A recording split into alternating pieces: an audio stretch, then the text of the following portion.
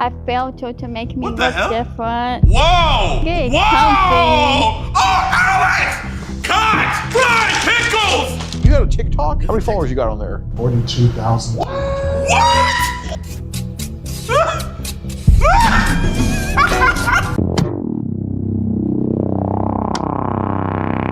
Yo, what's good, YouTube? Welcome back to another video, and today we're gonna be reacting to another Alex Rosen special. This video right here is titled TikTok Star Live Streams His Own Arrest. Oh my gosh, man. It's another brother, man. It is another brother. Oh my gosh. Let's watch it, bro. Were there any pictures sent to her or any messages that you would have said that maybe were a little bit carried away or just a little bit flirty back to her or anything? Well, I went through my phone and there was a picture sent to her. Just straight up. Just straight up. Hi. Oh my gosh. I'm my- really glad you're here. Oh, bro, how can that turn you on? I know my mommy. I call her my mommy. What the fuck? We can sit down right there. Oh, this is horrible. Bro bought a backpack. What's in the bag? Just some clothes. Cause you stay the night. If you want to. Yeah, you can. So what are we gonna do? Over here. Give me a hug. Come here. Yeah. Just talking if you're sorry. So what are we gonna do? What are we gonna do when we talked about Bro, why you keep on looking at me, bro? Shit, I ain't gonna help you. out in the text? When you're more comfortable, we can get to know each other. Yeah, we can do that. Are you still okay with my age? I'm kind of scared because, you know, I don't want to get in trouble. Why did you get in trouble? Bro doesn't even have a You neck. can find out. I would never tell. I pinky promise. Pinky promise stamp it. I would never tell on you. Don't worry, I'm no creep or anything. I'm a cool guy. Don't worry, I'm no creep or anything. I'm a cool guy coming to meet a girl sounding like this. This is just bad, bro. But I'm not gonna lie, bro looks like his body looks easy to draw. Like, you know how like when you're a kid and you don't know how to like make the neck connect to the head and the body? Like, and you just draw the head and then the body? That's bro. Yeah, I know you're not creep. I trust you 100%. You take medicine? No, that's just headache medicine. Uh, I haven't ate all day. So. Oh my gosh, bro. Who did these subtitles? No, that's just headache medicine. uh, I haven't ate all day. So. Nate on this? Who did, bro? Nate on this? Oh, come on, bro. Come on. And why are you still looking at me, dog? Bro, he's looking right at us. did you bring any condoms? I didn't get a chance to. I Oh. don't have any money right now. Oh. But I got you this. What are you Oh, getting? you got me a bracelet? I love it. I love it so much. Oh my gosh. I just love the missing jewel piece. Oh. And I also got you this. Oh, I love it. I love the cross. Where did you get Alex, it? come out, bro. Yeah, I went to a restaurant and Alex, come out. I put a quarter in and that's what it came out with. It's like a quarter machine. Why? It looks like it costs a lot. Alex, come out. It's over, G. Maybe like your early birthday present or something. Oh, really? Alex! Fried pickles, fried pickles, fried pickles. If you're scared and nervous, or I'm not shy, scared. Are you? You can wait. No, we can do it. Are you scared? No, are you sure nobody's coming? Yeah.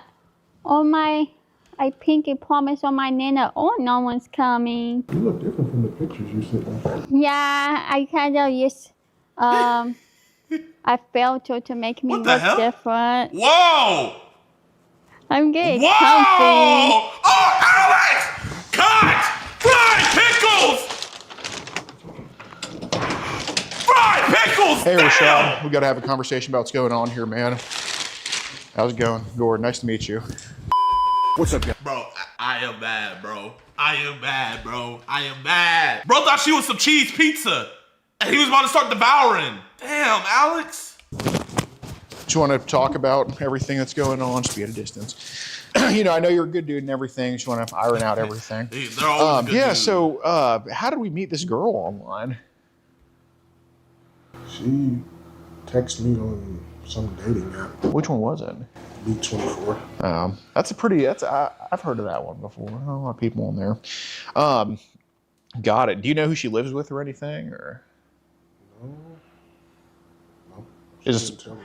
Okay. Is this her house or? I don't know. She didn't say anything, and it felt strange about it. Fair enough. Fair enough. That's why I was so nervous. I was like, "What the hell is this?" Okay. Yeah, that's fair. How old is she? Well, on the app, she said 18. Okay. Then what did she tell you? She said 14. Got it. Got it. I was like, what the fuck? How long has she been talking to you for?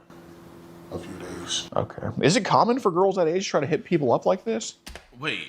Bro, I'm not gonna lie, chat. I thought he came for like an 8-year-old. You're telling me that was supposed to be 14? I don't know any 14-year-old in the world that sounds like that. Yeah, because usually when you're on a dating site, you got to be careful. Because usually I'm texting girls that are like my age, 35, 36. Uh-huh. And if I see somebody that looks 35? doesn't look like it, I delete them or get rid of them. How many Damn, people that's a told rough you they're under 35. 18 on there? Just one. Her or besides her? Well, besides her, another one told me that, and then I deleted it. How old she say she was? Well, on the app she said 18, but then when she texted me, she said 14. Oh, okay. How long was she talking to you for? Are you talking about this one or the one? The other one, yeah. Oh no, the other one was 17. Oh, okay. Okay, so She this. told me she was 17. I blocked her. Okay, got it. How'd the conversation go with 17 was too old for him. what you talk about? She was talking to me and said that she was down for whatever that means. Mm-hmm. Or something. Really? Kind of freaked me out. What was the response on your end to that? Well, my friend had my phone, and I guess he was texting and seeing some other stuff. So it's really been 4 years since you've had any interaction with anybody? Yeah. Okay. Do you think that it being that long has... Do you think it being so long, being over 1,000 days of no has caused you to make decisions you otherwise would not have made? Well, kind of, sort of. What would those decisions be? Like, maybe. Well, Would being here be one of those decisions you probably wouldn't have made if you had previously? yeah, because I've never been out here before. Okay. I don't even know anything about Shawnee. I've only been to Edmond and Norman, but I've never been here. Okay. I'm not familiar with Shawnee. So I wanted to bring up some things. And of course, I'm not judging you, dude. It's been a while since you had sex, and I've gone 3 years without it. It sucks, dude. It really, it's frustrating. I get it. And I know you're trying to look for work and everything. I don't want this to be something on your plate to have to deal with. I want to get it off, right? Just be done. So were there any pictures sent to her or any messages that you would have said that maybe were a little bit carried away or just a little bit flirty back to her or anything? Well, I went through my phone and there was a picture sent to her. Okay. Wasn't mine. What color was that? Well, when I looked at it, it was like brownish, like a brown, darkish, Okay. and the flashlight was on. You said it's not yours. No, How did it get in there? I don't know. I don't know what he did with my phone, if he was Now, doing you said something. he's white, right? So that wasn't his finish, right? Because I have a friend that's white and another one that's Whoa. black. His name is, I don't know his Shut name, but up. he usually comes by every now and then. Maybe they did something because the door was closed or something. I don't Shut know. up. Have you sent your picture to adult females before? Not that I know of, though. Okay. So the reason we asked you what color Chris was is because if he was black, maybe that picture could have come from him, but you confirmed he's white, so that crosses him out. Because that picture, of course, came from your phone, and it came from the same time that you were talking. We're sending other selfies to her. So then, of course, we have the car messages. In the Uber, did you let the driver use your phone at all? No, she was busy driving. Okay, so he didn't. She asked me to send a picture of me in the car. Okay. So I sent that picture. Right. So were there any other messages sent in the car besides that? Or let me ask you, was there anybody except for you and the driver in the car? Just me. Okay. Just me and the driver that was driving. We were having a conversation about music. Okay, fair enough. So what other messages were sent in the car besides the picture that was sent? Well, she wanted to have dinner, for a hug. Bro, chat, man, this is gonna be messed up. He looks like somebody, and bro, man, I feel horrible saying this, but like, it's just like eating me up. Bro, he looks like Darius. Like, I feel so messed up for saying that. He looks like Darius.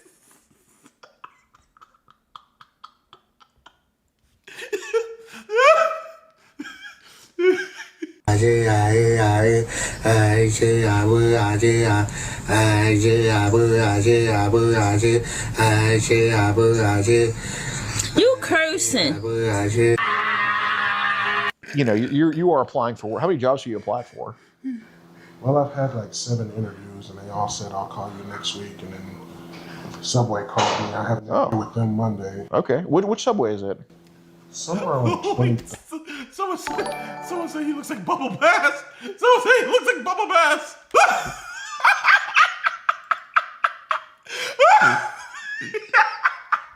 He do.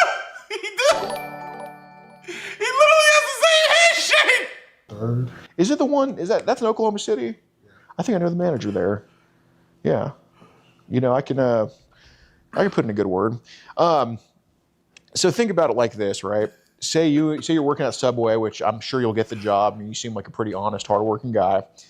And Wait, didn't he just say he was getting a temp job? His temp job is Subway.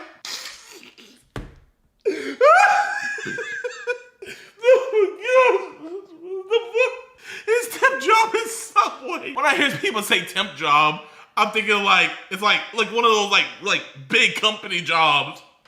Bro's working at Subway. And you know, you're caught spilling turkey or something, or spilling dressing on the floor, right? Just some accident. And you and another employee are caught spilling dressing, and it's on camera, and it's obvious what happened. And the manager comes up to you and is like, "Hey, Rashad and Jimmy, you all spilled some dressing on the floor." And one of y'all is like, "I didn't spill any dressing. I don't know what you're talking about." And the other one's like, "Oh, I'm sorry. I'll clean it up." Who do you think the manager would rather work with? The one that's going to clean it up automatically. Smart, yeah. Smart dude. It's best, like if something happens, it's best to not ask questions or just say something stupid. You know, Just to be I didn't do that. I didn't do this. right. Just do the work. So let's clean up that picture. What made us send that? I guess like she said she wanted a picture or something, Okay. and she didn't say what kind. But she sent me a picture of a bikini. Okay. So she just kind of put you in that mood or something? Yeah. Okay. There are cameras in here, as you see, but there were cameras before we came in here, and we saw where her foot was. We saw where her thigh was. What was supposed to happen between the two of y'all? Just Well, we were supposed to get to know each other and talk. She asked for a foot massage. And I was gonna give her a foot massage. oh no, and I believe that was going to happen. But what else was going to happen?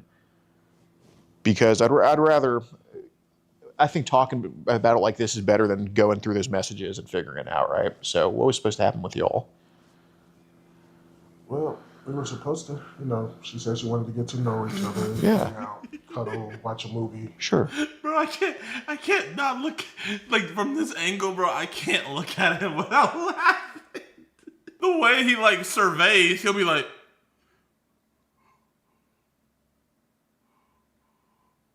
And what else besides that? Have sex. Okay, so this thing's really important because there's a lot of ways, different ways to have. Would it have been something very forceful onto her, or would it have been just something between the two of y'all to decide? How would that have gone? Like, would it have been her decision to make, or was it going to be forced onto her? How would that have happened? My guess would probably be her decision to make. Or something. Okay. What kind of were we thinking about having with her? Well, she was thinking protected to get condoms and stuff. Okay. And what kind of were you thinking of having? The same. Okay. Just, yeah. Where are the condoms? I didn't buy any because I don't have any money. Okay. So what kind of would have happened then today? Oh, if without those, we would have had unprotected. She would have thought I had some sort of a disease or something. Like, I haven't had in so long, so I stay clean. And, Okay. So with unprotected, was your plan to get her pregnant? no. So what were you going to do? But the plan was to just, at this point, get to know her, have a relationship, Like a boyfriend-girlfriend type relationship? Yeah. Okay. And so look, I have a girlfriend too, and we certainly have. So what was the plan with the unprotected? Like, were you going to just have like oral with? Why did he low-key look like JiDion? Bro, you know what? Like, if he did look like me, I would definitely say, like, oh, yeah, I see it. But, bro, chat, man, he looks nothing like me, bro. Objectively speaking, he looks literally nothing like me at all. Evil JiDion. He doesn't look like me. Okay, no, that's disrespectful. Someone said thinner JiDion. Wow. You know what, mods? Ban Stray Rush. Yeah, ban him. Yeah, no. No. So what would have happened? Either she would have got on top of me or I'd have got on top of her. Okay. Where would your have gone? Just in the Okay. Got it. Would any have happened? Was that the plan too? Or? No. Okay, so just regular, boring old. Okay. Paraphernalia in your backpack. Like, what's in the back? What is I just popped my no, there's no guns or anything. No, I don't. I'm not. I don't Okay. No, I'm just making sure, man. I should have asked you that earlier. What's that? Clippers. Okay. I was supposed to man, shave I need my a haircut, bro. Yeah. Oh, man, I can tell he cuts his own hair. Just clothes. Okay. Soap. Any? No. What's this whole thing with the foot fetish stuff? Wait, he said It started when I was a TikToker. kid. So is he a My TikToker? grandma always asked for foot massages after work. Oh, no. I just realized. Jay, you know who else is a TikTok star? When my mom got sick, I used to give her foot massages with lotion and coconut oil. So you developed a attraction, starting with something that happened with your grandma? No. That's No, sure what it it's sounds just like. No. Wait, what he said? That's No, sure what it it's sounds just like. No. That's No, sure what it it's sounds just like. No, it was just as her grandson, I was trying to help her. It's pleasing a woman. Yeah. Yeah. I was raised by her. My No. father wasn't in my life, so it was just Really? me and my mother. It's interesting. Thanks for the info. I wouldn't have guessed. Okay. So that whole thing with massaging her feet, she didn't ask for a foot massage. I didn't hear her say that. How? As a gentleman, I was just grabbing her foot. A gentleman? Comfortable and massaging her foot. Okay. Did you start to get aroused with that? Because again, we had a camera right in that cabinet, and it was right on your crotch. So I'm going to ask you: did you start to get a boner when that happened? No. Was your heart beating? It started to beat fast. Okay. Do you think? Like butterflies. Yeah. Come on, Do you think cameraman, that if focus. we continue to rub her feet, that would have led to excitement? Honestly. No. Cameraman, Just- focus the Like, camera. she would have kissed me on the neck or something. And that would have gone from Yo, there. Yeah, okay, that Greg's makes sense. employed. Thank you for the Oh, sub. but do you have this app called Telegram? I did, but I don't have it anymore. What made us delete it? Scams. Okay. Have you ever had to block people that were trying to offer under? You and Alex Capas's brothers, for real, for real. I don't know about all that. Hey, Jidionpremium, can you do me a quick favor? I'd really appreciate it. What the hell? Why'd you donate $10 to say that and not put the favor inside your donation? Which photos to you before? No. No. There was one on Snapchat once, but that was a long time ago. How did that go? It was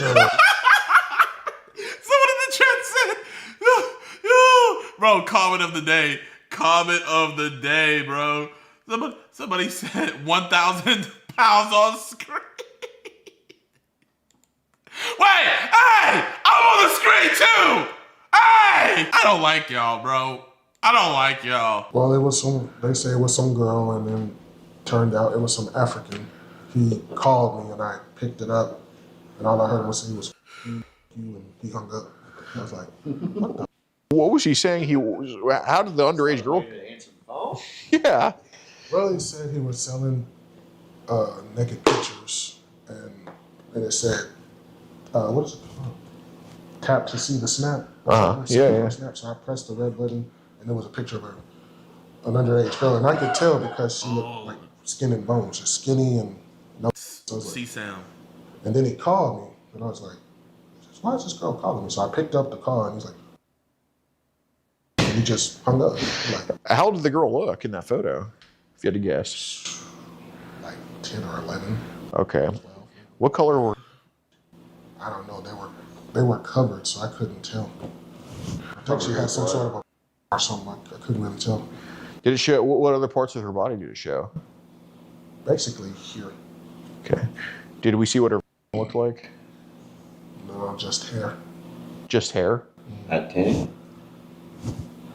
What? Oh, at 10. Like, no, I didn't see the like her legs were covered like this. And it's, Did it show her face at all? no, it didn't show her face. Got it. How many people have tried to send photos like that to you? Just that one. Okay. Any on Meet 24? Not that I know of, no. Okay. Would you mind just verifying that by? I don't want to touch your phone, but would you mind just opening up your phone and just verifying that by just going through your messages? Thanks. Oh, where's Oh, that's the one. Okay. All right. Just call it Pickles. Oh, he has. I think it's kind of the gist of it. Dang. Haley, I'm not a vulnerable victim. You are. No, you seem like a really nice dude. Do you got a TikTok? How many followers you got on there? 42,200. What? He got what? Chat, we gotta find his TikTok. We gotta find his TikTok. Oh my gosh. Wait. He said 42,234. He knows the exact number. What do you do on TikTok? I imitate celebrities and comedy. Stuff like that. Dude, we got to do like a show called like Got Talent. We were show like all the judges. It was just like we just do like an act like you know what? You get 3 white lights, dude. You would advance the Potawatomi County. That's what I was saying. Chat, do any of y'all know his TikTok? Yeah, we should do a little collab. Well, yeah, if you want to go live, we can. He's going live? I'm doing a live stream and He's live streaming? like now. You got people in there? Who's Elite Ball Knowledge said get? What are you talking about? Hey, what's up? What's up, y'all? Hello. Hey.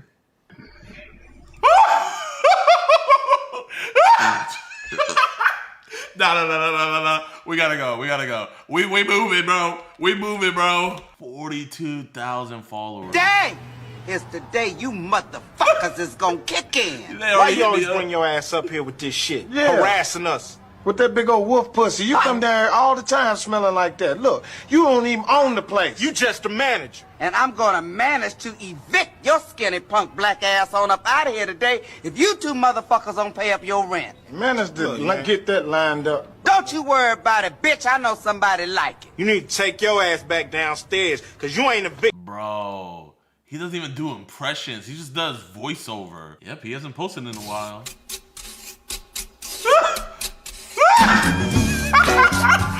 Bro, he ain't even cracking 1,000 a lot of the time. He got 40,000 followers. He must have been buying them, bro. There's no way.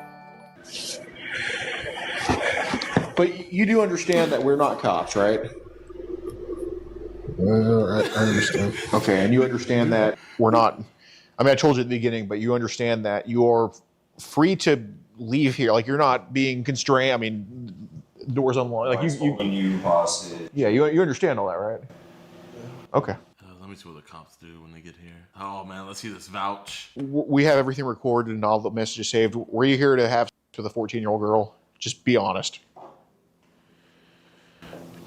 Only like we were here to have time and hang out, but Were you here to meet a 14-year-old girl? well, I didn't know until the text when she texted me, but I was scared and she kept forcing me to come. And, Oh, right.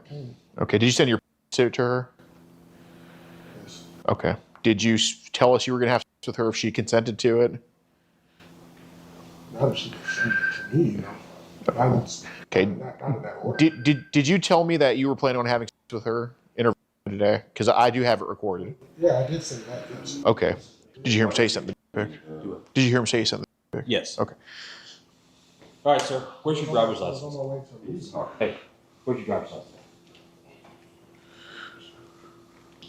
All right, man. Where's all your stuff? In that bag? Damn, bro. Let me get that microphone. Bro got locked up. My favorite TikToker. Yo, Alex Rosen, bro. What a L man, bro. Yeah, he was going to do it raw, no condom. Sunscreen? I don't need to see what's in it. We're going to go have a conversation. Yeah, get all your stuff together.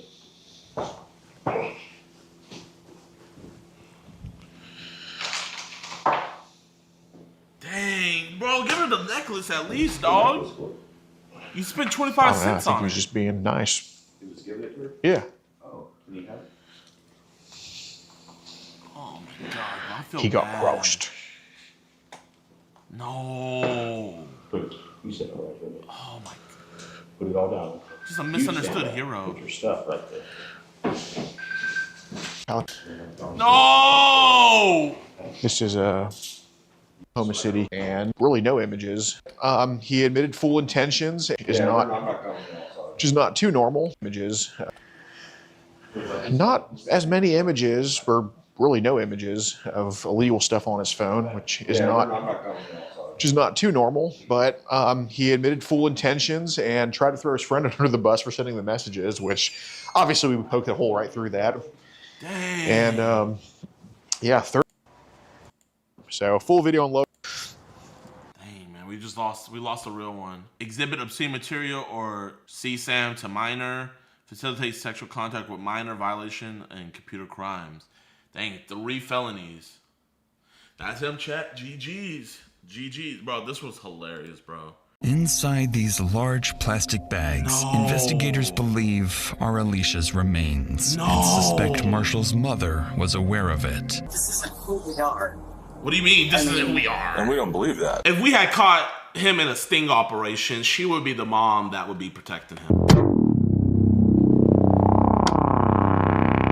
Now, chat, I want to react to this video. It says, mother catches son bringing chopped up body into her house. The reason why I want to react to this is, remember when Jayoma was debating Bruce Rivers about the David case? And Jayoma's excuse was, when do you ever see a black guy chop up a body? He was like, that's a cartel type crime. Black people don't do that. I saw this thumbnail and I'm like, hold up, that's a Negro. Jayoma, you lied to me. We gotta watch this, man. Shout out to Dr. Insanity. Make sure to go like in his original video and let's watch this. I want to see what a black mama's gonna do when her son's doing some craziness. I did it. I shouldn't have, but I did it. Don't talk to anybody. This is they're Marshall hugging? and his mother, Alicia. Just feet away, inside the trunk, lies the dead body of Marshall's girlfriend. He has cut her body up and plans to discard it in the remote mountains of the Sierra foothill. Wait, hold on, Dr. Insanity, you got the wrong guy. No. We had a case like this before where a chopped up body was found in a car, but David is black. Jayoma, criminal lawyer expertise said black people do not chop up bodies. So that is why David is innocent. So, Dr. Insanity, this is defamation of character. You must acquit, according to Jayoma. Marshall and his mother, Alicia. Just feet away, inside the trunk, lies the dead body of Marshall's girlfriend. He has cut her body up and plans to discard it in the remote mountains of the Sierra foothills. Over the next several weeks, a series of small mistakes in Marshall's cover-up would bring him face to face with local police and the FBI, watching detectives unknowingly walk past his murder scene and slowly discovering the monster he truly is. Any idea where she may be? Brother, I'm gonna keep it a buck with you. I don't know. Have you guys thought about maybe she was trafficked? When you have people like trying to like push it to other places, it's always them. Yep. Ugly PD, come out with your hands up! Oh man, I love Dr. Insanity. It's approximately 6:30 p.m. in Antioch, California, when 24-year-old Alexis Gabe is seen at a Chevron gas station. While filling up her car, she receives a message from her boyfriend. "Are you still coming over?" She replies, "I can only come by for a bit." After paying, Alexis gets back on the road, and by 6:37 p.m., she's seen arriving at her boyfriend's house. He doesn't know it yet, but she's there to break up with him. A decision that will carry far greater consequences than she expects. Ladies, man, if your man is crazy, never have those conversations by yourself. Guys, too, if your girl is crazy, don't have that conversation with them by yourself, man. Pull up with a family member or do it in public. And when you end it completely. Gotta be safe, man. Gotta be safe. 2 hours pass. Then Alexis's car is seen leaving Marshall's house, but something isn't right. The vehicle takes an unusual route, one Alexis never uses to get home, and just 12 minutes later, roughly 6 miles away, it pulls into a quiet residential neighborhood. A masked figure steps out of the car, noticeably larger than Alexis. Moments later, her phone pings, "Did you make it home?" And as the figure disappears into the distance, Alexis is never seen or heard from again. Wow, bro, I'm not gonna even lie. Besides the child predator stuff, this is almost bar for bar the David case. Chopped up body, texting, "Have you made it home? Where are you?" Body found in car. Happened in California. Sheriff's Department. File a missing persons report. Is this a family member or friend? Family member. Sister. And how long ago did you last talk to her? No one's heard from her since she went to see her ex-boyfriend last night at 8:30. And she's not answering her phone or anything? No, it's going straight to voicemail. On the line is Alexis Gabe's sister. Her tone is urgent as she insists on filing a missing persons report immediately. To better understand the situation, dispatch sends Officer Rod Coutney to the family's home. And that's where he learns why Alexis's family is already fearing the worst. Good morning. How you doing? I'm Detective with the police department. I'm gonna get some info from you guys, and I'm gonna start looking for Alexis. That's okay. Okay. She ever make any sort of statements? No. Okay. Is she generally pretty happy? Yeah. Okay. She's always out. Not every day. She's always out? Yeah. Do you know where she goes a lot of the time? With her friend, E and Ria. She's with us yesterday too. Does she have any mental health issues? It's generally an antidepressant. Yeah, I know. That's what she said. That's why she's looking for the doctor. She's seeing the doctor. Okay. But they have an accident with her boyfriend, car accident. She said she have a chiropractor appointment. Who's her boyfriend?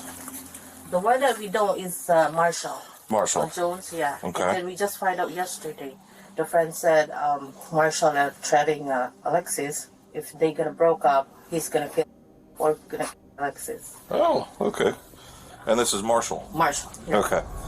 Needless to say, the officer knows exactly who they need to speak with next. According to Alexis's mother, Marshall Jones is the boyfriend she went to see last. But even more troubling is her claim that he had threatened to harm himself or Alexis if they ever broke up. As Coutney wraps up his initial search, he relays the information to his sergeant. From there, requests are made for Your street God, we already CCTV talked about footage, that earlier. a real-time location Go back warrant in for the her before phone, stream. and most urgently, another officer is dispatched to Marshall's address. Later that afternoon, the officer arrives at the house. Knowing Marshall is one of the last people to see Alexis alive, the officer expects to gather more information about her whereabouts. But he's about to get much more than that. But before we get to that, I want to talk about something else that's important too. For almost a year, I've had this discomfort with my ear, and Oh, but hey. That's crazy. Hey, but you need to get your bag, though. You need to get your bag. How y'all doing? Hey, is Marshall home? No. Skeeter's house? Yes. Yeah. Okay. How y'all doing today? Okay. Y'all be safe. Be careful now, okay?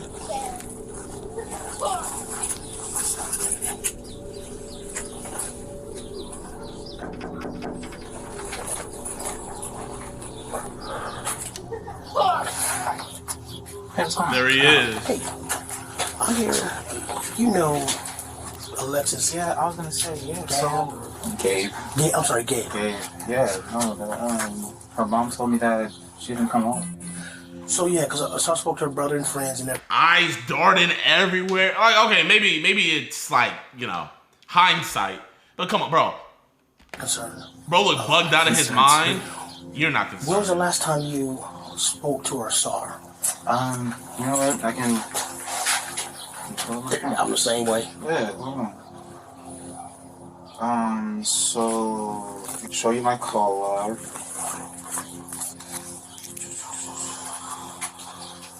I talked to her throughout the day yesterday. I want to say 6:38 is when she told me that she was outside. She... Here? Yeah.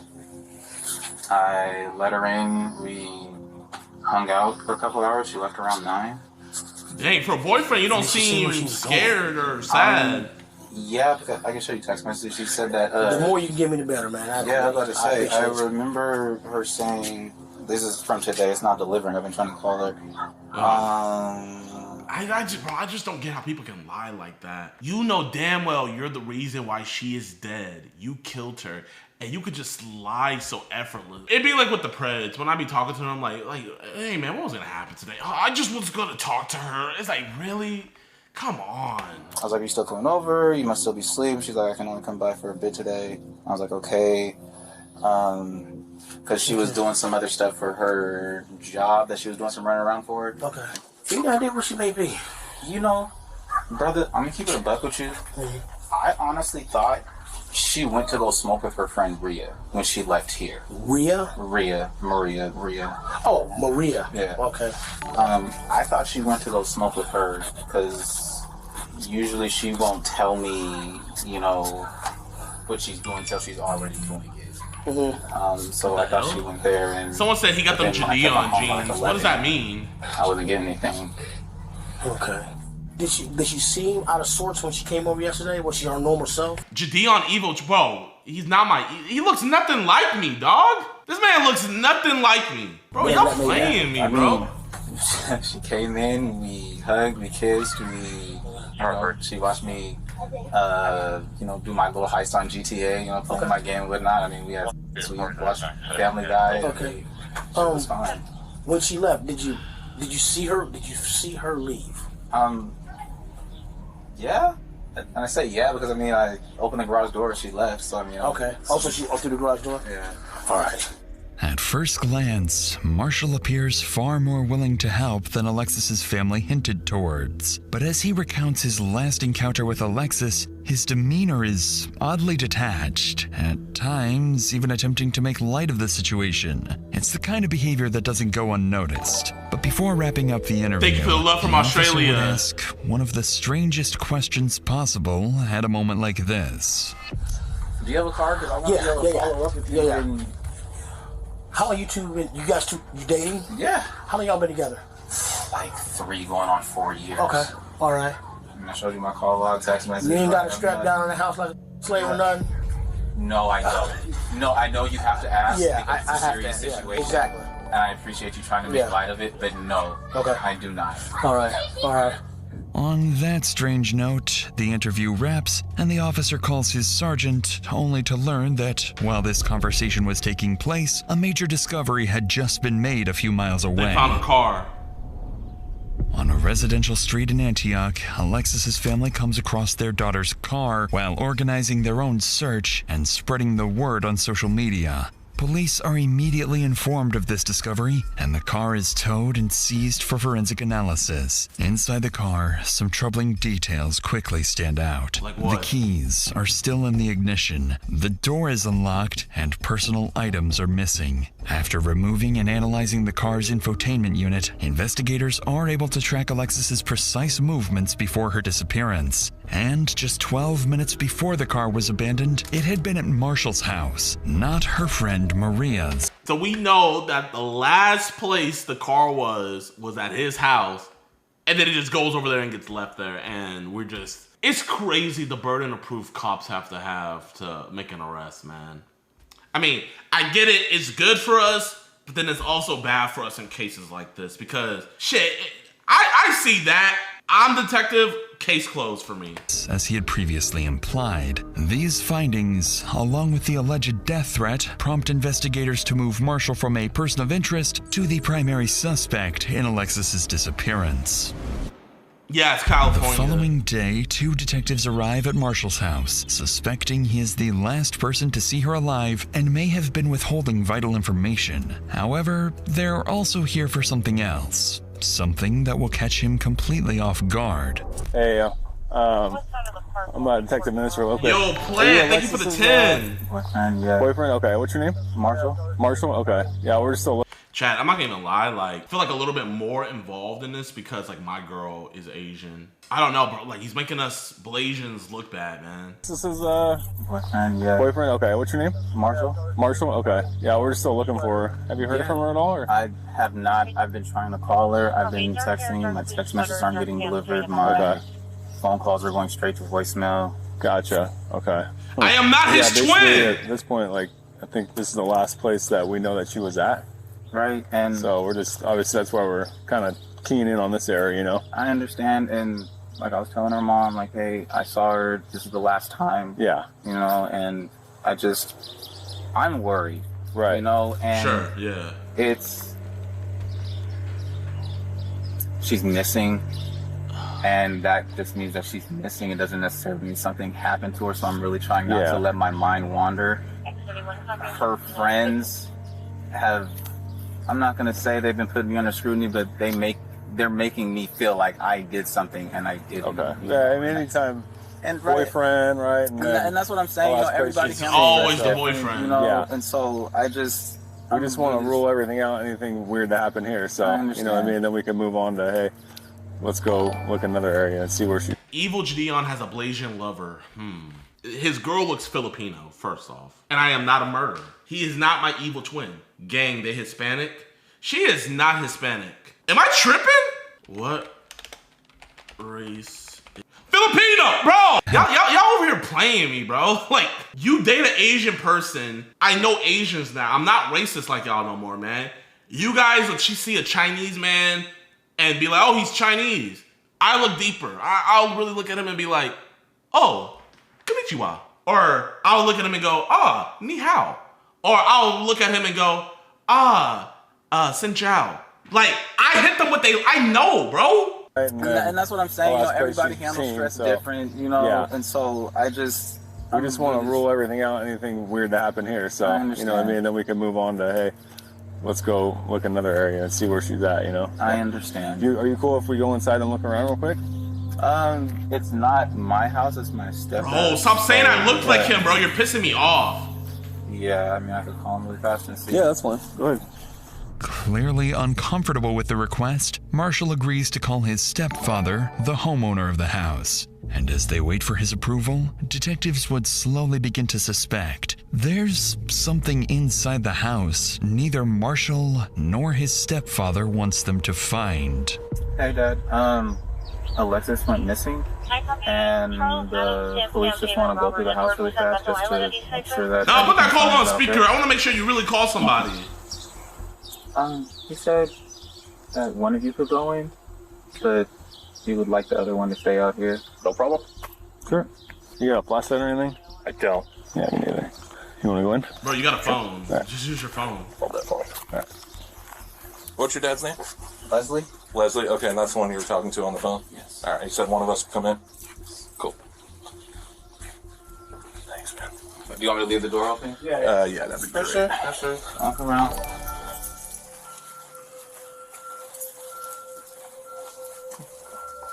Anything of hers that's here? I mean, there might be some clothes that she left over. Okay. It's gonna be in my room. My room's a mess. That's fine.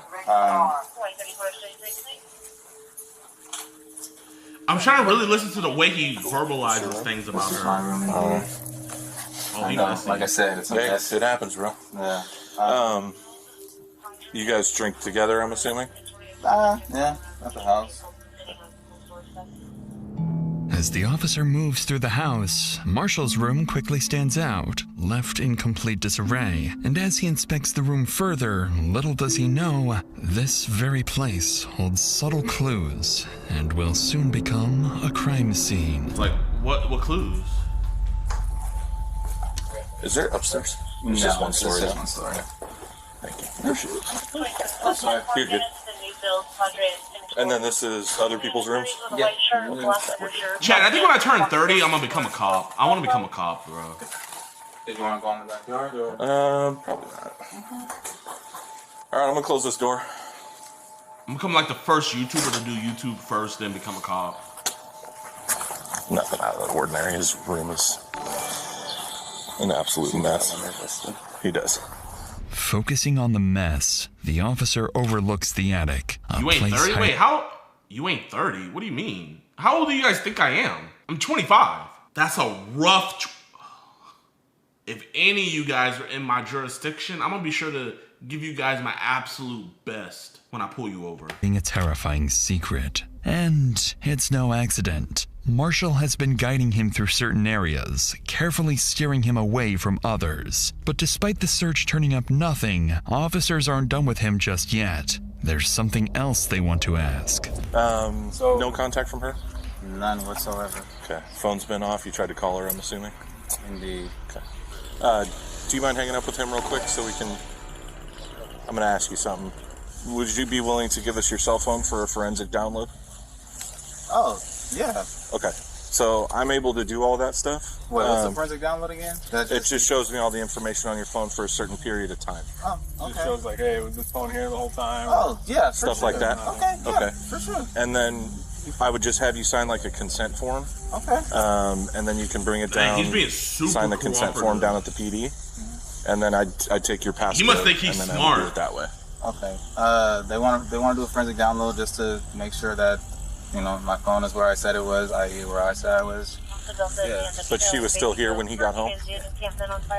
Interestingly, detectives not only gain access to Marshall's phone, but also learn that his stepfather was allegedly at the house at the same time Alexis was there. So they make a note to speak with the homeowner as soon as possible to see if his account aligns with Marshall's. Shortly afterwards, Marshall gets into his stepfather's car and follows the officers to the station. As he drives, officers ahead notice something strange. He appears anxious, swerving slightly with something large in the back of his car obstructing his view. In reality, Marshall isn't just nervous. He's just realized he's driving straight to the police station with a car full of incriminating evidence. Does he have her body in there? 10 minutes later, Marshall arrives at the station, trying to steady himself, quietly questioning why he brought this car in the first place. And the second he steps out, he realizes the officers are onto him. You know what you all have? Yeah, blankets and whatnot. Wait, do you actually have to search it, or can you just look around? Because it's my dad's car, and No, I well, don't... yeah, I mean, I kind of just want to lift the gate so I can see inside, you know? That's cool. Again, it's not my car, it's my dad's, and you have my phone, so I'll open the gate for you, though, so that way you can look inside. That'd be great. Whoa. Is her body back there?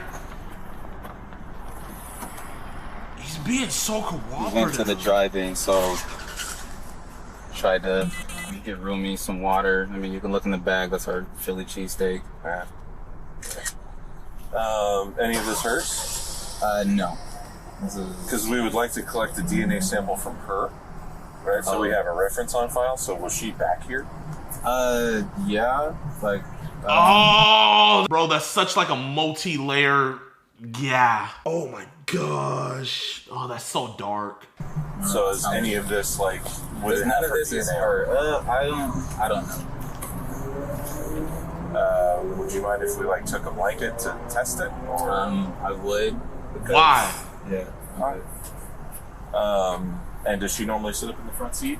Yeah. Okay, let's start the photo. Oh my god. No, you don't want us to look under the blankets or what? She would like to look under the blankets. I don't want you to think I have a dead body or anything. No, I was just because you were being all. Oh my god. Your stepdad or your real dad? My stepdad. Gotcha. All right, cool. Doesn't have a smell. No. Naturally, Marshall's unwillingness to show what's in the trunk immediately raises red flags for the officers. Once it's opened, they find multiple blankets, pillows, and food waste, with Marshall insisting that he and Alexis used the car as a bed at the drive-in. With suspicion mounting, they get Marshall to sign a consent form, download the data from his phone, and then return it to him. And as they let him go, detectives believe the contents of Marshall's phone may finally reveal what he's been hiding, unaware that this entire investigation is about to start going downhill. To be fair, I did think you was in your late 20s or early 30s, Xavier with the $20 to diss me. Okay, well, I'm in my mid-20s. Let me get a haircut next stream. I'm gonna look my age, okay? The next day, as investigators prepare to review the data from Marshall's phone, they notice the download process has failed, leaving them with nothing. Realizing Marshall's willingness to cooperate may already be reaching its limits, detectives decide not to push any further for now and instead turn their attention elsewhere. There's still one person they haven't spoken to yet. Marshall's stepfather, the homeowner who was allegedly inside the house the same night Alexis disappeared. If something happened to her that night, he may have witnessed it. With that in mind, they drive back to the house to speak with him, where they'll begin to suspect that not everyone wants them to discover the truth behind Alexis's disappearance. Hey, Mr. Clark. Hey, we're just trying to follow up on everything going on with Alexis. We haven't talked to you yet.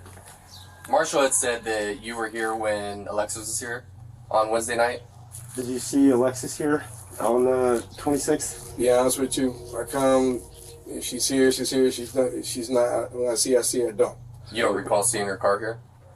No, I do not. And you don't remember seeing her, talking to her that night?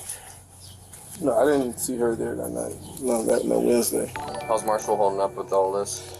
He's upset. No, for sure. I mean, just now finding out that his girlfriend's coming up missing. I mean, I found out yesterday with the note coming in, a flyer. Found out through a note, not through your stepson? That's suspicious. What was she like as just an everyday person? Like, she's good? Sweet. Yeah. I mean, she's just a good young lady. She never brought drama to your house or anything like that, or?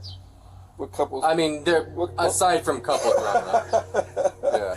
I mean, they never argued in front of me. But like, she never brought any outside BS to your house or anything like that. No. Is Marshall around? I know one of the detectives was trying to reach him, and he had. They're pretty confident that Marshall's the guy. Marshall's not here, and I say he said he's gonna go talk to his mom. Me and his mom don't really, conversate like that.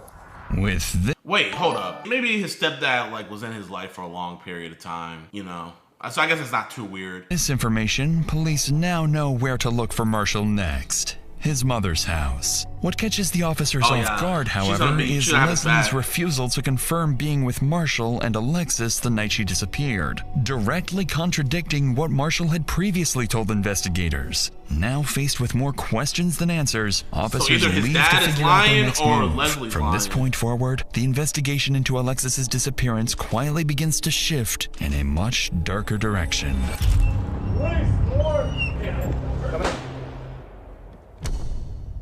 7 days after Alexis disappeared. During the next several days, police visit Marshall's mother, Alicia Clark, looking for her son. But suspiciously, she claims she hasn't seen him since the night his girlfriend Alexis vanished. By now, investigators begin to consider a troubling possibility. Marshall may be on the run, and his family may even be covering for him. But their biggest piece of evidence is still to come. Just as the investigation seems to stall, CCTV footage is recovered from the route Alicia's car took the night she vanished. For roughly 12 minutes, the car is seen speeding from Marshall's home to the residential area where it's eventually abandoned. A masked figure is seen stepping out of the car, noticeably larger than Alexis, with a more masculine build. As detectives begin tracking the figure's movements through nearby cameras, they watch it move calmly for over a mile until it arrives somewhere completely unexpected: Marshall's mother's house. Whoa! This development makes investigators certain that the masked figure was none other than their prime suspect, Marshall. Whoa, he went to his mom! An emergency search warrant for his home is secured immediately. On February 1st, more than a dozen officers arrive at the house, convinced there is far more inside than Marshall originally let them see.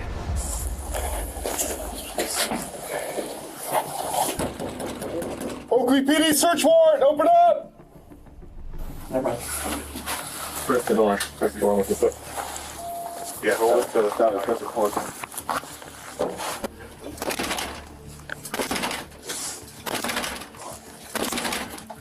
Yes, we need that pry. You need the pry? Pry bar? There you go. Oakley PD! Come out with your hands up! Hands up! Check the left, check the left. I got a door on the right. Check that door. Left's clear. Oakley PD, come out with your hands up! Search warrant! Bro, body cams is the greatest thing ever invented, bro. This is so badass.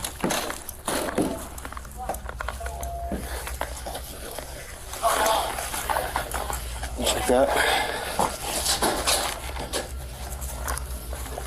Clear.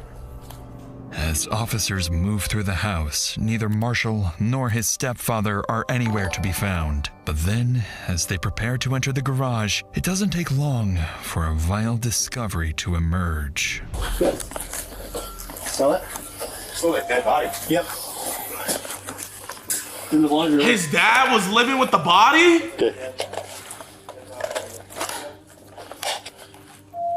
Okay. Yeah. There's a little compartment down. Right here, yeah? Yeah, right in here. I got a big whiff. Yep. Who's at the backyard? All space? Yep. Multiple officers begin to notice a distinct smell, one they believe to be the odor of a decomposing body. The scent appears to be coming from the laundry room and leads up towards the attic. So officers prepare to investigate and brace themselves for the worst. It looks undisturbed. Are we agreeing? It's been opened before. I don't know. It's right here, dude. Yeah. It's points straight out to the garage. Yeah. So that's the thing, is like, That's the we gotta check the crawl space. Anybody check inside that SUV or take a peek inside? I didn't see anything. It's locked. Okay. Scott, I'm gonna have this door closed for a second. I mean, there's pathways where they walked for electrical, but I don't see. No footprints, no drag marks. Yeah, I mean, it's just you can see where they're walking, Okay. doing something, but I don't. Hey, they said they could smell something right where you're at, Logan. Like there's a vent, it's coming from the vent kind of. Yeah, once we hit this area and start walking to the garage is where I smelt it. Does that look like blood and hair? Yeah. Let me see. Black hair. Look it.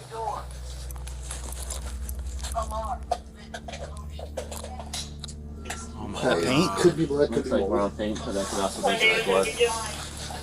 Alright, let's flops. Let's clear out.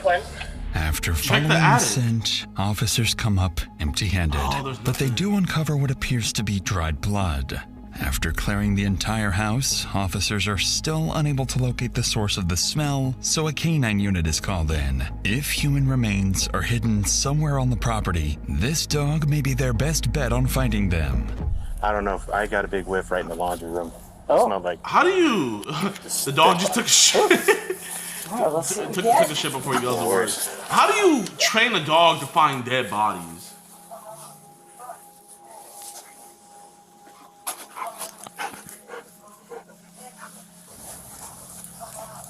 That's not good. So that is had none of the other behaviors that we're looking for. Keep checking. Okay, good girl. Alarm. Front door. Wait, that's the attached garage. Oh, can we go in there? Yes.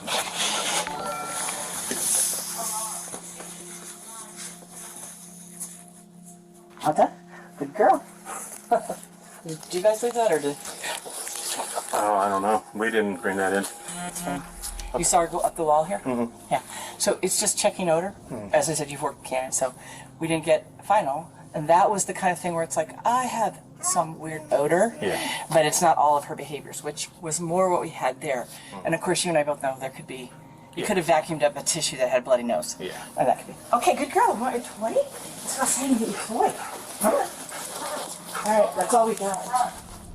Somewhat surprisingly, the handler isn't fully convinced the dog has detected human remains. However, several indications suggest it has picked up on something suspicious, as it repeatedly returns to Marshall's room, sits in one spot while staring at its handler, and most alarmingly, begins clawing at the wall, a sign the odor may be coming from the attic. But even after multiple additional searches, and with more canine units brought in, officers are left with troubling yet inconclusive results. Small traces of blood, the presence of bleach and other cleaning supplies, and a missing shower curtain. Following these discoveries, officers secure the scene and begin working to obtain real-time location data for Marshall's phone, now fully suspecting they have a homicide on their hands. Oh my God, several weeks. Over the next several weeks, officers are seemingly no closer to finding Marshall. Neither his mother nor his stepfather appear willing to cooperate any further. But every time the investigation seems like it's losing momentum, Alexis Gabe's family keeps pushing forward, pressuring police to find their daughter and bring her justice. That pressure soon begins to pay off when investigators finally obtain a real-time location warrant for Marshall's phone and discover he's moved to Vacaville, California, roughly an hour and a half from his home. After a quick check, they find out exactly where that location leads. Oh my gosh, his sister's house. So officers quickly head to her address, hoping to find Marshall there. What's your name? Ariana. Ariana. I'm James. Nice to meet you. Nice to meet you. Obviously, you know why we're here, right? I do. When he got here, he was off. While he was here, that's when I saw the first flyer for Alexis. And that's when I started putting the pieces together, what could be. I said, get your shit.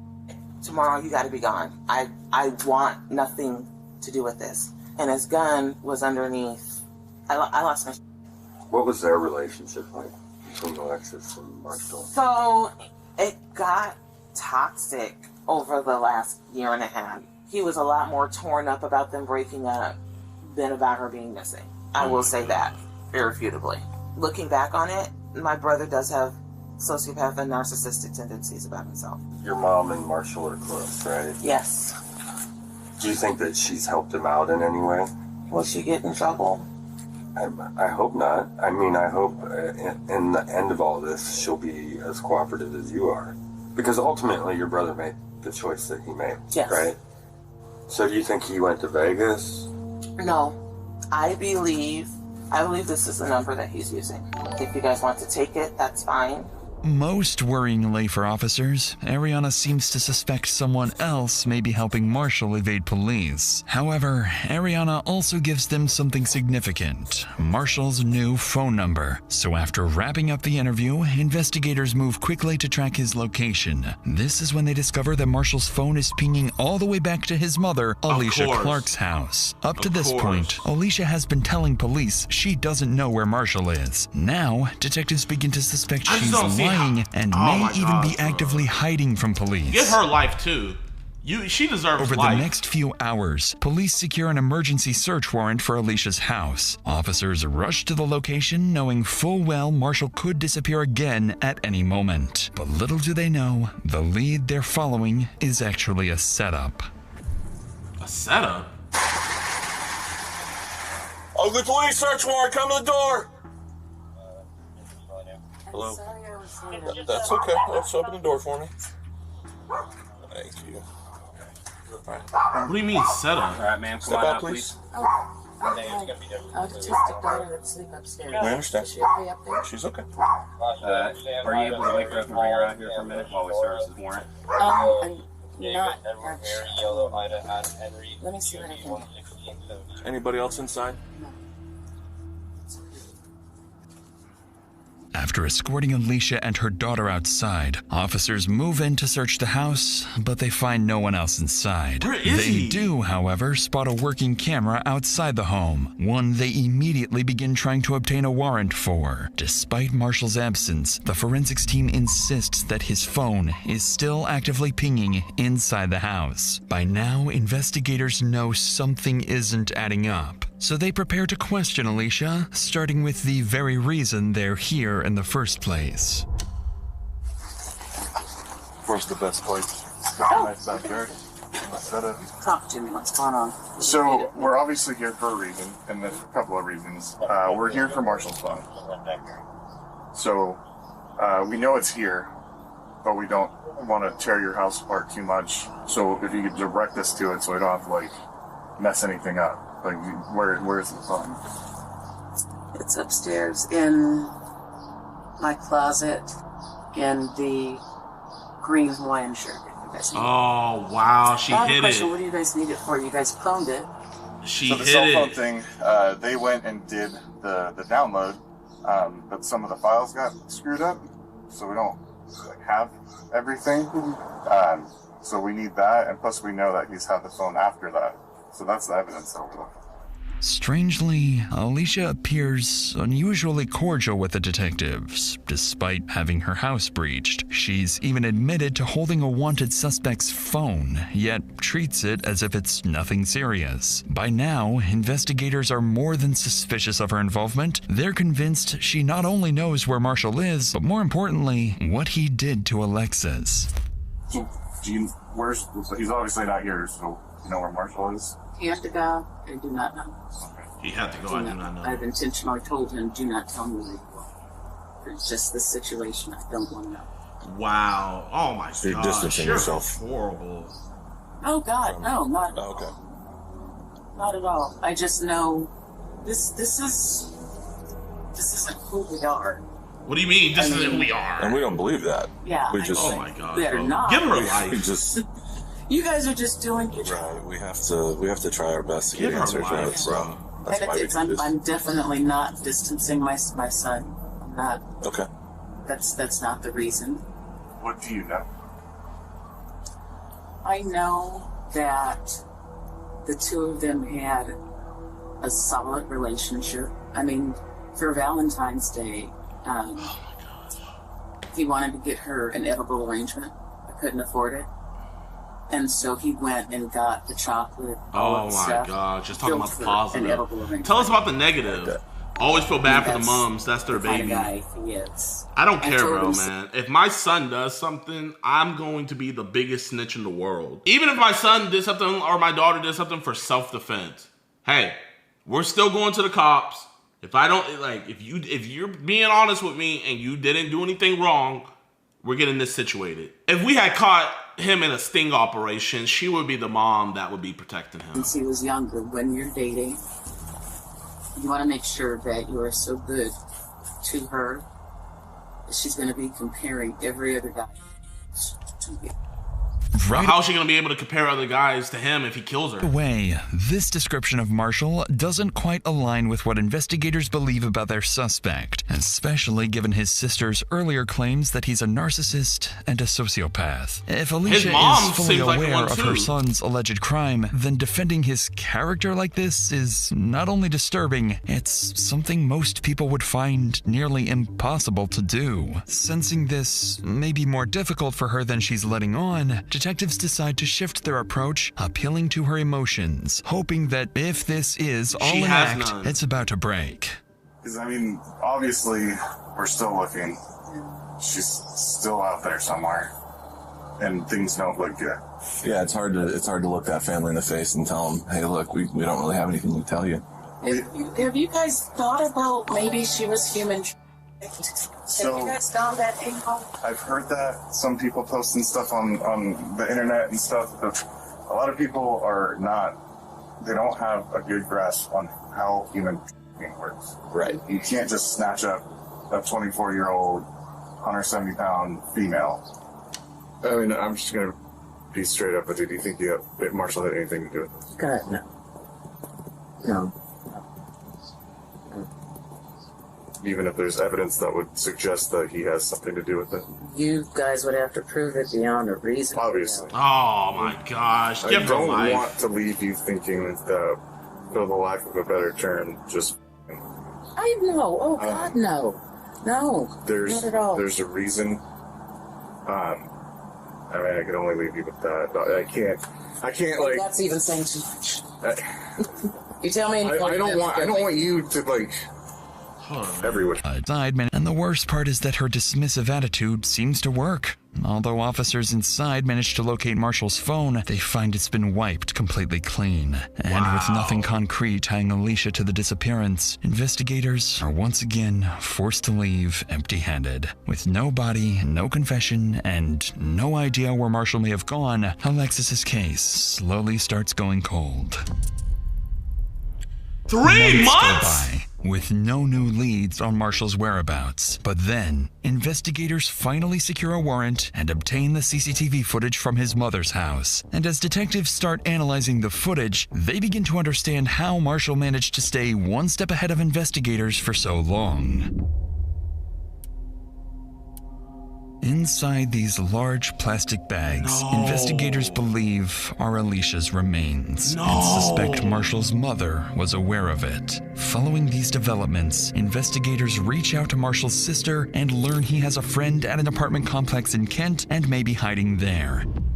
Using travel records, CCTV footage, and anonymous tips, they zero in on a specific location, the Skyview 3322 apartments. On June 1st, more than 4 months after Alexis Gabe disappeared, the task force moves in to serve a murder warrant and finally arrest Marshall. But as they arrive and prepare to breach, nothing about this operation is about to go as planned. He's gonna kill himself.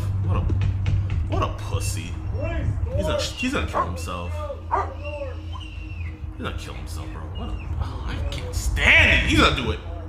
He's gonna kill himself. I got that window.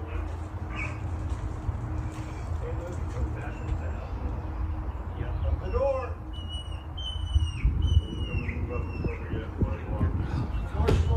Open the door, do it now.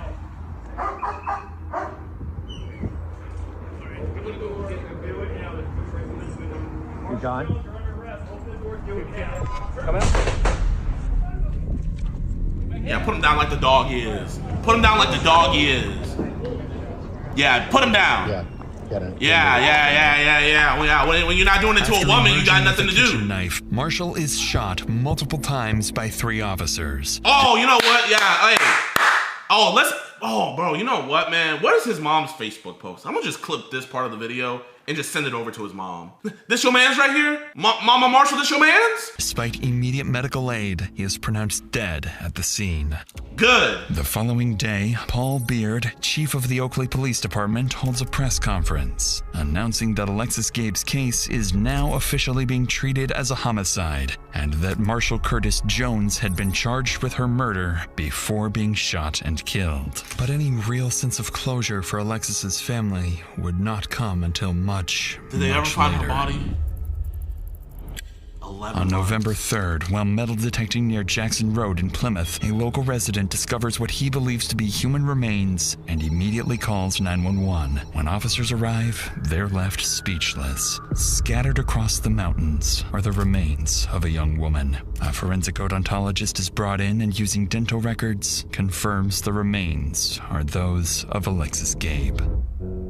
In the aftermath, her family expresses a mix of devastation and relief. They continue pushing for charges against Marshall's mother and hold memorial and relief. They continue.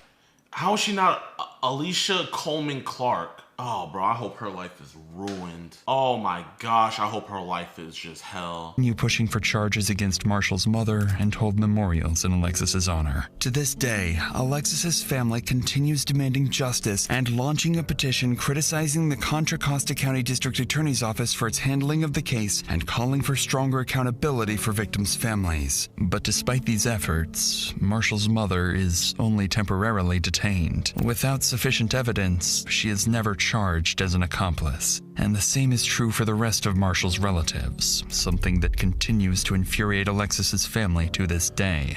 As of now, there is still no definitive motive for Alexis's murder, only that their relationship was deeply toxic. And perhaps, when Alexis finally decided to break up with him, Marshall made a final, irreversible decision. If he couldn't have her, then no one could. Amazing video. Exposing Marshall's mother corruption case. The story was excluded from the documentary Where is Alexis? It focuses on Marshall's mother, Alicia Coleman Clark, the individual who attempted to pursue an accessory after the fact case against District Attorney Diana Beckton and Deputy DA Simon O'Connell declined to proceed with charges against them. We encourage everyone to watch this completely and share your thoughts on how you believe Alicia managed to evade justice despite the numerous pieces of evidence stacked against her. Diana Beckton believes that they are still insufficient. This is why we feel frustrated and enraged by her choice. Wow. So they purposely decided not to file against her. Voicemail on January 27, 2022. Hey, Jared, this is Marshall. I was calling to let you know I was hoping to speak to you in person, or not in person, but talk to you. But I don't think I'll be able to come in tomorrow. If I do, it's definitely going to be later on in the afternoon. Some stuff has come up that I need to deal with. So I will definitely touch base with you tomorrow and just touch base with you tomorrow. I would love to get Gwen Gabe. I'm gonna hit her up. Y'all, man, this was like one of the most disturbing, disgusting cases I have ever had to talk about here on EDP Watch. But it needs to be exposed and this monster needs to be outed. This is Baby Jackson, a 2-year-old boy with autism who had his whole life ahead of him. That was all taken away by his own blood cousin. He not only murdered him, but he also assaulted and raped him. A 2-year-old. Disturbing case out of Santa Clara County. A teenager accused of sexually assaulting and killing a toddler. We also filed a motion with the court to transfer this case from juvenile court to adult court. San Jose police investigators say Easter Sunday, a 911 call sent them to the toddler's foster home. Jackson was found unresponsive and rushed to an area hospital where he died days later. The media is covering this, but nobody's putting the suspect's face out there because when he committed these horrible crimes just this past Easter, he was only 17 years old and he just recently turned 18 in custody. So you know what? I'm gonna do you guys a favor. Here he is right here, Jordan Hernandez. Or it could also be Jordan Hernandez Martinez. That's him right there. That is the man who killed and raped Baby Jackson. So I hope everybody in his juvenile detention center knows about that. Jackson was moved to this foster family earlier this year. Friends say his mother had died due to poor health. I knew his mom, and at the time that she had him, she started to develop a lot of her health issues. The boy's father was unable to care for him, so he was placed in foster care with a 40-year-old female whom relatives say was his aunt. She's also the mother of the suspect, a high school student who was 17 at the time of the crime, but has since turned 18. Here's his mother right here, Bridget Michelle Hernandez. She was also arrested in connection for this murder, but the DA's office did not officially press charges on her, so now she got released and she is literally on the run right now. When she was entrusted to protect this baby boy, but her monster son victimized and brutalized him for 6 weeks and then literally murdered him with a cord around his neck. And you're gonna tell me that this mother didn't know about it and the DA let her go? He didn't really have many friends, is all. And the people he did have friends with, they didn't quite like him completely. He was a bit odd, is all I know, and that's all anyone else would say. Rosen blames the county's Department of Family and Children's Services for serious lapses that led to the boy's death. This is the third child in the last couple years under the care and custody of the Department of Family and Children's Services who has been murdered. Rosen refers to the cases of baby Phoenix, who died of fentanyl poisoning in 2023, and Jordan Walker, a 7-year-old who was stabbed to death by a relative in 2024. So baby Jackson's aunt is going to be able to explain like why he was going from house to house more later on in this video. But his mother passed away and his father actually has some mental disabilities and he's also an alcoholic. He's 50 years old living with his 80-year-old mother, right? Obviously, baby Jackson was put in the care of his grandfather, someone that could actually take care of him and look after him. But then CPS came back around and said, no, actually, baby Jackson needs to see his father. So not only did baby Jackson have to go see his mentally challenged father, who was also an addict, but the grandfather had to drive a 2-year-old autistic child 6 hours once a week to go see his father. And then eventually CPS came up with a bright idea that, hey, you know what? Until you guys can fully adopt baby Jackson, we're gonna put him in the care of his aunt on his dad's side. So his dad's sister, Bridget Martinez, she was put in charge of baby Jackson and she gave birth to the monster, Jordan Hernandez Martinez, who brutally raped and murdered baby Jackson. And you're gonna tell me that Bridget had no idea what was going on? And now that she got out, she's on the run? And you're gonna tell me that she had no idea? CPS is just at fault for all of this as Jordan and Bridget right here.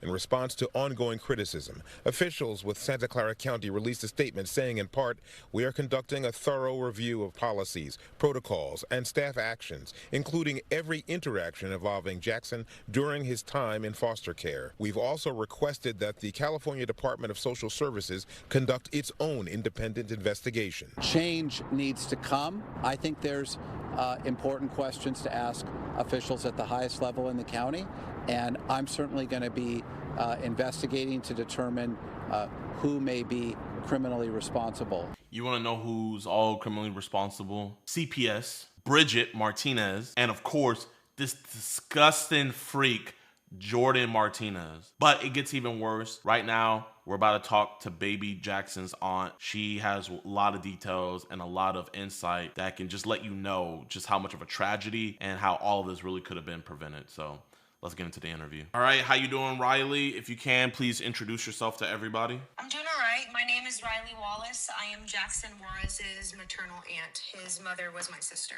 Obviously, it's such a tragedy. You know, I want to give you my condolences and everything, but I'm seeing the media not really reporting on everything that happened. So I just want to give my audience just, you know, more clarity on the situation and just also show them just how preventable this was. After Jackson's mother's passing, kind of what was CPS saying and like who was trying to get custody of him? So he was taken into custody the same week of my sister's passing in July of 2025, and they wanted to attempt to reunify him with the father if the father was making attempt at progress and checking off boxes of things that they required for him to do. And we didn't see that happening at all. And if you don't mind, can you let my audience know, like, why wasn't Jackson automatically given over to his father? Why did he have to check off boxes and everything? The father and my sister, Jackson's mom and dad, were severe alcoholics, and that's actually for the reason of my sister's passing, unfortunately. She drank herself to death because she did not want to get the help, and we tried any way we could. The father was an alcoholic too and had his own medical problems. He has a colonoscopy, or I don't even know what it's called, but he has a poop bag on his stomach, and it's disgusting. It's always coming open, and he doesn't take care of himself. He's in his late 50s, and he lives with his mother, who is close to her 80s, and he's never lived on his own. He doesn't have a job, or he didn't at the time.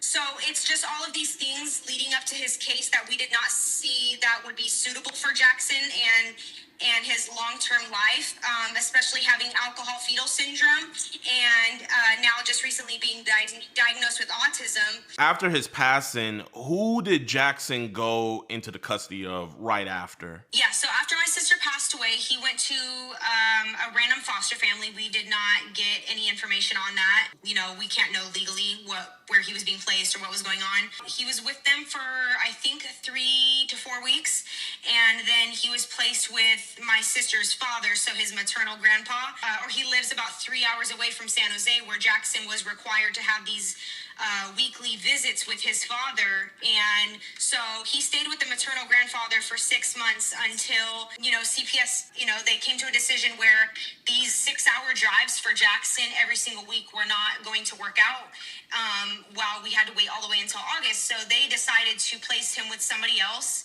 until August. So they made it almost impossible, and they decided to move him to somebody else closer to his visits, and that ended up being Bridget and her son Jordan. So this was all CPS's decision to give Jackson over to the custody of Bridget. Yes, absolutely. Okay, so when he got over into their custody, how long was he in their custody before his untimely death? 6 weeks. He only lasted with them for 6 weeks. And in those 6 weeks, did you guys even know he was with them? Did you guys know anything about their background? Did they tell you who he was going with?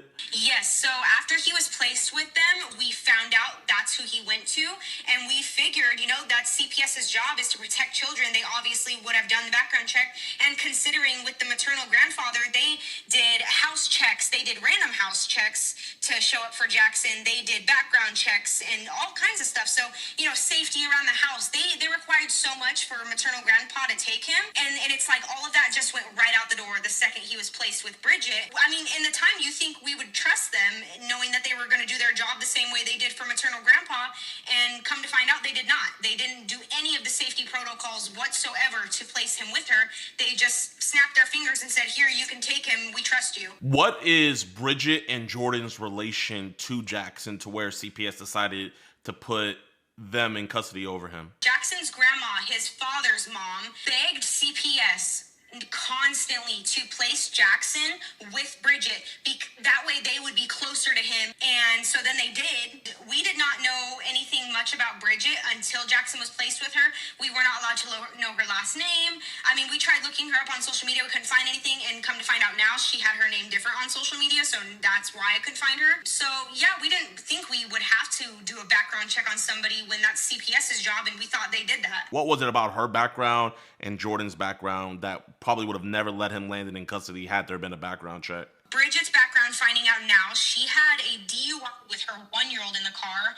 And there is actually a photo of that with the description and report on it that you could provide if you would like. Finding out about her past family members with the rape and stuff, her father raping her, her brother raping her son, and a family member's 8-year-old. And there was no background on Jordan because he was a minor. That was her kid, so I don't think they had to do a background check. I could be wrong, but I am pretty sure it was only needed for Bridget, and they failed to do that because I don't even see how she had custody of her own children at this point. While Bridget was in custody of Jackson, did she ever try to reach out to you guys or anything, keep you guys in the loop?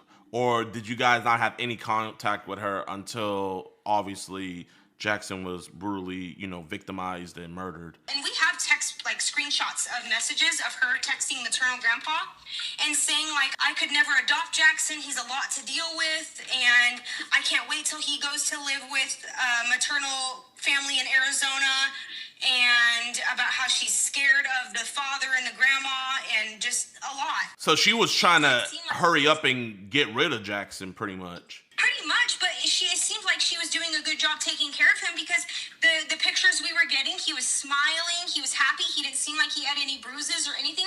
There was no concerns until they found him unresponsive in his crib. They did a great job hiding what they did to him. Do you think in your mind that Bridget knew what her son was doing to Jackson before all this came out? I I can't say yes or no that I think she knew about the sexual assault. The abuse, yes, because she partaked in it.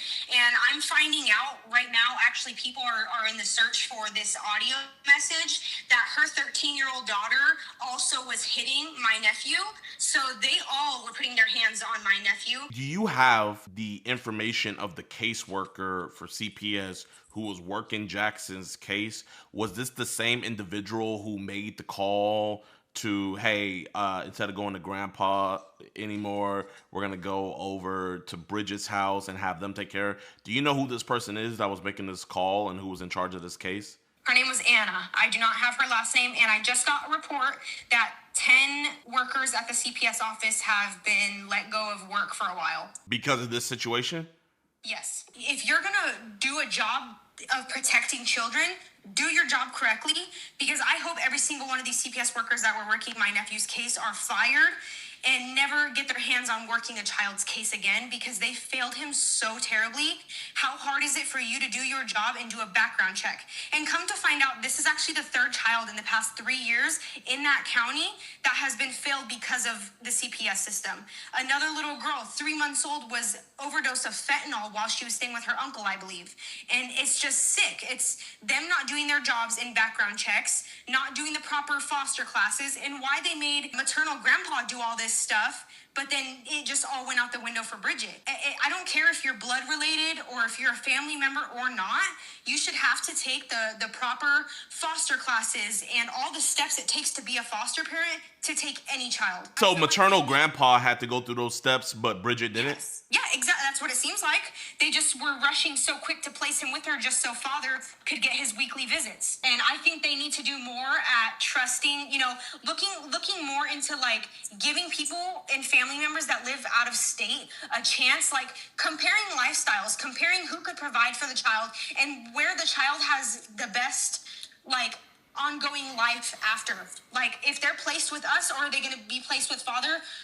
What's the best chance of the best life that they will be given? And I'm not gonna compare us, but I'm like in a way gonna say we would have given him the best life possible. No way in a chance that his father could have done the same. It's just insane. They had my nephew improperly strapped in his car seat constantly. Like, he just was not cared about enough with his father. We could have done so much more for Jackson and given him the best life. And we promised my sister before she passed away that we would do that. And so that's something that's been eating us up really hard, is knowing that we failed that. It feels like we did, and we're guilty of not giving Jackson the best life possible, because he was unfortunately given the worst life possible. I also want to be known, any proceeds that are from this video is going to go over to Riley and her family for any legal battles. There's not going to be a funeral until the summer. I mean, if you want to tell my audience about the funeral, you guys can't even hold a funeral for him. Can you tell them about that? Yeah, so his body is in autopsy right now, and it will not be released to any of us. He may potentially get released to the father for a funeral with the father, but that's not guaranteed right now. Just with how severe his case is and stuff, they're holding his body and until further notice. Yeah, and because we're in Arizona, we could have a service for him, but it would be without him. So all proceeds from this video is going to be going to them for anything that they need: memorial services, funeral services, lawyer fees. So if you guys want to donate, they don't have a GoFundMe, but if you leave a comment with a donation, all proceeds is going to go over to them for that. I really don't have any other questions. I feel like we covered everything. What would be the last thing you want to leave with my viewers that can help you guys help get Jackson justice? And just what do you want to direct everybody to, where we know where to put our best efforts to help in supporting your family and getting Jackson justice? We don't have any plans to make a GoFundMe or anything like that, just because we don't want to take people's money when it's not needed yet. If it comes to that time, I'm sure we can possibly make one. But every update and anybody that knows any information on this case, we have made a Facebook page called Justice and then the number 4, Jackson. Anybody is welcome to follow it and follow up on the recent updates and what's going on. So if anything is made, it'll be posted there. You know, if he gets sentenced to as an adult, it'll be posted there. If Bridget gets picked back up and taken to jail, it'll be posted there. So really just anything, it'll all be updated there. I want Jackson to be remembered as a happy kid, because he really was he was the joy of our life. Like, we lost his mom and all we had left was him. You know, my mom only had me and my sister. So losing my sister was a lot on my family. And then losing her son it's been so tragic. Guys, man, you heard her. I'll be putting, you guys saw the Facebook on the screen. I'm also going to be putting their Facebook group down in the description below. Just make sure to follow it to stay updated. And also, you know, if there's going to be a GoFundMe, you guys will see that there soon. But also, all the funds from this video, like I said earlier, will be given over to them. So that way, any legal fees, any memorial services, any funeral costs, anything that they need will be given over to them. So that way that it just one less burden on them. Riley, I appreciate you for talking with me, and make sure you guys share this video around to everybody you know. We're gonna make sure that Jackson gets his justice.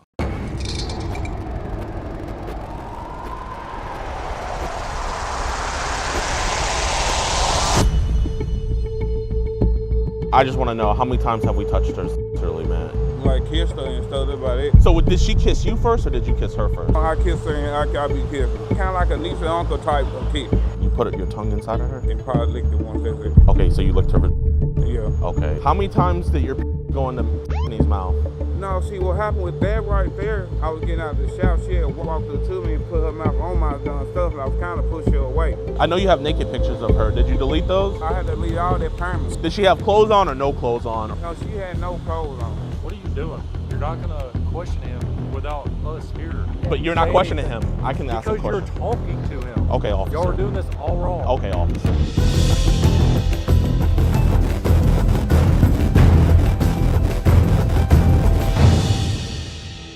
Yo, what's good, YouTube, man? Welcome back to a brand new episode of EDP Watch, and I think this one's gonna be the most depressing. That is because the suspect that we caught in this episode, Humphrey Harris, legitimately had a real life victim. And the crazy thing about it is that this sick, deprived man was bragging about it in the chat logs to our decoy. Basically, like it was like a rite of passage, and that's why he deserved her and her little sister. This dude is absolutely disgusting. This dude is absolutely vile, and this catch is the only catch I ever lost sleep over.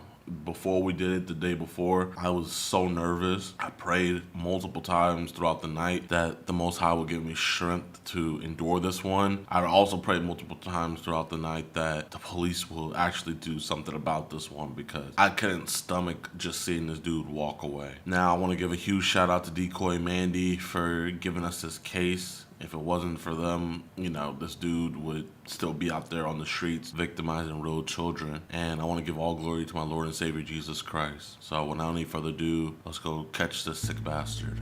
This one's horrible, y'all. Genuinely just one of the worst cases we've ever had. But, you know, I just thank God that he made everything align to where we'll be able to get this dude. And I'm just praying that Monroe, Louisiana does a good job with this and takes it seriously and just gets this dude off the street, because he's an absolute monster. If he did this to one little kid, he's done it to countless others. So we're about to figure out all right now. You can stay in the car. I'm gonna go by myself. What's good? Yo, Humphrey. Yeah. Is it cool if we just have a conversation real quick? I know you're on the clock, but it's just really important. I'm not a cop or anything, but I just want to talk to you man to man. Just say some family stuff or something to them. What's up? We can just stand right here so that way no one overhears anything. No, what's up? Listen, man, I just want to talk about Mandy, dog. Who is Mandy? That's my god niece. Okay, listen, I'm not a cop or anything. I'm on probation. I don't want to get cops involved with this. I just want to have a God's honest conversation with you, okay? Was she honest with you? Did she tell you how old she was? Yeah, she told me how old she was. How old did she tell you? She said she was Okay, I appreciate that, man. Listen, dog, I know she gets into mess, you know. Her dad had caught her before taking pictures of herself. So I get she's a mess, right? I just wanted to come to you, talk about it. I know there was talks about you guys coming to meet later today when she got out of school. Yeah. Her parents took her out of school. Her and her sister, they're in trouble now, right? But I just want to have a God's honest conversation. Hey, if you're honest with me, man, I don't have to go give this to anybody else, okay? So do you live here or you? I stay off in Chatham. You stay in Chatham, so you drive here to work? No, I'm at I'm at my mama's house. Okay, why you at your mom's house? Because I had to stay here until so I can get back and forth to work and everything. Nice, man, nice. Can you tell me what's happening with She the daughter of my brother-in-law's wife. How many times have we touched? None, really. Why? I don't ask questions I don't know the answer to, right? That's not what you told Mandy. I don't want to have to go to and ask her, you know, she's a little girl. I just want to hear your side of the story. I'm not going to tell her family about it. I just want to know how many times have we touched her, really, man. And trust me, I'm not going to think you're a bad guy, I promise. Like kissed her and stuff about it. You kissed her? Yeah. Okay, how old is She is, but she does that to me all the time. I don't think there's nothing wrong with that. Okay, so what about when you said you put your on her butt? Did you do that by accident? By accident, yeah. Okay, but you did do it though? Yeah, but by accident though. Okay, why did we put her on a 9-year-old's butt? No, see what happened was because she comes in the bathroom with me sometimes. Yeah. And hey, and listen, man, you're not in any trouble, dog. I promise you. I just want to hear your side of the story because if I talk to she's gonna go into like probably a crazy story about it. You know what I mean? So that's why I just want to hear your side of the story, and then I'm gonna feel a lot better about it. So she goes into the bathroom with you, and what happens? He just came in the bathroom when I had turned around, kind of like slipped. Yeah. Because she was about to take a shower and everything. Yeah. But other than that, that's about it.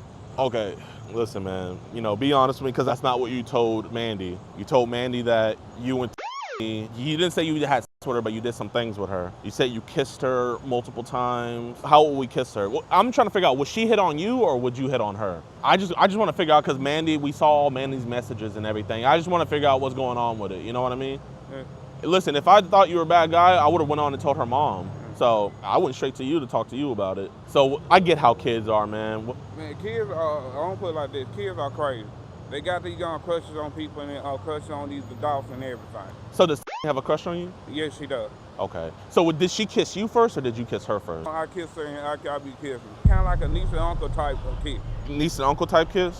Yeah. Okay. So did our tongue go into her mouth sometimes when we kissed her? She be trying to put it in my mouth though. She do? Yeah. Okay. How many times have we seen naked and how many times have our touched her butt? The one time, and then one time I had a bathe one time, and yeah. one time is about it. So where exactly did you put your on her butt? Did you put it inside of her butt? No. Or you put it on the outside?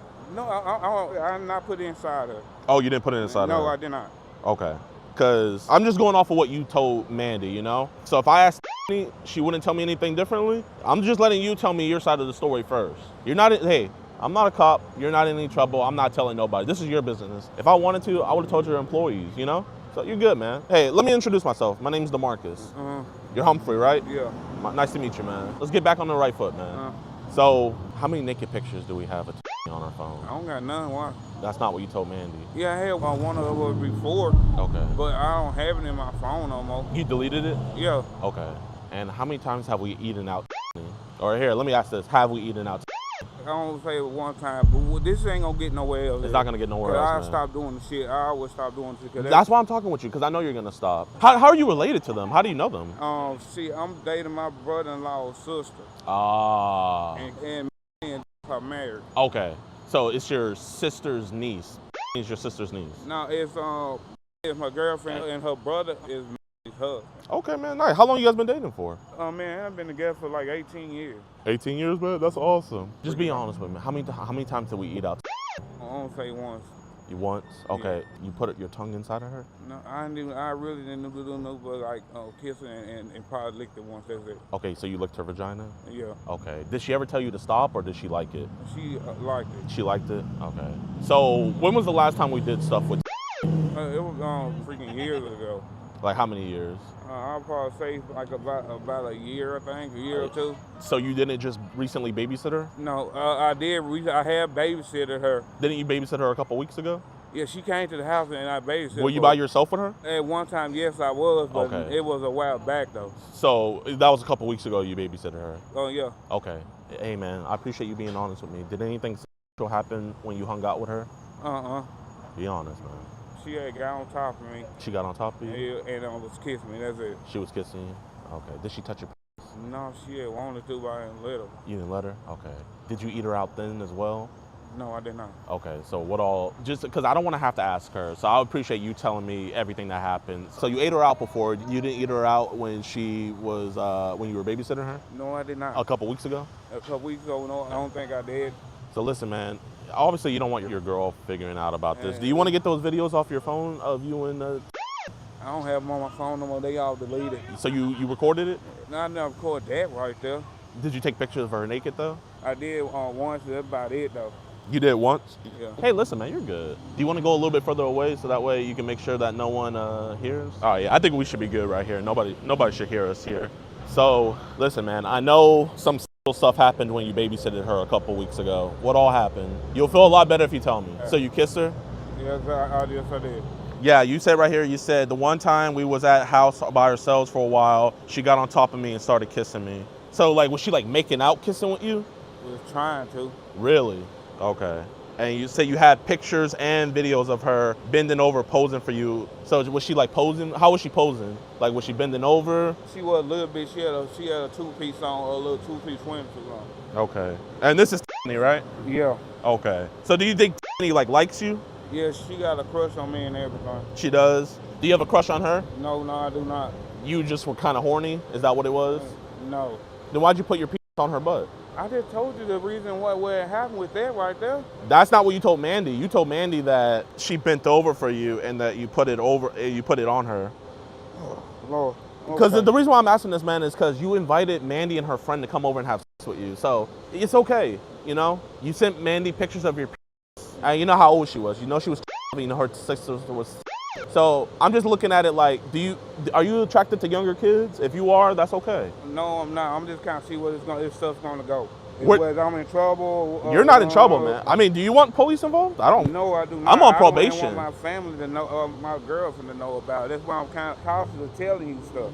Well, I mean, listen, if you don't want your girlfriend knowing about it, if I wanted her to know, I have all the messages here. I could have already told her. I just wanted to talk to you about it. You know what I mean? So don't think like, oh, I don't want my girlfriend to know. Listen, if I wanted to screw you over, why would I be talking to you right now? Does that make any sense?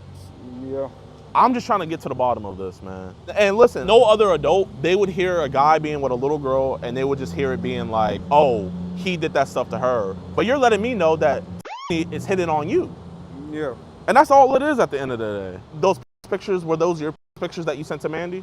Yes, it was. It was? Okay. We're not gonna do that anymore, right? Yeah, long as y'all don't come behind my back and cop when I come to my dang on house, I'm straight. I always stop the stuff completely.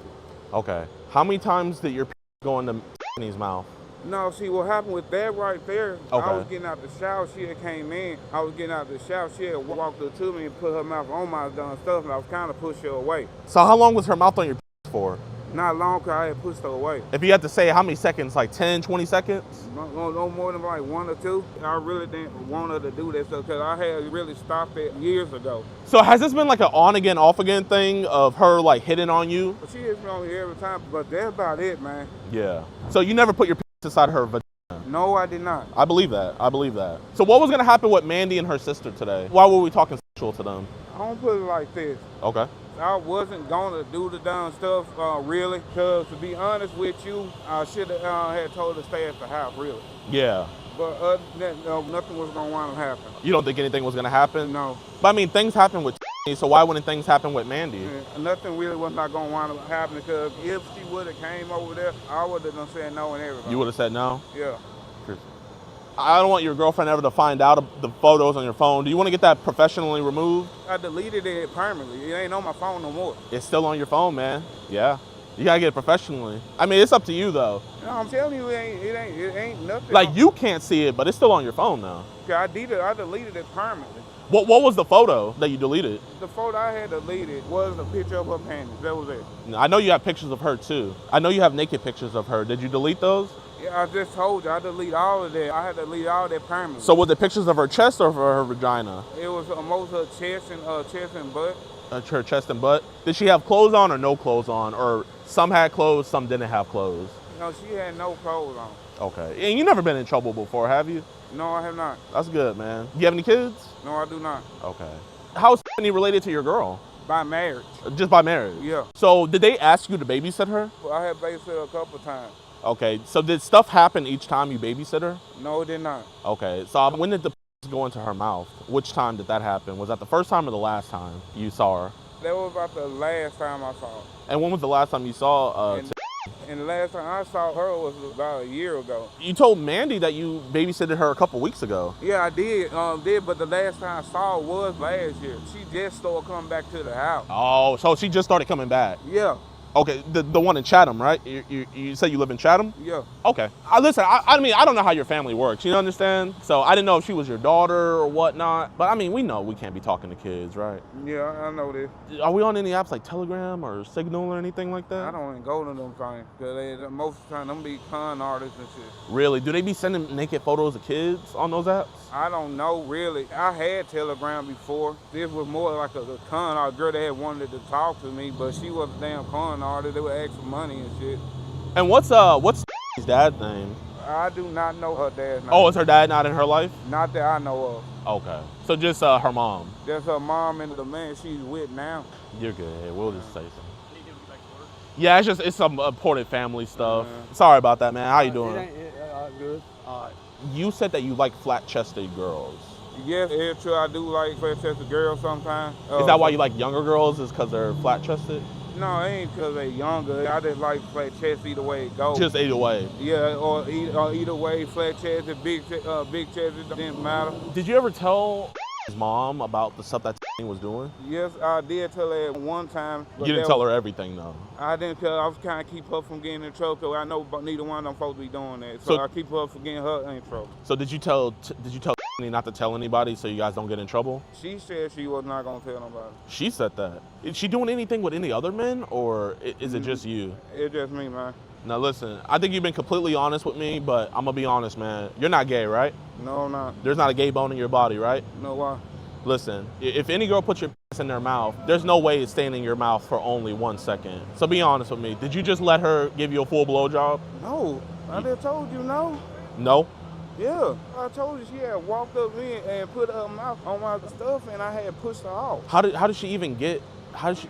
Huh? Are you good? Yeah. You sure? She was sitting there filming. I didn't know what's going on, so I didn't know. Oh yeah, we're good. Okay. Thank you, man. So she just walked up and put your in her mouth? Yes, she did. How many times has she done that? Oh my God, do I why are you mad at me, man? You don't have to be mad at me. If you want to leave, you can leave. We were not doing it like that, man. Those are your right? Yeah. Obviously, you're not a gay guy. So what would have stopped you from having sex with 2 girls that were willing to come over here? I wasn't gonna freaking do it. Is that her parents right there, man? Where? Right here. They're filming. No, he said he's filming. I mean, why would I call her family? I'm her goddad. They know about it. Listen, I had to take off work to come talk to you. I understand that, man. The last thing I wanted to do was just come over here and talk about this. I mean, I appreciate you being honest with me about it, but she's a really young girl. You said she's 9, right? Yeah, she just turned. So if I were to talk to do you think she would tell me a different story about what happened? No, that's what I'm saying. When she talked to her, it's gonna be a damn big ass deal going on up in the household and shit. What do you think she would say? What do you think would say? Well, she probably tell you the same thing. The same thing happened? Yeah. My bad, I just forgot. How close did the go to her butt? Did it touch her butthole or did it just touch her cheek? It just touched her cheek, man. It just touched her cheek. How long did it stay on her cheek for? It didn't stay on that long. No, Humphrey, man. Do you think you need help? No, I do not, because I can't stop all that done completely. As long as you keep that shit between me and you, I will stop it completely. You don't worry about me no more. Would you talk to my counselor just so I feel better? Counselors, they can't ever tell anybody, okay? Hey, Counselor Rosen, how you doing? Good, how are you? Good. I'm with my man Humphrey here. I know you don't know the situation, but obviously everything's gonna be confidential between us, right? Yes, absolutely. I'm here to help. But, okay. Here, I'm gonna let Humphrey tell you. I'm not licensed anything. I'm gonna let Humphrey tell you what happened. Are you serious, man? I don't trust no counselor. They can't tell anybody. So I gotta go back and tell everything I just told you. He can medically, like, he knows how to diagnose this stuff, so I know it never happened again. Well, Humphrey, hold on, before anything, I'm not licensed help you out, and I really want to turn this around for you. Man, I'm telling you, this is important, man. I understand, but he needs to take off or something because my boss says he can't stand here on the clock. Just saying, man. I mean, it's him. It's him. You know what I'm saying? I think he would rather talk to me. Obviously, you could do whatever. I just need you to either punch out or something. I'll just clock out for right now. That's cool. You take him up. Pretty much, he's touching his friend's daughter. He says that she put his penis in her mouth, and he also said that he molested her and ate her out. Oh my, how old is she? Jesus Christ. Did he give her name? Yes, we know her name and her parent. Wow, dude. His boss is the biggest snitch in the world. Hey, you know they're filming you. When the cops come and he gets arrested, I'm gonna get on the boss's ass. What does he do for work? He works at a car wash. Oh my God, dude. Yeah, there's bigger things to worry about than fucking washing a car. I know. All right, let's go over here so they don't hear. Yes, sir. How you doing? Hey, good, man. How old are you? I'm 36. 36? Got it. You work at a car wash? Yes, I do. That stuff that happened between me and a while back and everything, and And Tiffany's how old? Tiffany just turned. Got it. So what happened with you and Tiffany? I don't put it like that. We did something that we ain't supposed to be doing. Oh man, well that happens. I mean, you know, people get curious about things. I mean, you know, it's only y'all a 30-year age difference, only in the 20s. But wow. So how long ago did this happen? I haven't seen her since about a year ago. She just came back to the house a couple of weeks ago. And he was babysitting her and just taking care of her. Okay.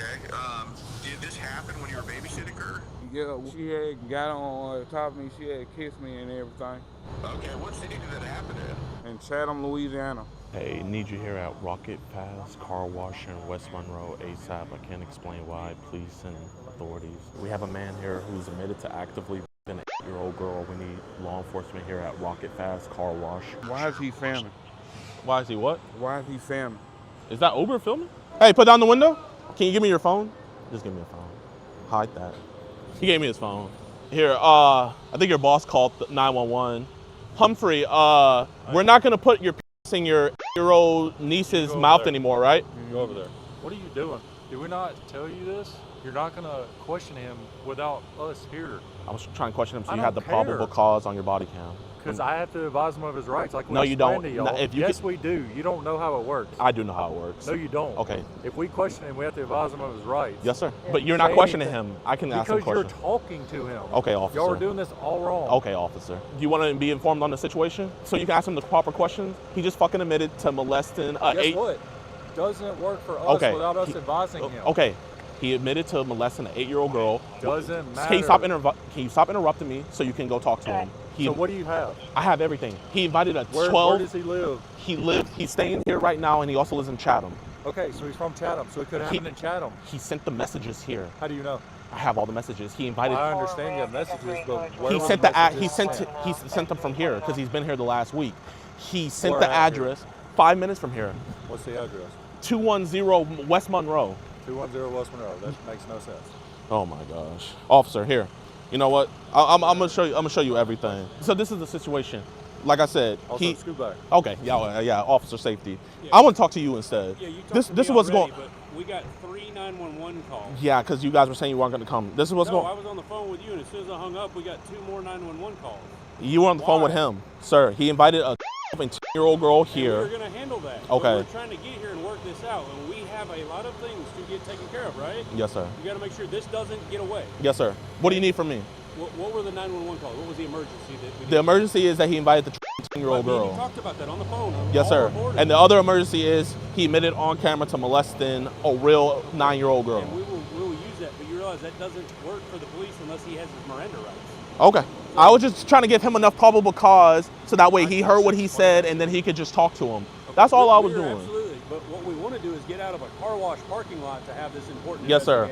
But like I said, he was asking where did it happen. He sent the address that he wanted the decoys to come to. The address is here in town. What? Oh, you said 211 West Monroe. 210 Benson Street in West Monroe. Okay, so it is a real address. That's where he was going to meet. Said something about Chatham. So in Chatham, that's where the girl lives. That's the girl that he molested. And that's a family member? It's not a family member. It's his girlfriend's, like, I don't know the relation, but it's some relation to his girlfriend. He babysitted the girl. He molested her. He admitted on camera. She is years old now. He admitted on camera, officer, that he said that she put his penis in her mouth. He said that he would get on top of her and make out with her. He also said that he multiple times has eaten her out before. He was adamant about her family not knowing anything. And today he sent multiple pictures of his penis to what he thought was a and 10-year-old girl. He sent videos. He even sent full-fledged photos of himself. Yes, sir. The decoy let him know right away that it's like to the right. I just need to see his face, not his dick. All right, so we need all that. We have it all ready for you. I know, we need to go to the police department. Yes, sir. Listen, I wasn't trying to question him in front of him. All I was trying. And I understand this is heated for both sides of us because yes, sir. We want to make sure that y'all haven't done something to ruin this investigation for us. And I know you have experience. Yes, sir. Our experience with a lot of people that try this makes. Trust me. I mean, I work with the ICAC division that was over in Evangeline. The guy I need to call to vet y'all, I can't get a hold of right now because he's in court. I can only text him. Okay. He's trying to get out of court right now because he handles all child predator stuff. Yes, sir. He's the one that knows all the. Do you want me to call the detective over in Evangeline Parish? Because realistically, I got to talk to somebody from this area. Okay. But our guy is getting out of court right now. Yes, sir. He's going to come over, see it all, to make sure nobody messes anything up on either side. Yes, sir. Because I'm not an expert in this, and I'm not even going to claim. Well, here, I'll tell you this. He's very straightforward. If you ask him, he will tell you. Okay. And sorry for being heated. Everybody gets heated. It's cool. So y'all three? Yes, sir. We have a flash drive with all the information. He's already admitted to that the photos were his. So police department's right behind here. Okay.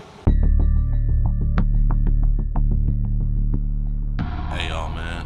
Hope you guys enjoyed the video. I'm gonna let you guys know about his charges. So he was slapped with all of these charges. This is only for our decoy, right? But where the things were happening with the real 8-year-old girl, that was in a whole different county, and they slapped him with multiple degrees of first degree. That carries a mandatory life sentence in Louisiana. So I've been assured by the police, I've been assured also by the DA out there that this man is never going to see the light of day ever again. I mean, that's just the most music to my ears I've ever heard during a case. This is actually gonna be my first life sentence case ever. So even if he takes a plea deal, the plea is just gonna be him getting life. There's no way for him out of this. Also, I just wanna give a huge, I won't even say shout out, but I wanna give admiration and my prayers to the family. I've talked to the mother multiple times, and I even got a chance to talk to the little girl. I just ask that you guys keep them in your prayers while they go through this trying time. I said, you just try to be there for them. This is the case that I think solidifies what we do. We're really out here saving lives. I'm so blessed to be able to do this, and I'm so blessed that you guys help us be able to do this. So I want you guys to know that this isn't just a win for our team, but it's a win for y'all too, because each and every single one of y'all that watch, that view, and especially y'all that support us on our website, edpwatch.com, y'all make this happen. Y'all make it happen to where I could pay my decoys great, to where, they could focus more on decoying. Y'all make it to where we could travel literally across the entire world and go catch these deprived fucks. Y'all make it to where we can do this. And I thank you guys. Peace. Overall, the Indianapolis Police Department officers get an F for misusing basic legal principles to justify inaction, treating JiDion as the problem rather than managing him professionally, and... All right, chat. So today, man, is a big day. One of my favorite YouTubers, Audit the Audit. If you guys don't know who he is, what he does is he gets body cam footage and he reviews it and he ranks how the police did and how the people did, right? He calls out corrupt police, man. He's a great dude, a great patriot. I'm a huge fan. And this is the first time he's ever made a video about one of my videos, you know what I mean? So I remember one time he commented on one of my old prank videos when I got arrested, and he was saying he was thinking about doing a video with it, but he never did. But the fact that he actually got one in now, I'm so excited to watch it. You guys literally just donated to let me know. My editor has sent it over to me. So I'm already gonna leave a like. Even if he talks crap on me, I'm leaving a like, man, because this dude's just the GOAT. Let's watch this and let's see how I do. Chat, I think I'm gonna get a B-, y'all, but let's go on and get into it, y'all. Oh, bro, I'm excited, man. On March excited. 2nd, 2025, an adult member of the private online investigative organization EDP Watch used a decoy profile on a dating app to message 34-year-old volleyball coach Levi Garrett while posing as a 14-year-old male. Okay. Wait, first thing first, he messaged us first, okay? He messaged us first. But yeah, this is Levi Garrett. So this dude, he messaged our decoy first, and he let our decoy know that he is a volleyball coach. That's right, y'all. And the crazy thing about it is the age range she coaches was literally 14 to 15. So the same age as our decoy. So we just knew it was important to go on and get this dude caught, man. Facts. After the decoy disclosed their age, Mr. Garrett allegedly acknowledged it and sent explicit sexual content while also using language consistent with arranging an in-person encounter. In a video posted on August 13th, 2025, YouTuber JiDion, who was associated with EDP Watch, confronted Mr. Garrett at his workplace, the Academy Volleyball Club in Indianapolis, Indiana, and presented documentation of the exchange. So people were like, bro, like, why catch him at his job? Why not go to his house or whatnot? So Marion County, which is the county where he lives in and also works in, they are notorious for never working with groups like us. Like Alex literally had a huge CP trader that literally showed the cops his CP collection and they let him go. Like that's how bad it is over in Marion County. So I told myself, I was like, the only way we can get justice from this is we gotta catch him at his job to where the parents see what happened. And also when we post a video, people be like, bro, he works here and they still didn't arrest him. So genuinely speaking, if I didn't do it here, this would have not been, he would have not been arrested, man. If we would have just did that at his house, they probably wouldn't have even shown up, man. It's absolutely ridiculous. Officers with the Indianapolis Police Department eventually arrived at the club, and Jidionpremium later published the interaction on his YouTube channel. Hey, officer. This is my friend Levi here. Levi, we're not going to talk to 14-year-old boys again, right? Okay, so just tell us what's going on. Okay. I know we're doing this thing. Levi, he admitted on camera, we have it all recorded, that he was talking to what he believed to be a 14-year-old boy on Grindr. He sent multiple pictures of his... I have run into this before. Yeah. I will say our prosecutor will not touch this. He's not lying. So this is how bad the cops are. The cops know that the prosecutor's not gonna do nothing, so they're not gonna do nothing. Like, that's so backwards, bro. I swear. It's like, oh, I know somebody else isn't gonna do their job, so I'm not gonna do my job. I love that. Wait, can you give me the name of your prosecutor? It's you go to the Indianapolis website, you go to Google and search it up. Can you at least call him? So let me show you guys. So here he is. Ryan Mears. This is bro right here. This is the guy who won't even touch this. Ryan Mears. In and let your prosecutor direct contact with our prosecutor. Do you have to call a DA to get an arrest here? I don't know how Indianapolis works. So I need probable cause that a crime has been committed. Yeah. Okay. Well, I'm asking, are you ever gonna do this again? I'm not doing it again, bro. So this is your last time sending these pictures to a 14-year-old boy. You promise? Correct. Yeah. Can you tell? So boom! I need probable cause of a crime. He's saying this is my last time sending this to a blank-year-old boy. Is that not PC, chat? Chat, is that not PC? I don't know. If that's not PC, I don't know what is. Officer, I promise I'll never do this again. Yeah, I promise not to do it again. This is your last time. You'll never send a picture of your to a 14-year-old boy. I'm gonna send a picture. You're trying to do the right thing, and I get what you're doing. Yeah. But our prosecutor and our sex crime... So what are you gonna do?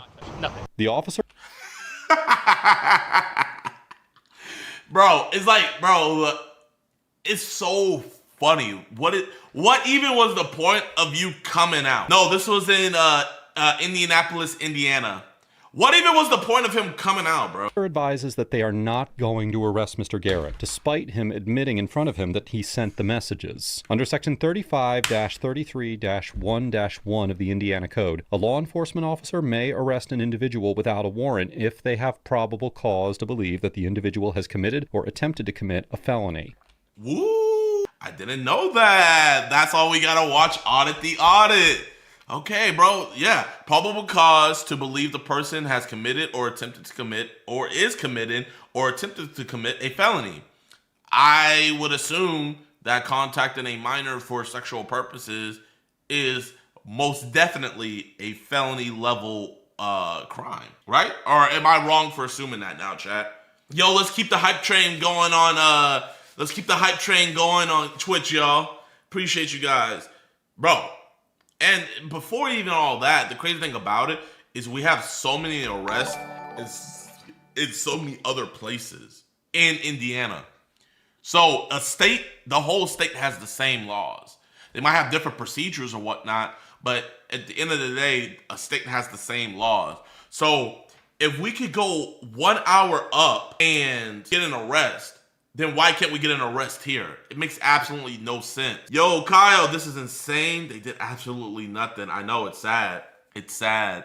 Now here, Mr. Garrett's admission likely established probable cause to believe that he had attempted to commit so-called dissemination of matter harmful to minors, which is a level 6 felony. Under section 35-49-3-3 and section 35-49-2-2 of the Indiana Code, an individual commits this offense if they distribute material involving nudity or describing sexual conduct or sexual excitement through the internet to a child less than 18 years of age when the sender believes or intends that the recipient is a child, and the message that Mr. Garrett admitted to sending likely falls within that definition. That being said, Indiana law does not require officers to make a warrantless arrest in every case where probable cause exists, and officers have the authority to exercise discretion about immediate custody versus continued investigation. Therefore, a court would likely conclude that the officers had lawful authority to arrest Mr. Garrett, but that they were not legally obligated to do so. Nothing. Crazy. Not legally obligated to do so. That is absolutely crazy. Okay, so I love that. Can I get your name and badge number? Yeah, last name's Keith, 46175. I literally have arrests here in Indiana. Was it in Marion County? It was actually Marion, Indiana. That's why. So I'm gonna tell you right now, Marion County is not the place to be doing this. They consider it tainted evidence. Oh, tainted evidence. Okay, so, but I have arrests in Indiana. Whatever happened here doesn't seem right, but I have to enforce the laws that I'm allowed to enforce. Does Marion, Indiana follow different rule sets than Indianapolis when it comes to the law? Yeah.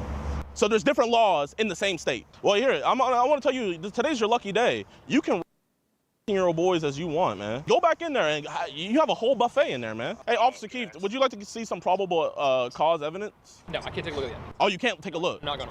Oh, you're not going to. The officer refuses to accept JiDion's evidence of the messages that Mr. Garrett sent the decoy, claiming that it is quote-unquote tainted. Now, while the material itself is not inherently illegal to possess or unconstitutional to use, as the Fourth Amendment generally limits unlawful government searches rather than private action, documentation provided by a private party can pose challenges for a prosecutor when it comes to in-court admissibility. Under Rule 901 of the Indiana Rules of Evidence, the proponent of a piece of evidence is required to produce sufficient evidence to show that the item is what they claim it is. In a privately run decoy operation, this foundational showing can be difficult to establish because the defense can challenge authentication issues, including whether the conversation is complete, whether any messages were deleted or selectively captured, and whether the images and timestamps match the platform's original data. However, this limitation does not mean that the police could not accept third-party evidence or launch an investigation based on the documentation that JiDion was attempting to provide. Okay, so all I'm seeing is, okay, we gotta figure out if all of this is complete. So we have enough probable cause because he did admit that those were the messages. So this is what we'll do. We'll take your evidence and, sir, give us your phone. Boom, bada boom. And then we're going to compile it all together and see what the truth is.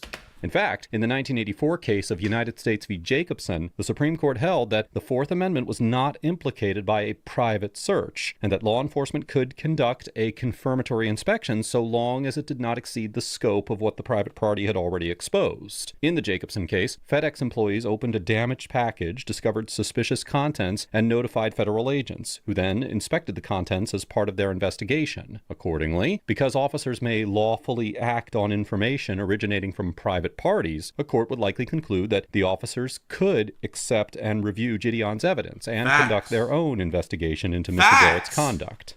Oh my gosh, bro. Like, imagine if I had this knowledge out there. Oh my gosh, bro. I could make some cops look so stupid. It wouldn't even... It's like, it's one of the worst things where you know you're right, but it's harder to articulate how you're right. And it's not even like that it's hard to articulate why you're right. It's hard to articulate why you're right because you don't know all the legal codes and stuff like that. Especially like me when you're going to so many different states. Since you can't look at any of the evidence, I'm gonna just read it. The decoy says, "You mind? I'm kind of young." No, I don't mind. Any pics? And he said, cool, because I'm team. And then right after he learned the age, you know, he sent the picture of him in a thong, admitted on camera that this was him. Oh, this is him. This is his right here. Even if you can't do anything, I totally understand that, but it's just the optics of it, you know? You can at least pretend to want to do something about it. What do you mean pretend to do something about it? Like, you can be like, yeah, let me look at that evidence, man. Oh, okay, you know, maybe we can question them. It's like, hey, is what they're saying false, or is it true? Based upon previous experiences, I'm telling you that doesn't go anywhere. So there's laws. So you can't enforce the law? I can enforce laws that are within our policy. So, okay, so is it a crime for a grown man to send pictures of his butthole to an underage kid, yes or no? Of course it's a crime. Did he not send pictures of his butthole to a 14-year-old boy? With all the stuff we have with generation stuff and AI stuff like that, edit photos, we can't prove that it was not somehow edited. But all I ask is, can you ask him? I mean, you got a body cam. It still wouldn't matter. Why would it not matter? So it's called fruit from the poisonous tree. Right, so say if I did talk to him, technically, due to you showing me this evidence, now I'm questioning him due to that evidence, that's still fruit from the poisonous tree. So if he just wanted to leave right now, what would stop him? The officer argues that if he were to interrogate... Dang, chat, man. Hold up, chat. Hold up, let me see real quick. Chat, man, your boy been working out. Hold up. Do I still got the... yeah, I still got the same... Well, chat, look. I think we got some different belly hang. Chat, is it the same? Ryan himself looks like a pred. It's better? Hey, we getting better, chat. Chat, how could you guys let me get like this? These cops are idiots. Facts.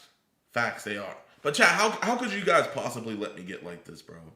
Do you guys just like not love me? Do y'all hate me?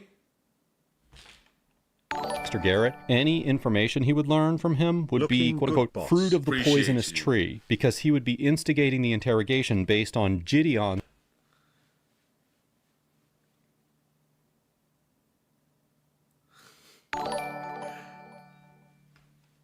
Take notes. Look it up. Some of this be federal case law. I want you and Alex to get these dudes every time. Oh, no, it's like, I would say 98% of the time, we're always in the right. It's just, these cops really don't be knowing the law, chat. Like, I'm gonna be real, man. Like, patrol cops, they even, like, higher up cops really don't be knowing the law. Fruit of the poisonous tree, because he would be instigating the interrogation based on JiDion's quote-unquote tainted evidence. However, this claim reflects a fundamental misunderstanding of the so-called fruit of the poisonous tree doctrine. In the 1963 I love you, JiDion. Appreciate you. Case of Wong Sun v. United States, the Supreme Court explained that when the government obtains evidence through an unconstitutional search or seizure, the government may also be barred from using later evidence that is derived from that original illegality. However, this framework requires government misconduct in the first place. And, as discussed earlier in this episode, the Fourth Amendment is generally concerned with government action, not private conduct. For that reason, a court would likely conclude that an officer does not create quote-unquote poisonous fruit merely by choosing to interview a suspect after receiving a tip, even if the tip came from a private citizen whose documentation might be difficult to authenticate under the rules of evidence. Nothing. Is he going back inside where kids are? No, I think he's getting stuff. Yo, my man, are you the man in charge? Okay, we'll let all the parents know what's going on then. Yeah. No, you can't be here, period. No, okay, yeah. We're gonna get off your property. I'm gonna just wait right over there, and then when these parents walk out. This whole parking? So that building right there is yours? This whole lot. The whole thing, top to bottom. Oh. Are you gonna inform the parents what's going on? Chat. You know the crazy thing about it, man, is I found out that like all the people that worked here at the Academy Volleyball Club, they hated this dude. They could not stand him.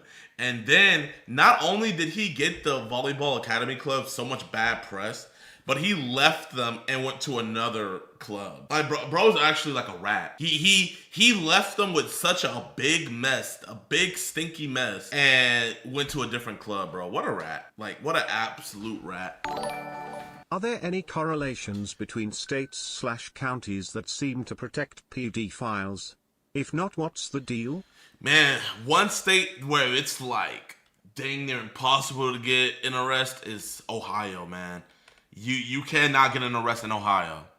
To handle the situation, can't have good things in Ohio. You to remove yourself from the property. Okay, but it's an ongoing police investigation, so I'm gonna go send over by the police. I'm gonna go talk to them. Yeah, let's go. I mean, there's no way you can tell me that that's your building right there. All one property, buddy. It's all one property. So instead of wanting to work with me with a predator coach that you guys hired, I have zero information to give you any appropriate response. Well, do you want me to give you the information? Right now he's asking you guys to leave. Okay, but can you, I mean, I need to figure out. All one property. There's no way this is your property. This is all one property. Right now he's asking you guys to leave. Okay, but can you, I mean, I need to figure out. All one property. There's no way this is your property. This is all one property.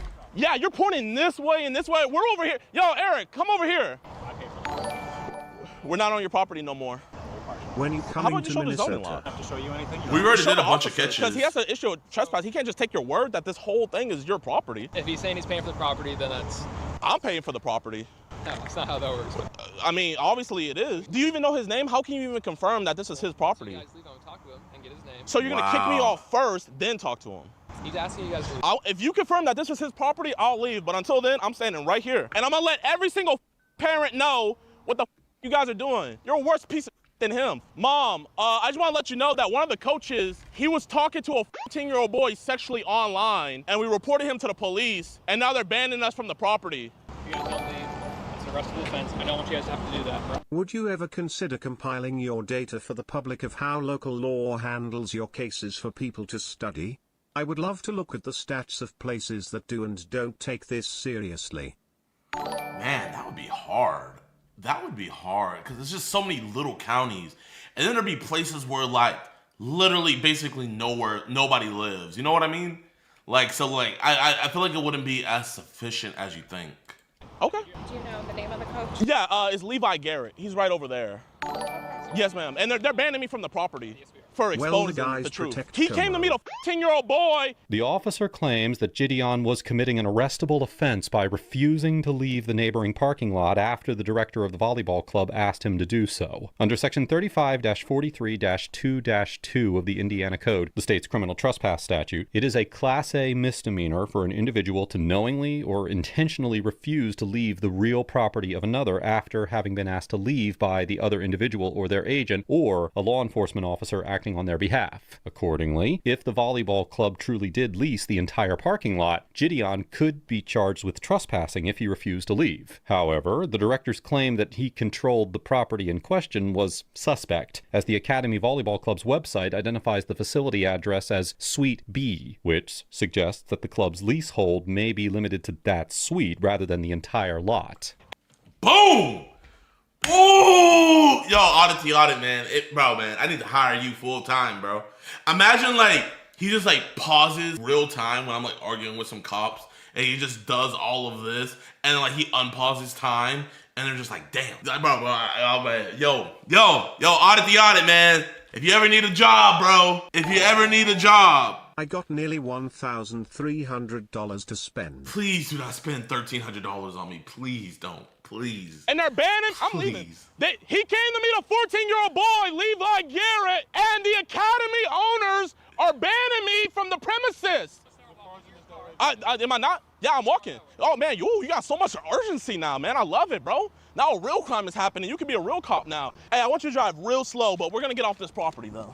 Excuse me, family. That coach right there, he was talking to a 14-year-old boy, and they're banning me from the premises. So mad. Wait, hold up. Let's stop. Wait, hold up. What's up, officer? What's up? Oh, yes, sir. We're leaving right now. Oh, trust me, officer. We love that you guys are doing your job with trespassing. We understand you don't care about child predators, but we're going to leave right now. We're in touch with the investigator. Amazing. Oh, okay, so what about us? Where do you want us to wait? No, you're not going to wait. Do you want any of the evidence, Sergeant? I don't. Oh, you don't? Okay, let's go then. Let's go. Bye-bye. A coach in there, Levi Garrett, tried to meet a 14-year-old boy for sex, and the faculty banned me for bringing it to their attention. So I just want you guys to know what your guys' kids are a part of. Bye-bye.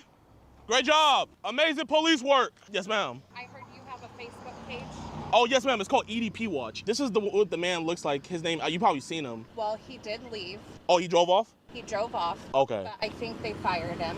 Here, this is literally every message that I'll give that to you. If you want to, you can show the other parents. Oh my God, is that picture? Yes, ma'am. He said that to a 14-year-old boy. I appreciate what you do. Thank you so much. I'm sure that you don't hear that enough, but you are doing God's work. Thank you so much. I really appreciate that, and we're going to stay out here, and we're going to keep on spreading the word. Yo, this coach was trying... Chat, man, we stayed out there for like an hour because we were waiting for all the parents to come out, and we were just letting them know, man. Like, we were just yelling at every car coming by, just like letting them know, because I didn't know if they were going to let him come back the next day. You know, I didn't know what they were going to do. So it was like, bro, the least thing we could do was just stand out there and just warn, you know, the families. Like, hey, you know, if you bring your kids back here, this is who's working here. I have sex with a 15-year-old boy right here. You know? Yeah, they let him go. They're going to release a press statement tonight. And they banned me. Oh, look at this, chat. You know? So we also want to inform you about an incident that occurred at last night's tryout in Indianapolis and immediate steps we've taken to ensure the safety of our athletes and the trust of our community. During the tryout, 3 individuals unaffiliated with the academy entered the facility and began filming what appeared to be a live stream alleged inappropriate online behavior with one of our coaches. After confirming with the property manager that these individuals were trespassing, we acted quickly to have them removed by local authorities. At no time were athletes exposed to the incident, and the event continued without disruption. Well, that's a lie, because at no point were the athletes exposed to the incident. The incident is the coach. So the athletes were indeed exposed to the incident. While their actions were unauthorized, we were nonetheless alarmed by the nature of their allegations and are taking them extremely seriously. In response, the coach was immediately asked to leave the premises. He was placed on administrative leave and removed from our website. A full internal investigation is now underway, and we are cooperating with appropriate authorities and volleyball governing bodies. We have confirmed that the individual in question passed a comprehensive so this is the watch our back PR language here. Passed a comprehensive background check and completed abuse prevention training prior to being hired as required by our safety protocols. We believe it is critical to let the investigative process run its course and encourage the public not to rush to judgment until all facts are known. We have, of course, extended and will continue to extend our full cooperation to law enforcement as necessary. So they want to extend their full cooperation to law enforcement. But what about me when I tried to give them the Protect evidence? as many kids as possible. What about me, though? So how can you help law enforcement when you don't even have all the messages? If you have any questions or concerns, we welcome your outreach. While we may not be able to answer your question immediately, we are committed to the safety and the security of our athlete, family, and staff, and will continue to share additional information as appropriate. We remain proud of our team and our process and our responsibility to you and your families. I look forward to seeing you at tryouts this evening, where we will have advanced security to ensure a smooth event. Oh my gosh. And they banned me. Well, I don't understand why he was not allowed to leave. That's what I'm trying to figure out. We're going to go to the police station. We're going to try to report all this. We're going to try to get a case number, because they didn't give us a case number. They didn't give us anything. They just kicked us off. What investigation they're going to do. You shouldn't have to try this hard to chase justice, but we're going to do our best, man. There's power in numbers, so whenever we make that call for you guys to call the DA or call the police department, we ask that you guys answer that call. Just blow them up, especially if you live in Indianapolis, and also, you know, get some elected officials that do something about crime, man. Please return when safe and dial 311 from your cell. Oh my God. We have a meeting inside. What's going on? I help you. Are you the one deep through the doors? Oh yeah. Probably not a good thing to do in a police department, brother. Oh. Probably not a good thing to do, that police department, bud. Bro, man, come on, bro. I swear, like, I get it, man. Being a cop is a very dangerous job. But, bro, man, you're in a building with over 100 bodies with every gun on them, bro. Every gun imaginable. And you're over here scared for your safety. Like, get out of here, bro. But even in their even in a donut shop, they're, hey, just for my safety, please. Man, I mean, okay. You know, you guys got a lot more manpower than I do, man. We have an organization called EDP Watch where we report online predators. We didn't get a case number. We didn't get a chance to give any of the evidence. I can give you the case number.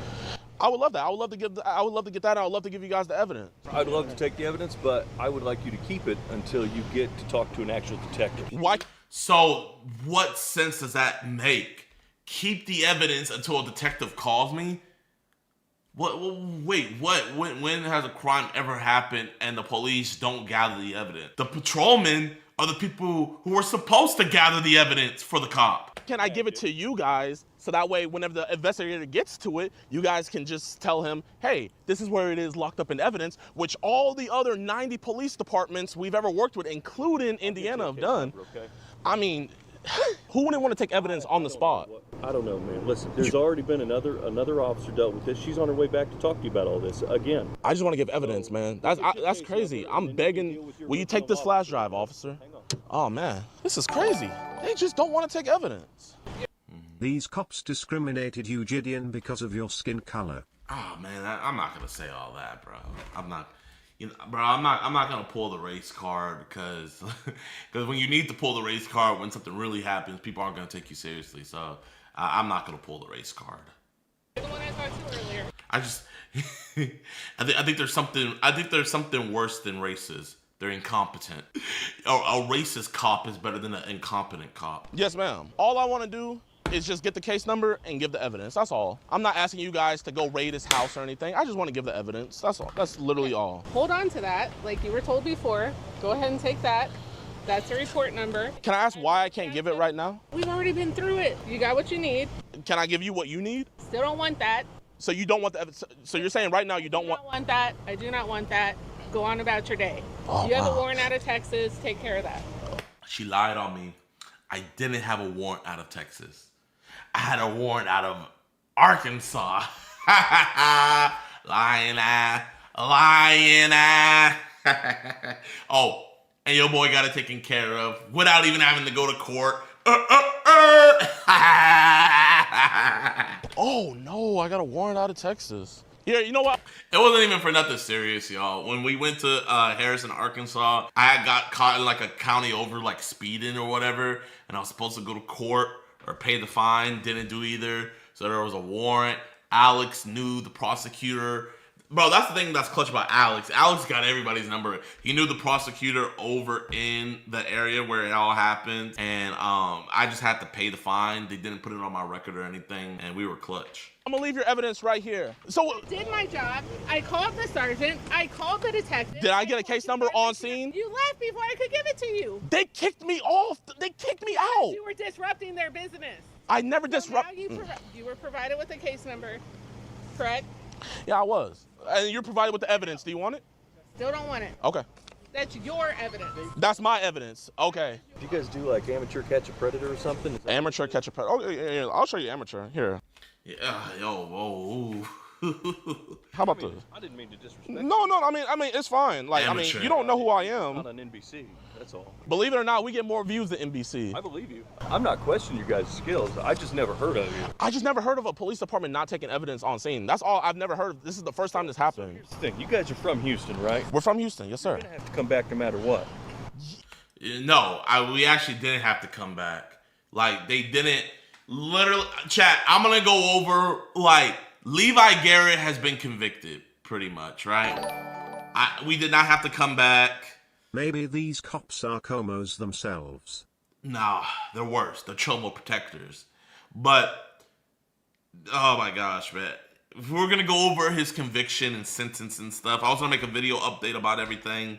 But, I'll tell you guys on stream, man. And, I just want the people, if you live in Marion County, Indiana, be fearful. Yo, Jidion, one of my favorite YouTubers. Keep doing the great work. I pray for your safety. Praise God, man. Thank you, bro. Yeah, I really appreciate that. But how can we get to court if they don't have the evidence? Hey, can I get another case report number? Whoever wrote this, their handwriting shit. Like, I'm not even trying to be rude.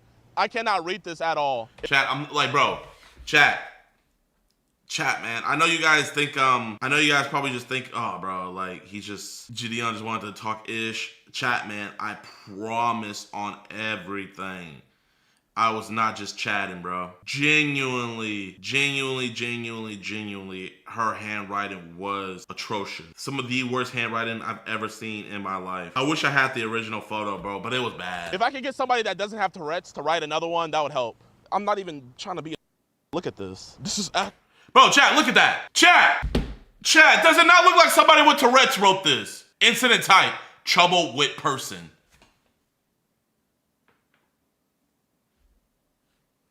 Actually horrible. Still got that drum drive? I do. Thank you. I appreciate that.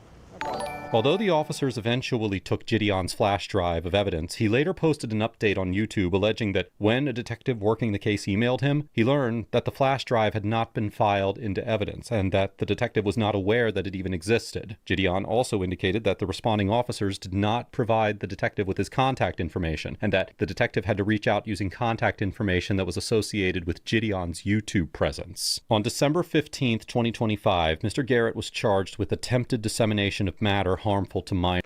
Hey, he was charged. Woo! We caught him in July, and then the detective hit me up in August, and then he finally got arrested in December. Woo! Justice. You see, you know, genuinely, this is where people like DAP and stuff like that would come in. But bro, a slap. Like, bro, do you guys think Levi Garrett would only deserve a slap? And on February 17th, 2026, he pled guilty to the offense as charged. So yeah, so minors. Look, and on February 17th, he pled guilty. So we have a conviction. But not everything is as hunky-dory and kumbaya as it seems. February 17th, 2026, he pled guilty to the offense as charged. He was sentenced to 1.5 years of probation with... He pled guilty to the offense as charged. He was sentenced to 1.5 years of probation. A volleyball coach caught up trying to meet up with a person that is the same age as the people he coaches and whatnot. Only 1 year probation. Only. That's it. You, Skeeter Gene, Trilogy Media, and Alex are the best protectors of innocent children while these officials are corrupt as FCK. No, man, there's some good cops out there, man, that do a great job. Just not them. With restrictions that included working or volunteering in programs involving children under 16 years of age, having contact with children under 16 without court approval, using social media, possessing or viewing obscene material, visiting strip clubs, adult bookstores, and other similar businesses, and using the internet or a computer to solicit sexual encounters. He was also ordered to complete human sexuality class. Chat, when I was charged with contempt of court, right? My plea was 2 years probation. So I'm on 2 years probation. Him talking to an underage kid, he only gets 1 year. And I don't even think he has to register as a sex offender. Is there a name on that judge? Judicial Officer Gardner, Sharnett Gardner. Real talk, why does everyone's handwriting suck nowadays? 99% of the people I hire under 25 cannot write for shit. Is this her? Alright, I think this is her. Yep, this is what she looked like. This is who gave Levi Garrett 1 year probation. Pled guilty to the offense as charged. He was sentenced to 1.5 years of probation with restrictions that included working or volunteering in programs involving children under 16 years of age, having contact with children under 16 without court approval, using social media, possessing or viewing obscene material, visiting strip clubs, adult bookstores, and other similar businesses, and using the internet or a computer to solicit sexual encounters. He was also ordered to complete human sexuality classes. Overall, the Indianapolis Police Department officers get an F for misusing basic legal principles to justify inaction, treating JiDion as the problem rather than managing him professionally, and handling the evidence and follow-up in a way that projected indifference towards a serious allegation. Even accepting that a warrantless arrest is discretionary, the officer's explanation went beyond declining immediate custody and conveyed that they were not going to meaningfully engage with the allegation at all. This attitude was especially indefensible given Mr. Garrett's on-scene admission, which likely supplied probable cause to believe that an attempted felony offense against a minor had occurred. Rather than conveying that they intended to treat the allegations seriously, the officers responded to JiDion with dismissiveness, visible irritation, and even anger. They also declined to review what he was offering, and they framed the situation as a nuisance created by the messenger rather than an allegation of criminal conduct. The legal rationale offered on scene compounded that impression, because invoking so-called fruit of the poisonous tree to suggest that a voluntary interview would be constitutionally contaminated is not a defensible explanation for refusing to investigate, and it signaled confusion about the doctrine's actual literal meaning. Once the officers refused to take action against Mr. Garrett, they shifted their enforcement focus towards removing JiDion from the area and treating the dispute as a trespass problem, even though the scope of the club's authority over the parking lot was contested and could have been clarified without further escalating the situation. And finally, JiDion's allegation that the flash drive was not properly processed and that the detective was not given his contact information underscored the broader problem, demonstrating that even basic follow-through was mishandled after the initial report. This interaction highlights how demeanor is a core part of professional policing, because even though officers retain discretion over arrest decisions, the perceived legitimacy of that discretion depends upon communicating seriousness, neutrality, and procedural competence to the citizens who are trying to report misconduct. Now, JiDion... Oh, okay, chat, man. What is JiDion gonna get? Chat, I think... I don't know. I don't think I'm gonna get an A, chat. I don't think I'm gonna get an A. B plus, C. I don't think I'm gonna get no C. I'm gonna say B minus. I'm gonna be in the B range somewhere. I'm gonna be B plus. Bro, if I get a B from Audit the Audit, I'm gonna be so happy. I'm nervous. Gets a B plus. I'm happy! Let's go! Wait, who the hell said F? Yo, mods, ban whoever said F. Whoever said F, you're banned. They do not deserve American taxpayer dollars. I wholeheartedly agree with that.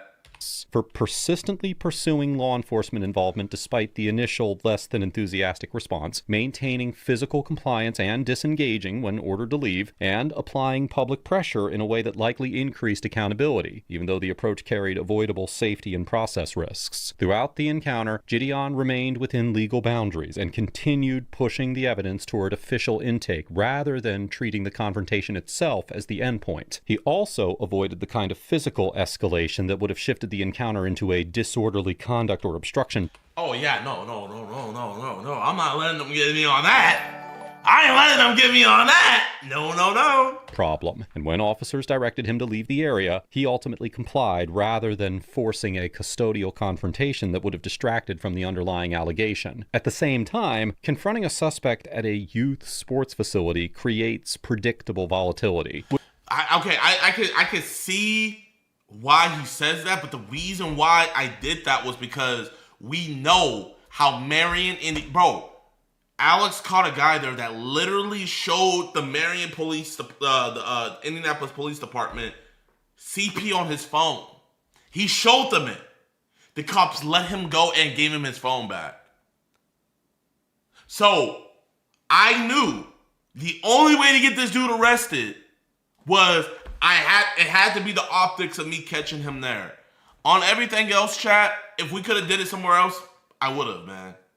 Y'all see, I never have a problem with going to dudes' houses and getting them at their house and whatnot. But I knew the optic. If we didn't have the optic of us catching him at the volleyball place and all of that, and it going so viral and everything, bro, do you guys think Levi Garrett would have even gotten anything? To be fair, he pretty much didn't get anything, a year of probation. I don't even think they gave him a sex registry. He should have been a sex offender for life, but, you know, if we didn't do that, nothing would have happened. Out of all of this, I think the real justice out of all of this was just how viral the video went. To where, like, I heard that, like, apparently he had, like, a side job at, a fan had told me that his dad's, like, the manager at a Walmart. And his dad found out what Levi did, and they fired him. So, W supporter, W dad manager, W Walmart, L Levi. Which is why the safer and more reliable path is to route documentation directly into a controlled law enforcement process, rather than pressing the confrontation in a public setting. Nonetheless, I commend JiDion for his activism in this case, particularly for his work in channeling This is why I highly prefer what you do compared to DAP. Into concrete pressure for official follow-through, rather than treating the confrontation itself as the final outcome. Let us know if there's an interaction or legal topic that you would like us to discuss in the comments below. Thank you for doing what you do. Folded hands. Whoa! Big Dick Nick 9172. with the hundo. I will gladly say how big. Oh my God. I guess $100 big. No. Pause.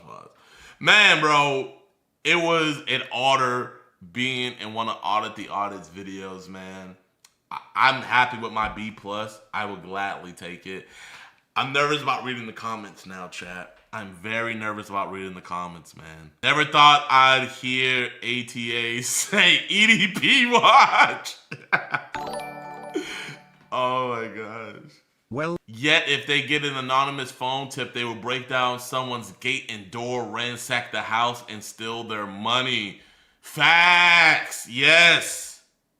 They believe they ran a person when it came to a trespass, but won't take JiDion proof of a way worse crime.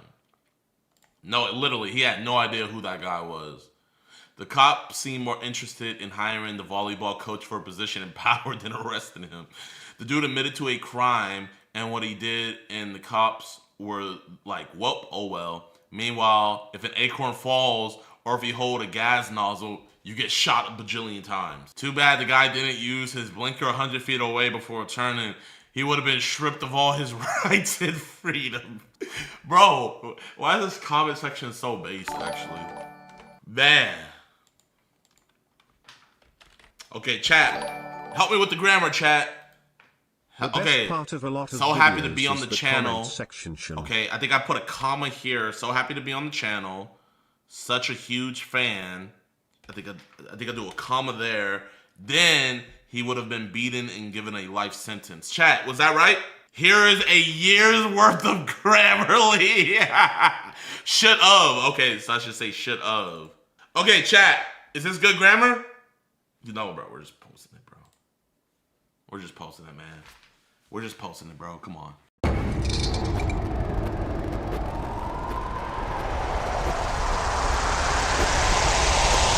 Like, would you have taken him out for like to go get some cupcakes, you know, treats? No, we were gonna meet here and eat. Then we were gonna go back to my place. And so you know, you gotta realize like his mom is just really distraught over this. Do you know about this? Really? So do you tell your friends that you know you want to suck them off?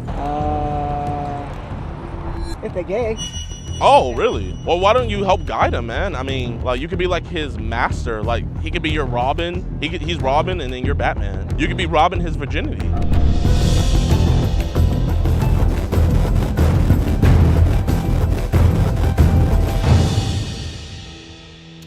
Yo, what's good, YouTube, man? Welcome back to a brand new episode of EDP Watch. I am your host, DeMarcus Cousins III, and today we're going to be talking about Ronald Barron, aka his real name is Jonathan Allen Farnham. So that's him right there, right? And I want to go on and get this out the way because I know not everybody watches the full video. So I know it's going to look like something happened with him, but the police let him go. And we're going to need you guys to help us make sure justice comes through, because this guy, he served in the military, right? But he was dishonorably discharged. He served over in Vietnam. And the reason why he was dishonorably discharged is the same reason why he's in today's video, and is the reason why he is a registered offender. But I guess the Maricopa County doesn't really care about that. The Phoenix Police Department doesn't really care about that because they let him go again because he hit up our decoy after he let go. So, I mean, this is just absolutely disgusting, absolutely vile. We'll have a call to action at the end of the video. So just sit back, relax, and watch us catch this freak.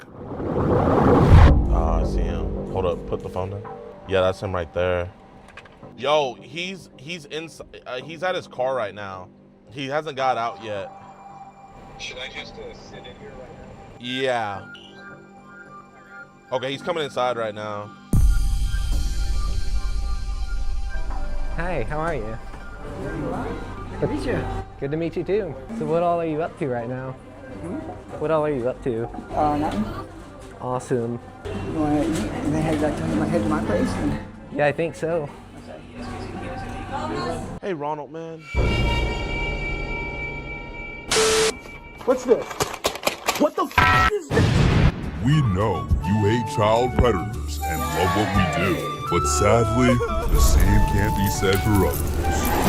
Join today on EDPWatch.com, and for only $4.45, you can help support us locking these monsters away.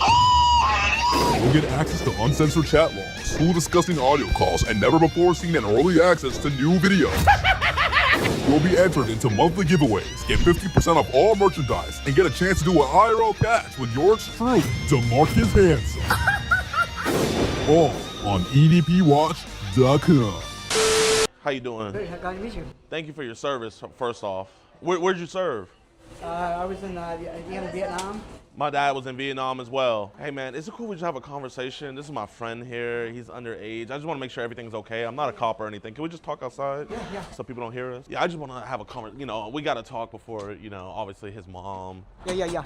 Yeah. We can just stand right over here. How you doing, Ronald? Good, how are you? Good, man. I'm blessed by the best, man. I genuinely can't complain. So, you know, I just want to make sure first. Did he tell you how old he is? Yeah. Okay, how old did he tell you he was? Okay, so, you know, he's really young and everything. And how old are you? 71. 71. Hey, praise God, man. The reason I have this conversation with you is because obviously you're a Vietnam veteran, my dad is, so, you know, I have a lot more empathy with this. So I guess on whose end did it get more sexual, with you or him? No, it was probably him. It was probably him? I'm not really interested in that. So is there a reason why when I was like looking through his phone, I saw some messages from you? He wanted to know some stuff, and I told him I would explain it to him, but I didn't say anything about getting involved. I'm not going down that path. Okay, so I guess kind of like what was supposed to happen today? Well, I have this business I'm trying to start, and he knows how to do computers. Okay. So I want to see if he can help me to understand how to get this business up and running. That was something I think I talked about in there too. Okay. I mean, do you think a 30-year-old really knows much about business? I'd like to get a perspective on what he thinks about veterans and stuff. Okay. And what direction I should go with this. But I mean, it wasn't, I mean, I didn't see any talk about business. You know, you were telling him that your penis is 5 inches. You say you wanted to suck one another. It was kind of getting really sexual. You said that his age didn't bother you. You know, but you did say you want to be there, and you said you were his boyfriend. You said as your boyfriend and mate, this is okay. More mate than boyfriend, but. Okay, well, so what did you mean by boyfriend? Well, you know, like a male friend, like you and I could be boyfriend, doesn't mean we're or anything. Okay, but what about suck each other off? Might have been a bad choice in the moment. Yeah, man.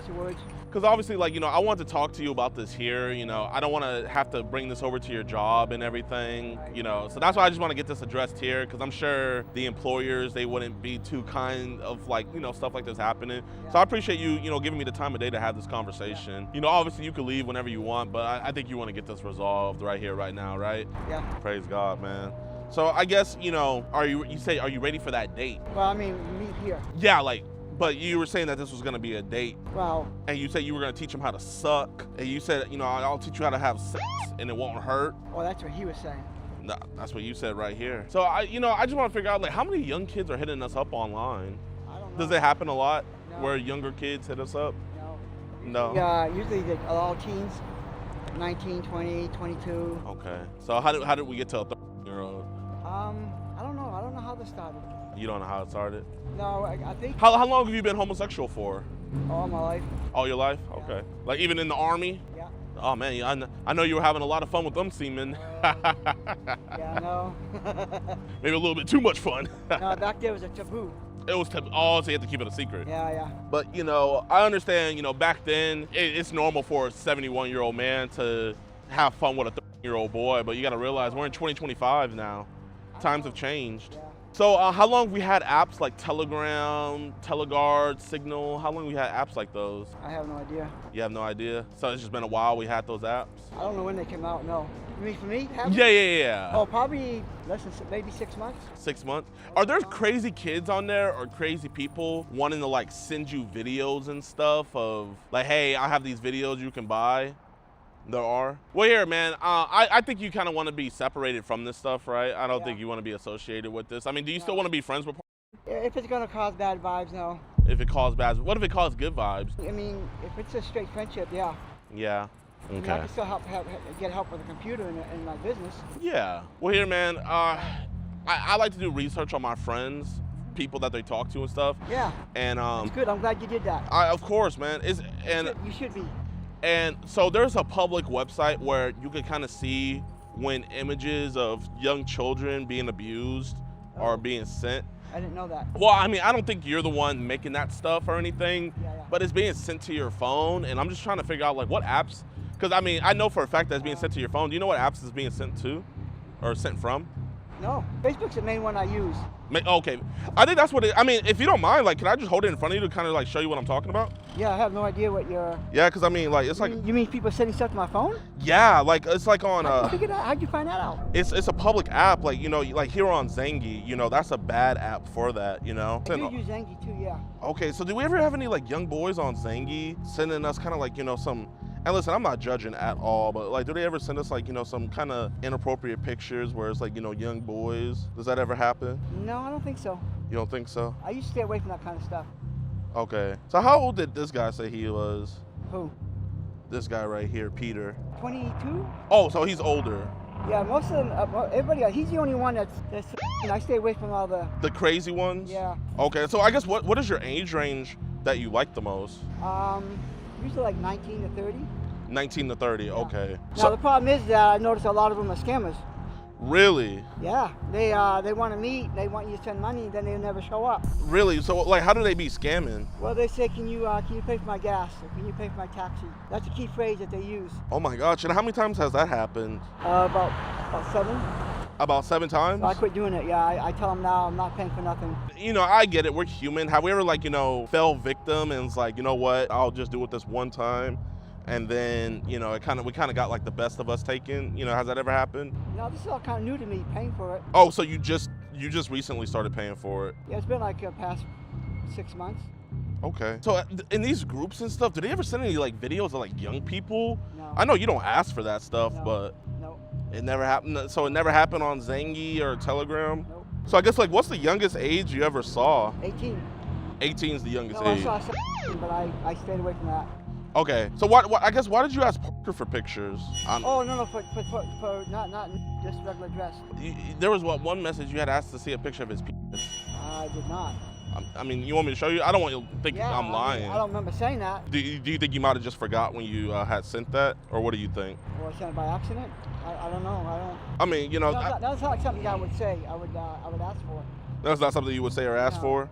Okay. I know you said that's not something you would say or ask for, but you know, you also did say you want to teach him how to suck.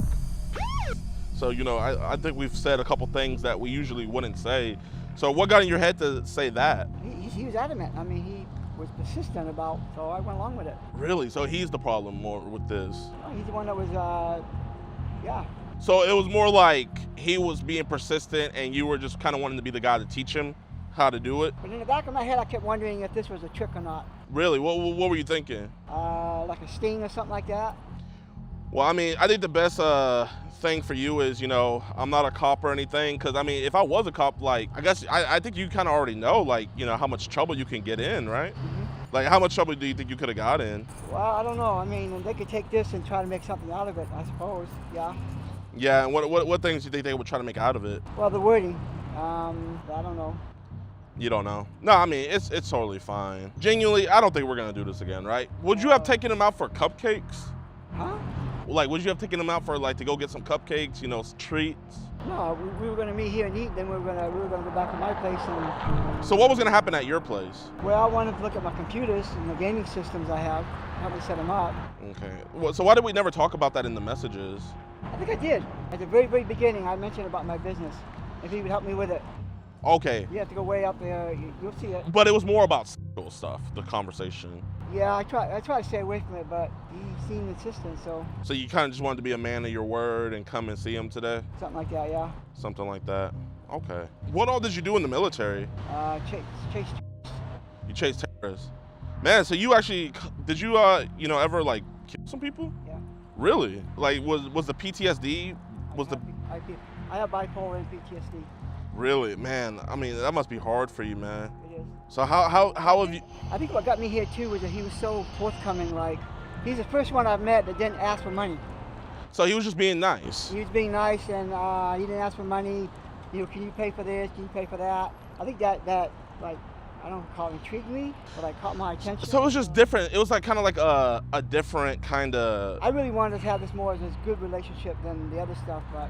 Because I mean, all these other guys, like when you paid for those videos and stuff, what would they send you? I didn't pay for videos. You had told me you did, but you stopped after a while because it was getting too expensive. No, I'm sorry. I was paying for the gas, not videos. Oh, okay. So you're paying for gas to meet up with them. I'm sending them money so they could come and meet me at my place or at a location, whatever. Oh, okay. None of them ever did. So how many times has that happened? Oh, at least 7. At least 7? Yeah. Man, so that's horrible. Oh, here's your thing back. So, you know, you gotta realize, like, his mom is just really distraught over this. You know what I mean? And older. She knows about this? I mean, she read the messages, yeah. He told me, she had something else too, he told me that. She didn't want him knowing that, you know, she knows. You know what I mean? But he told me at the very beginning that his mom didn't care what he did. I mean, I think kind of like, you know, kids just say stuff. And I'm thinking, yeah, why would a mom do that? Okay, so you kind of knew, like, okay. So I guess what reassurance do you have for his mom? I think maybe the best thing to do is just disconnect and not associate no more. Okay. But it's just one of those things where, like, you know, obviously, like, I don't believe in getting anybody else involved and stuff, but, you know, obviously I can't tell a mother what to do. I guess, like, what could reassure her, like, hey, nothing like this will ever happen again? I don't know, what can I say? I mean, would you want to talk to his mom? I could, yeah. You could? Yeah. Here, actually, I'm gonna call his dad. I don't think his dad really knows, but, His dad? yeah, just so that way his dad knows. I feel like all parents should know. Don't you agree? Yeah. Don't worry, his dad's pretty cool guy. I wouldn't let you talk to him if I thought he would like freak out. How long you lived in Arizona for? 82. Since 82? Yeah. Do you have a family or anything out here? No. You just live by yourself? Everybody's done died away. What about your siblings, brothers? They're all dead. So you're the only family member. You have any kids? Yeah, kids in New Hampshire. Do your kids know you're gay? Are they supportive? I don't talk to them. You don't talk to them? How come? My wife and I broke up, and then she took them with them, and it was just a bad marriage. Really? Yeah. I mean, you told right here, you said, I want our relationship and love to be healthy and happy. Yep. So were you looking for a relationship with Parker? Yep. So you were. So it wasn't just gonna be like a one-time thing, it would have been like a... I would have preferred it not been a thing, rather than just a good friendship, to be honest with you. I mean, that's what really I'm looking for. Well, I mean, you never used the word friendship, you said relationship. Well, to me, relationships can be involved in anything. Really? So do you tell your friends that, you know, you want to suck them off? If they're gay. Oh, really? Oh, so I mean, I guess you would help your friends out. And have you ever sucked off a guy before? A long time ago. A long time ago? Yeah. You know, just so I feel more comfortable, like, do you have any condoms on you? No. So that way, like, I would have known that at least there would have been protection. No, which means I didn't even plan. Well, I mean, you know, kind of like for me, it kind of just says like, oh, we were just gonna raw dog it. So that kind of makes me a little bit more, I would have felt a lot more comfortable if you said you had condoms. Would you have stopped to have gotten some? If it would have gone that far, yeah. Okay. I mean, let's be real. Like, you know, who be going to get condoms? Like, you're 71. You don't care about wrapping it up anymore. We could keep it real. Does it still get up? Sometimes. Sometimes? Hope I'm like you, man. You know, you were asking him to stay with you. I mean, do you think a 13-year-old boy should be staying with you? Probably not. Here, man. I mean, do you want me to ask Parker to come here so you can apologize to him? I think we should. Yeah. Hey, Parker, can you come here? He has like super hearing. Hey, Parker, man. He just wanted to come apologize to you. I'm sorry. Sorry I made you uncomfortable, and it's okay. I tried to stay away from this stuff, but it didn't work that way. Yeah, no worries. The internet wraps people up in some bad stuff. It does. Yeah, when I was talking about the intimacy, remember that? The whole thing about intimacy? Yeah. That's really what I wanted this to go to. And then you brought up about the other stuff, and so I kind of played along because I didn't want to like push you away. I wasn't sure there was something there or not. Oh, could you put your pen in real quick? Because that way we could just get all that bad stuff off of there because it's on your phone and I'm sure you don't want it there anymore. Yeah, I mean, this is obviously bad stuff. I mean, you know, how long you've been on Telegram and everything? Like I said, like 6 months. Okay, so only 6 months, so not long at all. No. Yeah, I mean... This is a good lesson right here. I think it's an amazing lesson. I'm just more worried about like, cause, you know, like I said, those images, I think they're in that secure file folder, so I just want to like, wait, if you could come back real quick. I'm trying to like find all that bad stuff on his phone so that way he can... I don't think there's anything bad stuff in here. Yeah, I just want to check and see what's in that secure folder. There we go. There we go. Awesome. So I'm sorry I made you uncomfortable. No worries. So, what's your suggestion from here? Man, I mean, you apologized. I guess would you ever do this again? No. No. So you wanna just break it? I guess. So that would be the best thing, you think? I think that would be the best thing as well. You know, his mom said that she's gonna call me back and she just wants an apology too. I guess When I go back, I'm gonna erase you know, it. Parker, can you just like look through like Zangy and Telegram? Yeah. He's gonna get that off for you. But Oh yeah, I'll hear all of our conversations. yeah. That'd be good. If that's cool with you. Yeah. Okay, appreciate you, man. So I guess what would you have done if like we were cops? Would you have known you did something wrong? Yeah. Okay, so you knew the whole time this was wrong. Hey man, give me a hug. I mean, that's great. That's great to hear. I'm glad that you know that this was wrong and everything. I mean, listen, if you were 80 years old doing stuff like this, there's no hope for you. But I mean, you're 71, so obviously, you know, you still got the rest of the 6 months you got on Earth to do better. And I did try to steer it away a little bit at one point or two. I did see that. So would we have waited till he was 18, then do stuff? That would have been preferable, yeah. That's what was in my mind. If he had wanted to do it that way. But you know what that's called though? When you talk to a child when they're young and then wait till they're older? It's called. Oh wow, man, you know exactly, yeah. So I mean, would that still have been good? Probably not. Even if you met him when he was 18. Listening to us. Who? This lady right here. Your voice carries really, really loud. Oh, she's leaving. No, but she was listening. The window was down. She was looking right at us. Really? Yes. That's why people are nosy as hell. She probably got some things in her closet. Who knows? Everybody's got something in their closet. Thank you. His phone looks clean. It's all adults on there that I saw. Yeah. So He's the first one. He's the first one. You know what? I steered away from all the other ones. I don't know. Maybe the way you were talking or something. I'm not sure, but sorry I went down this path. No worries. So do you find him sexy? Kind of. Okay. Like, I mean, would you want to just devour his little? No. If you didn't go to, let's say you didn't go to jail, like, would you want to? I want to get to know him first. You would want to get to know him first. Well, here, why don't you guys get to know each other? Huh? I said, why don't you guys get to know each other, man? I mean, I don't want to ruin a great friendship, you know? What is it you want to do? I don't know. Yeah, that's the thing. Well, why don't you help guide him, man? I mean, like, you could be like his master. Like, he could be your Robin. He's Robin, and then you're Batman. You could be Robin his virginity. So, we're just done, right? Well, I mean, he's not gonna do anything. It's more about his mom and dad, you know? Because we don't know what they want to do. Right. What do you think they should do? I don't know. Yeah, his dad said give him a second. I'm gonna call his mom right now. Sometimes she's like unpredictable, huh? Yeah, she is. Hey Kylie, I'm here talking about your 13-year-old son. We got Ronald here. He's wanting to just talk about kind of like everything that's going on and just how sorry he is for talking to your 13-year-old son. All right. Hey, yeah, I'm really sorry I just went the wrong direction. Why were you talking to him? Well, we started talking, we met on Threads. Originally, we started talking about like business and stuff I wanted to run, and then it went a little bit sexual, and I tried to pull it back in when I talked about intimacy and all that, because that's really the direction I wanted to go in, but it got the best of me. Are you saying you're gay? I am gay. And how old are you? 71. Did he tell you how old he was? Yes. And you were okay with it? Originally, I didn't want to have anything sexual, no. Originally? Yeah. I guys kind of explain to her how it got sexual, because I think she's confused at that. I think I'm a little confused too. I don't know who brought it up first. So maybe it was the thread site, because most everybody on there is gay. He doesn't post any. No. No, I understand that, and what I'm saying is that in my text, I tried to stay away from that, but I thought that. From what? Yeah, this part I wanted to be more like an intimate thing, like a friendship. Friendship? Yeah, like with benefits? No, where he could help me with my company that I wanted to try to start. What did you want to do to him? I guess originally the idea was he wanted me to teach him about oral sex. Okay, and you were gonna teach him that? No, it's not something I really want to do, no. Yeah, I understand you being upset and everything. I'm really sorry. The Taco Bell called the cops on us? Did you call? Hey, yeah. This is my friend Ronald. Ronald, you came here to meet a 13-year-old boy today, right? Uh-huh. And are you ever gonna do that again? No.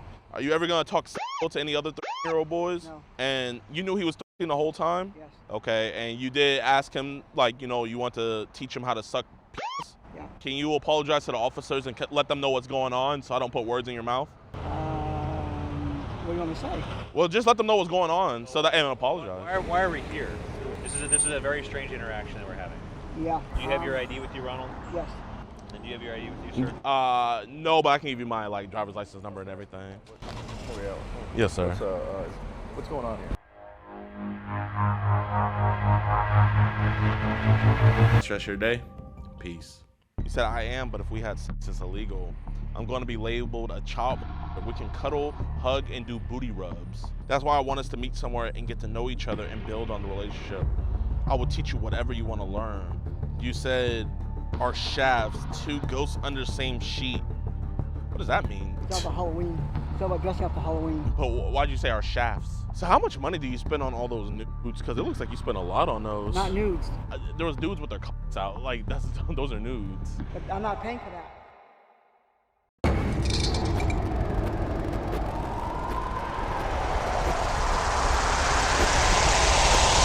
Meet Calvin, a proud African-American man, former drug dealer / parolee, and welder from the state of Georgia, who identifies as a self-proclaimed YN. How old are you? In today's explosive episode of EDP Watch, Calvin decided to take a quick trip to our steakhouse after a hard day's work to Netflix and chill and watch some Zootopia with our iOS 14 decoy. Not only that, but the police in Vodesta County had zero drive to investigate this bizarre chill sesh and situation at hand. But why can't we just investigate right now? We're not doing that. So sit back, relax, grab your pizza rolls, and enjoy today's episode of EDP Watch.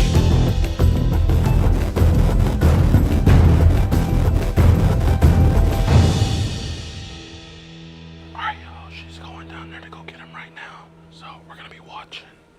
But man, this is crazy, y'all. All from somebody just emailing me. If you guys have done decoying work before, make sure y'all email me. It was up. Not much, just chillin'. I know my profile says 19, but I'm really on iOS 14. But I like older guys. Oh my god, you still got your V card, I bet.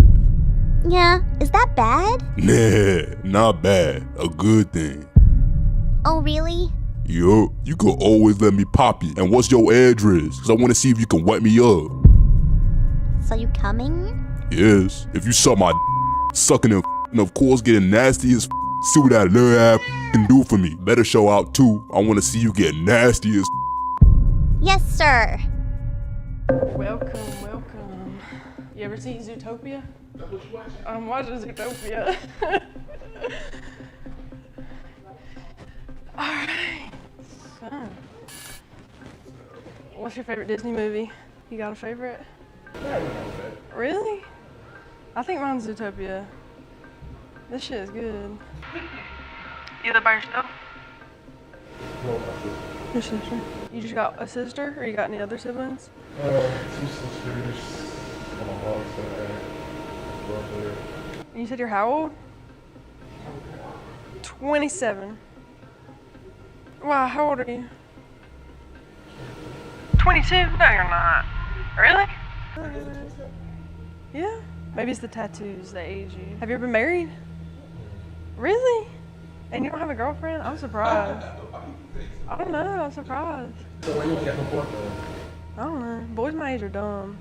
They just want to play around. Older guys know what they're doing, and they're ugly. They got zits and braces and yeah. So what you want to do? I'm down for whatever. Do you like cupcakes? Do you like cupcakes? You do? I got some. Hey, Calvin, man. What's this? What the f is this? Do you want to watch EDP Watch episodes early and completely uncensored? Do you want to listen in on these disturbing one-on-one calls we have with these monsters? Do you usually like rub your or do you And do you want to support our mission to protect those who cannot protect themselves? Then why not join EDPWatch.com? It's showtime! Get extended, early, uncut, and exclusive never-before-seen episodes, full uncensored chat logs, audio calls, access to the exclusive Discord, and the chance to be flown out and do an EDP catch with yours truly, DeMarcus Handsome. All for the low, low price price of $4.45. Woo! So what are you waiting for? Pull a Marquise Brownie and speed on over to EDPWatch.com. Warning, the following content may cause extreme disgust. Something embarrassing. Listen, we're not cops or anything, so I don't want you to feel like you're in trouble or anything, man. We just want to talk about this, bro. Can we just talk about this real quick? Sure, yeah. Okay, man. Listen, man, you're a big dude and everything, but is it cool if I just pat you down, make sure you don't have no weapons on you? Yeah, sure. Appreciate you, man. Appreciate you. So you feel me? Just putting on camera and stuff? No, man. It's just for our protection, man. Like, in the state of Georgia, you can't just post stuff without people's permission. I mean, I don't want to post this. I'm sure you don't want this out there. This is just for a safety precaution for more of you, because it's 3 guys in here, man. Oh, man, okay. Chad, man, what's going on today, man? I was gonna chill, bro. I ain't want nothing like that. It wasn't nothing to you. I'm gonna sit down with you, man. I don't want you to think I'm over you or anything. I know it's an awkward situation. I mean, why you gotta film? I have to, man. This is just like for legal, if like you want to take legal action against me or something like that, or if you hit me or something, you know? I ain't gonna hit you, bro. I'm saying you gonna post me and stuff? I'm not here to post you, man. This is just for our safety. This is like a surveillance camera, you know? You don't post security footage unless something happens. But I mean, if you say nothing's gonna happen, I believe you. And the reason why I want to talk to you, man, is because, man, bro, this is white people stuff, man. We're black. Yeah. So I wanted to do you the common courtesy, and I wanted to talk to you about this. I'm hoping that this isn't something where you like kids, but... Nah, bro, it ain't even nothing like that, bro. Then how'd this happen, man? I just seen it on the site, bro, dudes. And how old did she tell you she was? How old did you say? No, I asked you, man. You made a lengthy response afterwards. What you mean? How old did she say she was, man? She did say she was young. I ain't gonna cap. She did say she was young. She did say she was young. How old? What y'all know the age? Because, I mean, 18 is young. 19 is young. Come on, man. How old did she say she was, Chad? She said she was young, bro. Okay, she said she was young. Might be, bro. I wasn't finna try to force myself upon her, nothing like that. That's the next question I was just gonna ask you, man. Was what gonna happen today, was it gonna be consensual or was it gonna be forced on her? Nah, bro, it wasn't gonna be nothing like that, bro. I ain't that type of So it would have been consensual? It should, yeah, it wasn't even been that type of party. Chad, do you have any kids, man? You don't have no kids? Okay, but you got nieces, nephews? Yeah, I do, bro. Listen, man, you know, how old are your nieces, man? I got young niggas and stuff like that. How would you feel if a grown man, because how old are you? Because you're not 20. So how old are you, man? I'm a little older than 20, bro. I'm just genuinely asking, how old are you, man? I'm older than 20, bro. I'm a little over 20. Okay. You're older than 20. Even if you were 20, I'm guessing what, late 30s, early 40s? Hopefully I'm not holding you like that. Yeah, right now. You're not that old? You know, you kind of look, I don't know if you watch YouTube. You know Pootie? You don't know Pootie. You kind of look like Pootie a little bit. But, I mean, that's getting off topic. But, man, why are we here today? I was just gonna chit-chat with her stuff, bro. If she ain't want to do nothing, bro, I wasn't even finna, like you said, I wasn't even try to do all that. But even if she just wanted to chit-chat, like, she's too young for that. You're right, bro. So, why are we chit-chatting with a 15-year-old? Because she said she was 15. You're right. I should have been a bigger person, better man. Right when she said she was 15, you said, oh, then I bet you got your V card. Man, I could pop that for you. And she was following me to the trap too, bro, but I ain't know she was finna do all this, set me up and stuff. She could've just been real, but like, you know what I'm saying? What do you mean? I mean, being real is telling you that she's 15. Come on now. How's that? You know what I mean by that? Like, hey, I'm setting people up, doing this in third, and like, come on, bro. I would've been like, okay, well. Oh, so, but if another 15-year-old hit you up and said, hey, I won't set you up, then it's cool? I ain't gonna say that. Because I'm not, like, looking at these messages, you say it's not gonna be that kind of party. I think it was gonna be a Diddy party. Come on, bro. What do you mean, come on, bro? I ain't say nothing about no Diddy party. You and stuff like that, come on, man. Man, what else? You talking about popping her V card? You're right. I should have been a stronger person. I shouldn't even scoot that low, man. How long you been divorced for? You trying to find single moms, something like that? You sent her pictures of your you talking all sexual to her, man. I feel like we should have this conversation here because, like, bro, man, I don't have this conversation at your job or at your house and then people hear it because people come to crazy conclusions and stuff like this. People don't play about kids, man. You're right, man. I'm gonna do better, bro. I ain't even gonna do that, bro. You're right, yeah. Well, how are you gonna do better? Never let this happen again, bro. Never even scoot this low and try nobody like that. And that's for real. I just knew something was wrong. I just feel off. I ain't even gonna lie to you. You said, soon as I see you, I want to kiss your wet ass. Soon as I see you, I want a wet ass kiss. Oh, you want? Like a wet kiss or something, but, bro. And you're asking her for pics. You know what that would have been if she sent you pics? Child. So why do you want child? Chad. I don't know, bro. I just said wrong intentions, bro. Because listen, I don't believe in incarceration. I believe in rehabilitation. I mean, anyway, even if we were to report this, bro, you're gonna get a slap on the wrist. Like Max, they'll just make you a offender, and then it's gonna make you. Gonna report me, bro. If you let me finish, I said if we were to report you, that's all that was gonna happen. It's just a slap on the wrist. I believe in rehabilitation. That's what you're saying, bro. You ain't gotta go that far, bro. I promise you, though. I ain't gonna lie to you, man. I don't want to go that far.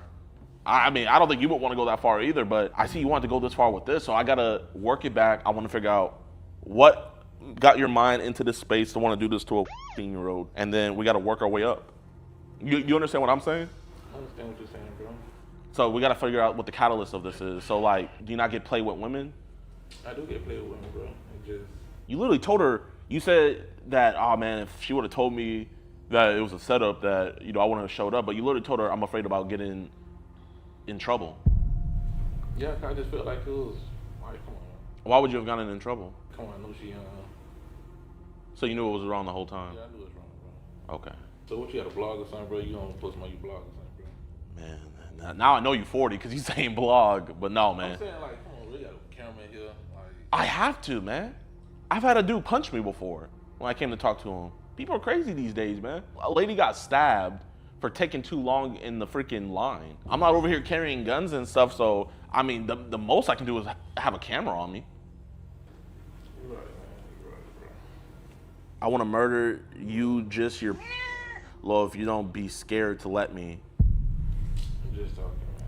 I wouldn't even intend to do all that, bro. I mean, you're saying just talking, man, but that's a lot more than just talking. Yeah, but as you see, when I came up, I ain't even went all up on or force myself on or nothing like that, man. But it's the stuff that you're saying. You know, sending a pic to a minor, crime.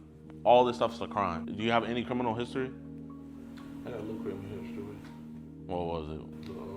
Narcotics and stuff like that. Narcotics. Did they make you a felon? They did. You on probation or? Yeah, I'm still on criminal probation. You're still on criminal probation? Brother. Oh, man. That's not... Come on, man. I mean, you shouldn't do it anyway, you know? Yeah, you're right, bro. But, I mean, on criminal probation, we're doing this? You gotta make better decisions, bro. You're right. At the end of the day, you're right. If we weren't here, what would have happened today? Bro, I wouldn't even force myself on it, bro. I know you wouldn't have forced yourself, but let's say she was down with it. What would have happened? I probably just chill and get to know it, bro. Cause she was like, what you want to do? I'm like, I'm on whatever you want to on. If you want to watch TV, just chill or whatever. Listen, man, we both dudes, man. I ain't driving an hour to meet some random girl online just to watch Zootopia. You're right, man. You're right. Cause bro, man, you're grown. You've been through a lot. You've had a lot of partners in the past. Would you have put her in any crazy positions and do, or would you have just been basic with her? I don't do no crazy stuff like that. So it would have just been basic? I wouldn't even make her fuck, bro, because she just wanted to chill, bro. So I wouldn't even try to push no issue or nothing like that, bro, even though we was texting like that. What would you like? Let's say her dad or her mom walked in. What are we saying then? I'd be like, I apologize and stuff like that, but she didn't write me over. But I, you know what I'm saying? Yeah. I want to try to fight and force my way out of, you know what I'm saying? Try to start and stuff like that. No, I mean, I'm not gonna lie, man. You are being a big man. You play football? I play a little basketball. You play basketball? What position you play? I play a little power forward and stuff. Power forward, okay. I mean, this chat log is just... They're just being dumb, bro. It is being dumb, but it's just, this is bad. What do you do for work? Cleveland Brooks and stuff. Cleveland Brooks? What's that? I don't know. Like with first welders and stuff like that, welding and stuff. Oh, you do welding? Oh, it's not, like, that takes like what, apprenticeship? You did a trade school? Yeah, I did it when I was a little younger and stuff. When you were a little younger? Okay. So, man, like, do you have a girlfriend? I have someone I talk to, but you know, we're not that serious and stuff like that. Okay. But I mean, like, she's of age, I hope, right? Yeah, she's of age, bro. But why are we not with her right now? Or why are we not with someone? How do I know this isn't your first time doing this? This is my first time. I ain't never. I don't do stuff like this. I don't got no camera following you 24/7. It's like, yeah, you right, you're right. You're right. Cause I know how it is in the hood, man. People don't care about age. You're right, man. But They say they care about age, but behind the scenes, you know, they really don't. Yeah, but I ain't going out just looking for, you know what I'm saying, young female stuff like that. I ain't doing that, bro. You're not doing that. Ain't like I'm just going looking for like young females and stuff like that. I'm just being real. I mean, I don't think you're going out there looking for young females, but if we have to run this all back, she says, I'm 14. What's the first thing we're saying? Should have been cut off from right now. I shouldn't even pursued it or nothing like that. But we kept going. I feel like I'm talking more. I want to hear from you, Chad, man. I just fucked that, bro. It wasn't even supposed to be like this, bro. I mean, I do believe that. I do think it wasn't supposed to be like this. But the scenario that we're in, it was supposed to be like that. So there's still a problem there, you know? Yeah, you're right. It's still a problem.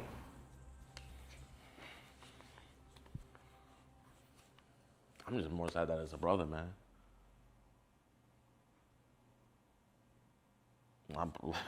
If you weren't a brother, man, I promise you, this would be on somebody else's desk right now. So what you doing, bro? Like, what do you mean, what am I doing? Like, you got the cameras and stuff.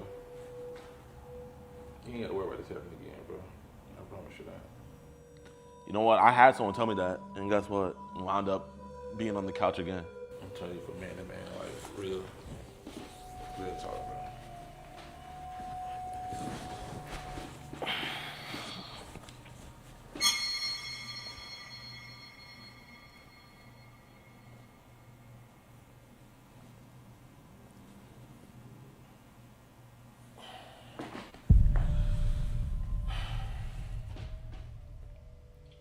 But you still want to talk? I do want to talk, man. I mean, obviously, man, if you don't want to talk, it's up to you, but I want to talk about this. I'm glad I told you everything, bro. Like, I mean, I still got more questions because you said a lot of stuff. Like I said, man, it's totally up to you. But I do want to talk about this, man. I give you my word, bro. Like, you ain't got to worry about me no more doing no crazy stuff like this, bro.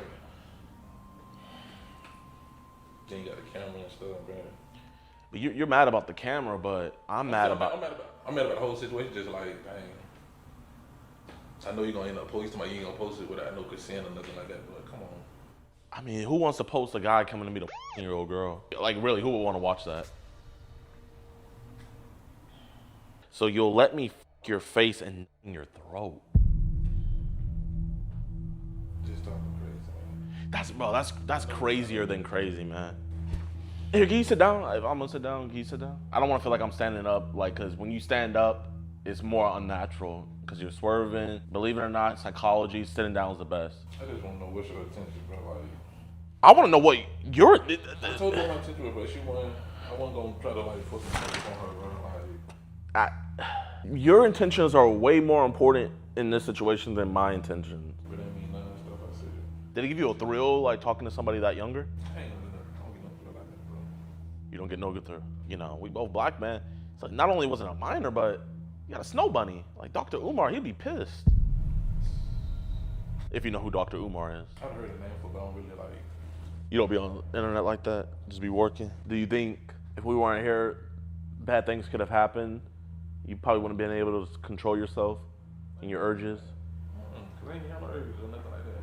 I wouldn't even touch on her. I wouldn't even, you know what I'm saying? You can't say you didn't have no urges when I'm reading stuff about. I'm saying, like, through the text message or something like that, but you know, like when you get somebody, when you see them and stuff like that, but. For peace of mind for me, man, did you at least bring some with you? I don't really know, bro, cause like I said, I ain't. So you could have accidentally got her pregnant. I would believe that if there was talk about some other chit chat, you know, like school, sports, blah, blah, blah. But it was just, on your end at least, it was straight, boom, boom. I want to do this, I want to do this, I want to do this. Why was your first reaction to her saying that she's 15 to be, let me pop your V card? No, she was like that, because she was like, I'm ready for my V card to be popped and stuff like that. Nope. She said, I know my profile says 19, but I'm really 15, but I like older guys. And then you said, lol, oh my gosh, you still have your V card, I bet. And she said, yeah, is that bad? I said, no, not bad, a good thing. What? I don't really mean none of that shit I be saying. Did you ever have a thought like, okay, the conversation needs to end right here? Yeah. Like, when in the whole interaction did we have that thought? I'm just mirroring, so if you're gonna stand, I'm gonna stand. I take probably sometime today. Sometime today. Was it on the drive up here? Yeah, I was like, man, I just had a bad feeling. I was like, I'm gonna just chill. I ain't gonna, you know what I'm saying?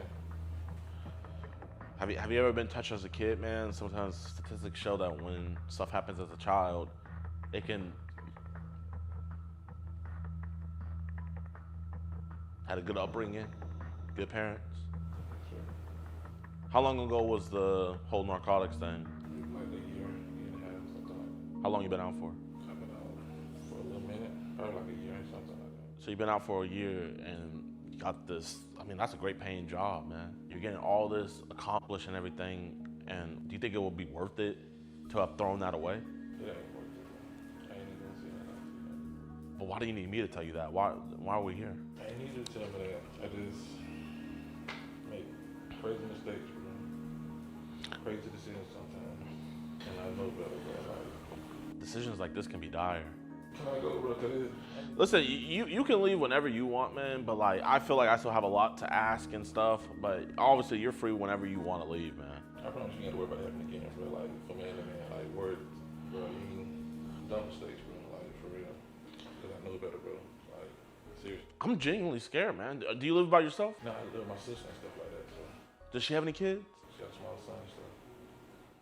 Live with your sister, man. That's what I'm saying. You're right. At the end of the day, you're right. And she got kids. And who did we come see today? Right. So you understand why I'm scared? Right. But I ain't like no going out looking for little kids and stuff like that, bro. Because if I wanted to be an a-hole, you know, I would have went to your house, had this conversation in front of Lakia. That's what you're saying. You're right. That would have been a whole thing to do. I mean, you know your sister more than me, but you think she'll let you stay up in her house knowing this is what you're up to? She's trying to help her brother out, get him back on his feet. How did you get here today? Did you Uber? Did you take the bus? Nah, I gotta go get my sister and stuff, bro. So you drove? Yeah. It's like your car or her car? My sister's car. So you came to come commit a crime in your sister's car? Where'd you tell her you were going? Well, she already at work. I told her I'd pick you up in a little bit. I'm gonna step out for a little bit. That's it. Let's be honest. Would you have had time to watch a full movie? Nah, the movie was already playing, bro. No, but let's say I told her I didn't leave anyways. So you can't just tell me that we came here just to hang. That would have been, bro. Like I said, I ain't bring no. I ain't. Well, don't use I didn't bring no as a flex. Yeah. I ain't had no like intentions like, okay, soon I get in here, that's what it's gonna be. Because you were locked up, so you know what they do to chomos. To be honest, did you bully chomos when you were in there? No. You didn't? But you know how the culture is for them, right? So I know you didn't eat next to them. One got bunked up in your room. I know you didn't bunk with them. You can't talk to them, or else you're gonna be labeled as one. Right, I get what you're saying. So how are we gonna be in prison and see how the culture treats chomos, but then when we get out, yeah, like a hypocrite. Be honest, have you ever looked down on them? Like, oh man, how could they do that? I know everybody has their own situation. I don't judge nobody. Listen, man, I don't get cops involved, but I do like to get somebody involved. So I want to see if you'll be a man enough to tell your sister. So there's a security blanket to make sure that this doesn't happen again in the future. What exactly what you want me to tell Mr. Jack? I would tell her exactly what. Obviously, it's up to you, but. I ain't gonna tell her the phone, but that's just gonna mess up her day where I can tell her in person. Like, How do I know you'll tell her in person? I'm just being real with you, like man to man. I can even get your number, I call you and put you on speakerphone and be like, look, I'm over here with my sister. Man to man? If I left from here, like I ain't never calling you again. Would you call me again? Would you call me again? Be honest. Would you call me again? Yeah, to let you know, like I'm being sincere about this shit. Would you just let me know, or would you call me and put her on the phone? Yeah, I put you on the phone like, look, this is my sister right here. I'm finna let her know this is what I did, bro. I don't do this, bro. Okay, how about this? I'll meet you halfway. Can I come with you in person to tell her? Nah, not with cameras and stuff. No. Just you, me, and her. Yeah, nah, I really lose the phone. I already know you like No. I think with your sister, I don't think she'll do nothing crazy, especially with her having kids. So I'm saying just you, me, her. That's a perfect middle ground. We could do it in person, or we could do it on the phone. I ain't gonna call her while she at work, bro. Cause I don't want anyone to discourage and stuff like that. Like, Okay, would you be cool with me watching you tell her after she gets off today? You see, I just called the bluff. I'd rather do it on my end and with you on the phone with no cameras, bro. With no cameras. It's not gonna be posted or nothing. And it won't be posted. It'll just be you, me, her. We can do that. That's a man thing. Where do we go from here? Like I said, bro, you got to worry about this happening again, but that's real. That's not from my heart, bro. Like, that's real. Be honest, what would you do if you found out some grown man came to see your niece? I ain't gonna say I harm him or nothing like that. I'm just saying, as long as he ain't force himself upon her, you know what I'm saying? Like, try to her or nothing like that. Did I have a real conversation with him? I talk to him. You know what? This is actually funny. Every time I ask somebody, and you know the two things they never say they'll do? They never say they'll put their hands on them or hurt them, and they never say that they will get cops involved. Every single time, they always say, I would just have a conversation with them and make sure that they don't do it again. Don't you find that kind of crazy? Every single person that gets caught doing something like this, they always say, I'm just gonna have a good talking to that person. It'd be like if you said you saw someone dealing drugs, like, oh man, I wouldn't call the cops. I'll just have a good talk to them. Or you saw someone murder somebody, man. You know, I'm not gonna stop them what they're doing. I'm gonna not even call the cops. I'm gonna just wait for them to stop stabbing that person, pull them aside and be like, hey man, you can't be doing that. Is that her? What is going on, guys? Who is all this? Hey officer. Calvin, are you ever gonna send pics to a 15-year-old girl again? Or is this your last time? Yes, sir. I said it's my last time. Are you ever gonna talk to a 15-year-old girl again? Can you look that officer in the eye and promise him you'll never do this again? You ain't promised me nothing. But can you, as a man, can you say, I'll never do this again? Yes, sir. I can't say that, bro. You can say what? What won't you do again? You don't want to have this situation happen. What is this situation, Calvin? Keeping it real. What's the issue? Where are we at? So, Calvin, he came today to meet a 15-year-old girl, sent her pictures of his, said things like he wanted to in her mouth, have Twitter. He just drove an hour to come all the way over here. But like he said he'll never do this again. And I do believe that. Give me 1 second. Let me talk to my cat real quick, okay? Will you guys come down? Yeah.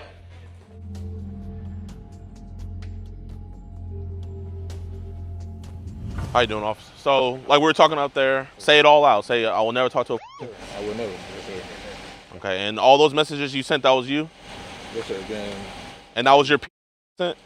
No, sir. That was a fake picture. I ain't even gonna lie to you. That was a fake picture. So you just, but you did send a picture to her. Yes, sir. Fake picture. And the number you text her on, that's your number, right? Okay, you guys heard it here. Okay. So who's in charge of this? Me. You're not worried about meeting somebody and then getting shot? There's a process to follow. We were in, I don't know if you know Lake County over in Florida. They always tell us that we can ask more questions and we can do more things that they can't. Yep. All the text messages? Yeah, I mean, do you guys want to see it now so you guys have a PC? No, he's got it. Okay. So we'll pass it on to an investigation? It's something that part of the issue with some of this is that without knowing how all that has been worded, and that's something we're going to leave up to the DA and to our investigators, making sure it's not going to fall under, say, like an entrapment. The thing is, though, she has an arrest here on scene. I got you. Well, I can. And our DA has dropped it. They dropped her case. Do you know why? Because of procedural issues. I don't know exactly why. Did you hear about them dropping your case? They did not say they dropped it. Last I heard, he got arrested. But as far as us, what we've been instructed from the top down is right now we're not going to make an arrest. Is there a crimes investigator on scene today? Not on scene, no. Who would be like taking over this case? It would be our investigation. Is there any investigation, any detectives that can come? Not right now, no. Right now, we're not making an arrest on it. But why can't we just investigate right now? We're not doing that. Okay, but are you guys gonna take his phone for PC? We're done. I'm just saying, like, cause like, listen, we have 12 million followers. So when we post this and Valdosta police, it's gonna look really bad when it's just them like saying we're not gonna do this right now. When we have so many other police departments. I know you're saying it will be investigated, but why can't it be investigated right now? He's right here.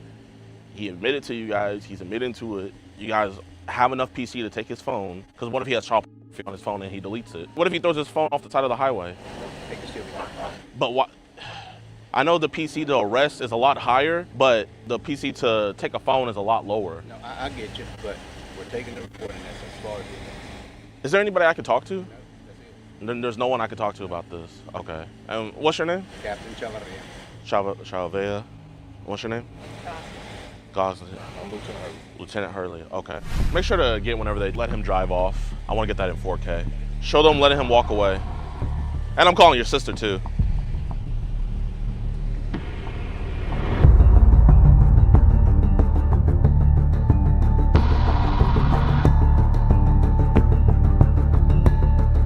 What's good, everybody, man? I hope you guys enjoyed this episode. If you did, be sure to hit that like button, subscribe, and share. Now, let me let you guys know what's going on with Calvin Newkirk. So I had called up to that police station countless times. I would say 10 plus times, talking to the investigator that was working our case, and none of those times did the investigator ever return my call, right? I called again, nobody was answering. Finally, I got in touch with the investigator working our case. And instead of being like, hey, you guys did a good job, sorry about what happened with our officers and everything, he was actually, condemning the work that our group does, saying that, we endanger everybody.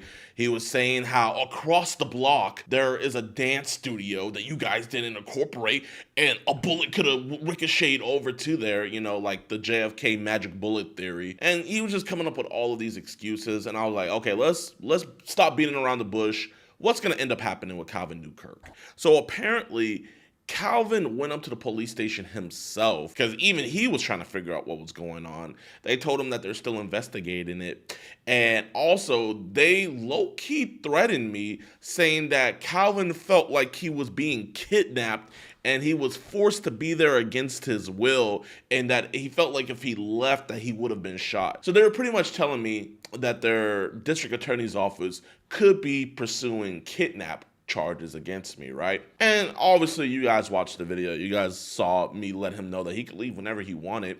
So, if they're doing things like this, hey, if you want to put that charge on me, hey, you know what? I'll just hire the best lawyer in Georgia. We'll take that to court. But if you put that charge on me, I at least expect you to do the right thing and charge Calvin Newkirk. The guy admitted on scene. The guy even admitted when he went back to the police station to figure out what was going on, but yet still nothing has happened. And, police wonder why civilian and police relationship is at an all-time low, because it's the lack of transparency and it's the lack of action. We see these videos of these auditors standing out in front, and you see 15 police cars pull up trying to find any excuse to arrest those guys, but you have an admitted child and they don't want to do anything about it. So this is all of Valdosta's information. Call up there and demand that they do their job. They got really mad last time we blew them up. But, I'm going to just blow them up again because that's our First Amendment right. We pay your guys' bills. And when we, the people, see you not doing your jobs and acting like tyrants, we are going to treat you as such and demand that you do your jobs. And if you guys still don't want to, then I'll just have to take it even further up and maybe get some of my federal friends to investigate this case, since it looks like all you guys could do is just, little traffic violation stops and then slap them on with felonies. But yeah, I'm gonna keep you guys updated on what's all gonna happen with this. Currently, he is not charged, but as soon as he is, I will let you guys know. And we appreciate all your guys, just support throughout the years. We thank you guys for everything. And without any further ado, God bless you guys. See you in the next one. Yo, what's good, YouTube, man? Y'all, you guys see the title. I feel like this is probably one of the craziest things to come out of this entire David case because, as you guys all know, everybody in David's circle, everybody that was close to David, nobody has ever said anything. His management haven't said anything. Nobody in his family has said anything. No friends have said anything. Not even people in Celeste's life have even said anything. And I feel like with a case like this, especially when it has to do with a man much older, with a child and a child being harmed, you would think a lot of people would come out and say something. But finally, we do have something right here. This is the brother of David. He posted on his Instagram the other day, he said, all PDFs and rapists should die, period. Now, you guys might be thinking, okay, he could be talking about anything, it doesn't have to be tied with David. I would say differently because just recently, TMZ and a bunch of other news publications were reporting on how the district attorney's office let it be known in court that they found a significant amount of CP on David's devices. Now, that is something that everybody's running with, and it's also something that a lot of people already suspected. He was over here messing with a 14-year-old girl. Some, articles are saying that he's known her as young as 11 years old. And, you know, we already know that he was already in a sexual relationship with Celeste.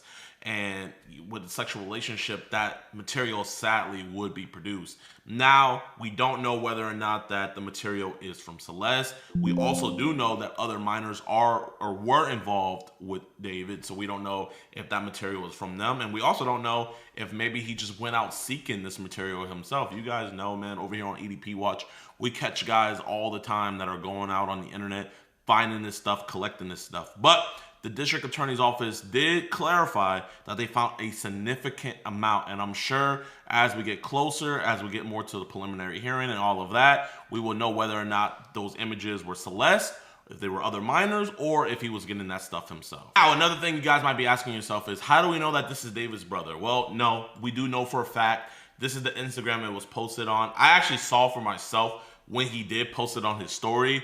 It's just, you know, I wasn't in the mood to make a video just right then and there, so I had to wait a little bit, but it was preserved. And coincidentally enough, he would post it, delete it, post it, delete it, post it, delete it. So it was something where he was trying to get his point across, you know what I mean? It wasn't something where it was like posted accidentally or something to somebody else. No, he wanted it to be known.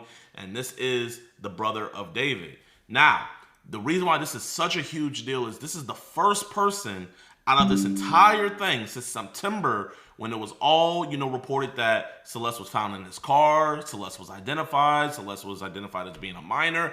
After all of these things, this is the first time ever we have finally seen where somebody has taken a stand and said something about David. Now, here's another interesting thing about this case. So I can't confirm this fully, but this is some alleged footage from June 27th, 2024 of Celeste backstage while David was performing with his brother. Now, we already know that everybody pretty much in his circle knew about Celeste. Now, do we know if his brother knew of her age? I am not here to say or speak on that. I can't say. And even if he did, you know, it's still not my place to say because, you know, he's a minor. He's still a minor himself, man. He still has his life to live outside of David. But I thought this would be important to show as well. So we're going to hit play on this. So it's done backstage. So that is Celeste right there. You can see her, and this is David's younger brother right here. So we don't know fully if that's Celeste or not. It does look a lot like her. You know, this is alleged footage. The footage is real. We don't know if he ever met her or not. So I don't want to jump out on the gun. To me, that does look like Celeste. And we do know that David had her coming over to his house. He was bringing her on tour. We seen the stream clip where, you know, they were on stream when he was like, delete everything, delete everything.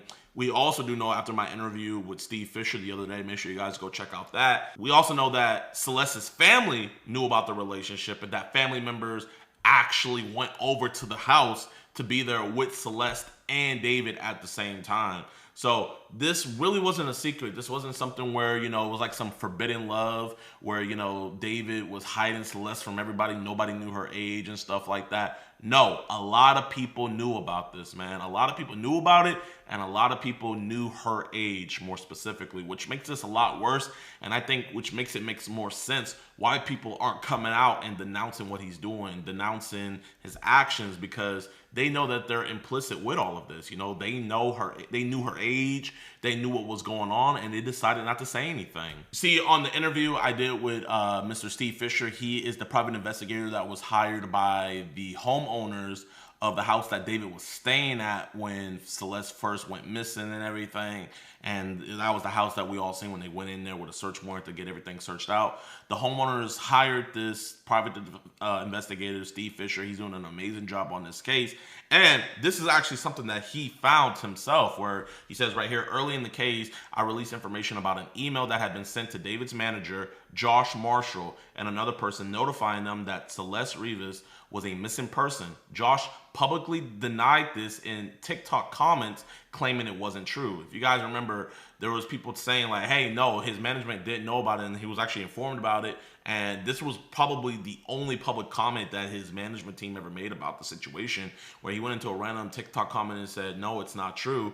But Steve Fisher has proof to show otherwise. However, an alleged copy of that email was leaked tonight on Reddit. The screenshot circulated online is said to be one that Josh himself took, sent to David, who then forwarded it to one of Celeste's friends. Now, I know he's saying alleged and stuff in here, but if you guys watch my interview with him, he did confirm that he has literal verifiable proof that not only David's management team got the message, but that David's management team sent this email over to David. And I'm going to tell you guys what happened right after this email was sent over to David. So we're going to read the email real quick. So it says this was sent on February 19th, 2024. So way before Celeste allegedly was killed, which was April 21st, 2025. And also way before her body was found and before any of us knew about this, right? So this is February 19th. And this was sent to David at mogul.vision. And this is the name of his management company. So right here, it said, there's been talk that the artist David possibly has something to do with the disappearance of 13-year-old Celeste Rivas. As you guys see, 13 years old. So this is when one of the first missing persons report was filed on her, and she was only 13 at this time, right? If that statement holds any merit, please do the right thing and take her home. Her parents are very worried. So you see right here, this is the missing person report. And at this time, she was still alive. She was still with us on Earth. But on this missing person report, it also lets you know her age, what she looks like. So this person wasn't a family member who sent this to the manager, right? Steve Fisher confirmed to me that this wasn't a family member. He didn't tell me exactly who it was, but it was somebody that was very close and worried. And the whole town where Celeste lived, they all knew pretty much what was going on. You know what I mean? So, but this is one of the only people that gave a damn to make something happen. And coincidentally enough, Steve Fisher confirmed on my interview with him that after this email was sent, right, the next day, Celeste was brought back to their house, right?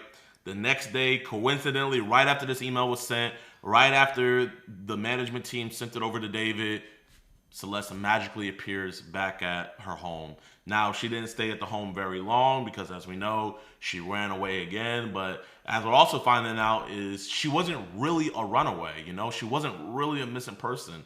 We know that her family knew exactly where she was. We also know that her family went to go visit her at David's places. And we also found out recently that David had two houses. And coming to find out, the other minor that is coming out letting us know about things, she's letting us know that at this other house where David had, one minor would be at one house and Celeste would be at the other. So this dude was literally trafficking these girls, man. Absolutely despicable. The fact that people are out here defending him. Back to the main point about David's brother, the fact that he is the first person in all of this that is the closest to David, is the first person to ever denounce all of this, is really sad, you know, when he's a minor himself and he's putting out here that this is wrong. But we have all these adults around David that were profiting thousands upon thousands of dollars, and yet they're still quiet. But y'all, I'm going to be keeping you guys updated with everything to do with this case, because this case hits really home for me for what we do here over at EDP Watch. So if you guys can, be sure to hit that like button, subscribe, and share this video. We're going to be giving you guys all the coverage. When this stuff goes to trial, we're going to be going crazy on the coverage for the trial and everything. And I'll see you guys in the next video. Peace. How do you think people are going to know? Let's see. You said 10K? 10K for All sure. right. Let's see. Rugg said 10K. I called Cap. All right, 1,000. 13. I think once people saw we were together and they see you go live. They want an explanation. They're mad. Dude, they're mad at you, bro. They're mad. Shit, man. Guys, we've been face rugging it, bro. All day. I showed him my way. Oh, there you go. 85? 85. 89? 89. 91? No way. 93? 95. It's happening. I told you. 10K right here. No. Oh, no way it gets a 10. No way it gets a 10. Don't say it capped at 96. 97. Yeah. Damn, you get people like following you right now. Hey, you couldn't find anyone yet? They're on the way. Yeah, they're on the way. Oh, okay. Yeah. We're just letting Randy's know. Let's see if he gets a 99. No, I think it's topped at a 98. Oh, no. If it hits... I got you. Runs to 10. Come on, bro. Hey, listen. We're over at the Best Buy on Carmel Mountain. Yeah. Carmel Mountain. C-A-R-M-E-L, San Diego. You get here, shopping spree on Mr. Ruggs himself. Hey, but whoever gets here first, you have to use code. It's bigger than black and white. Yeah. Yeah, I'm just his bodyguard to make sure you know he's safe. Yeah, for sure. Hey, pull up. If you're around the area, just pull up, and we got a challenge for you. We got a challenge for you. Pull up. Bigger than black and white. It's a problem with the whole way of life. Bigger than black and white. We can't change overnight. We can't change overnight. But you know, we gotta start somewhere. Might as well go and start here. Might as well go and start here. It's been one hell of a year. God is the only man I fear. God is the only man I fear. Okay, yo. Carmel Mountain, Best Buy. Pull up right now. Shopping spree on him. Break his bank account, bro. Hey, it's only one person though. Just say, like, imagine everyone pulls up. It's like no, it's everybody. It's everybody. Everybody's getting something, bro. Like, bro, that December CPM is hidden. It's hitting. Let's go. The helmet's playing. Yeah, one person. No, it's everybody. Should I say like the area or not? Yeah, because they have to know where it is. Yeah. What's the area? Carmel Mountain. What's good, bro? Yeah, for sure. How are you? I'm doing fantastic. How you doing, Hey, guys? good to see you, bro. How's everything? Hey, busy, crazy. Yeah, Black yeah. Friday is the usual. How about you guys? Oh yeah, dude, crazy. We're about to film a video right now. That's why I'm going on live to tell people to pull up. Oh, hell, wait, can I take a picture of Yeah, this? of course. I just found your channel, Jidionpremium. Oh my god, I love it. Appreciate you, bro. I love that, bro. Oh, thank you. Like it? Yeah. Appreciate it.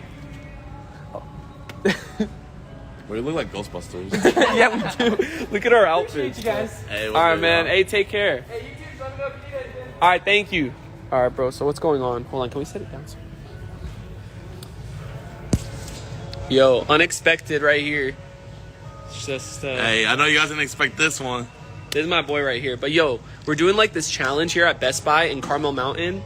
First person to pull up gets to be in the challenge. Bro, this is fucking MrBeast right here. Whoever pulls up to this Best Buy over here, literally you're gonna go on a shopping spree. But we'll give you guys the rules.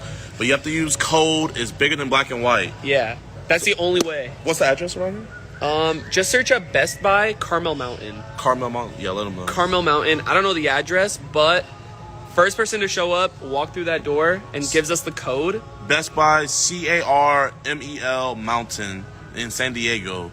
Carmel Mountain Best Buy. It's the one right next to TJ Maxx. Whoever pulls here first, you're going on a shopping spree. Dude, imagine like 1,000 people just show up. I don't think so. Crazy. I don't think so. Hey, all right, we'll see you guys there. Passcode, it's bigger than black and white. It's bigger than black and white. All right. It's a problem with the whole way of life. I don't even smoke weed, but I feel high when I'm next to you, babe. Used to be my girl, used to be my boo thing. Now I'm telling everybody you my boo thing, you my boo thing. The baby.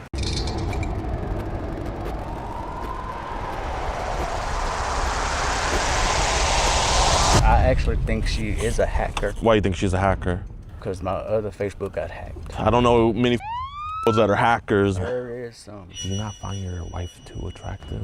Is that kind do, but the younger girls, I mean, they kind of throw hints out there to you. And I heard you have a pee fetish? Yeah. Do you pee inside of her or? Sometimes. You pee inside of her. Was that it on hard? Yeah. But how many inches is that, would you say? 8. I don't take a measuring tape and measure, you know. I mean, my pinky's bigger than that. I mean, how many inches do you think my pinky is? 7.5.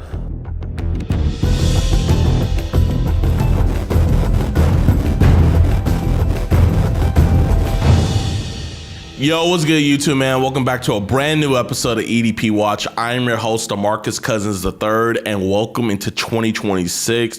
Here's to us catching even more sick freaks. But today's guy, his name is Quentin Ortego, and he is out of Evangeline Parish, Louisiana. And this dude is absolutely disgusting.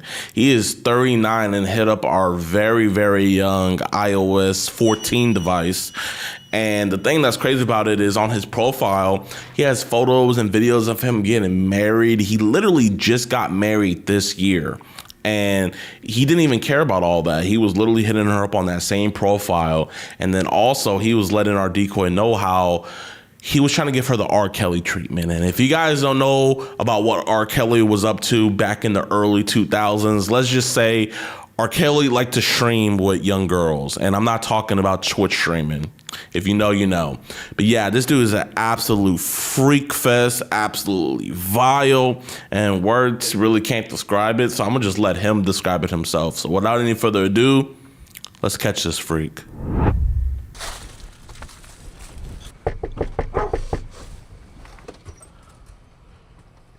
Hello? Oh, hey, how you doing? Quentin? What's this? What the f is this? Do you want to watch EDP Watch episodes early and completely uncensored? Do you want to listen in on these disturbing one-on-one calls we have with these monsters? Do you usually like rub your or do you it? And do you want to support our mission to protect those who cannot protect themselves? Then why not join EDPWatch.com? It's showtime! Get extended, early, uncut, and exclusive never-before-seen episodes, full uncensored chat logs, audio calls, access to the exclusive Discord, and the chance to be flown out and do an EDP catch with yours truly, DeMarcus Handsome. All for the low, low price of $4.45. So what are you waiting for? Pull a Marquise Brownie and speed on over to EDPWatch.com. Warning, the following content may cause extreme disgust, secondhand embarrassment. Hey, how you doing, Quentin, man? My name is DeMarcus. Hey, man, how you doing, brother? All right. Appreciate you. We had accidentally knocked on your sister's door. Yeah, man. Hey, we just wanted to have a conversation, kind of like about a girl online and everything. We're not law enforcement or nothing, but could we just talk about that? You know, I don't want your wife finding out, you know, kind of what we were talking about online. So could we just talk about that real quick? Appreciate it. You want to go talk over there, like kind of just at the front? No. Oh, you want to talk right here? Yeah. Yeah, okay. Well, I mean, before we get into all that, man, how long you been married for? Since May. Praise God, man. So it's fresh. My man. So do you kind of know who I'm talking about today? No. No? We haven't been talking to kind of like any other girls online? I mean, as friends, that's about it. Friends? Okay, so you know about, so you're good friends? Mm-hmm. Okay. And how old did tell you that she was? 18. She told you that she was 18? Well, I mean, I definitely don't doubt that, but you know, kind of like when at least messages I was looking at, she told you that she was. Do you remember her telling you that she was? She also said 18, so. Okay, where did she say 18? One was, I asked her earlier, and then. Was that on Facebook that you asked her? Okay, cause like kind of like I'm on her account right now, you know.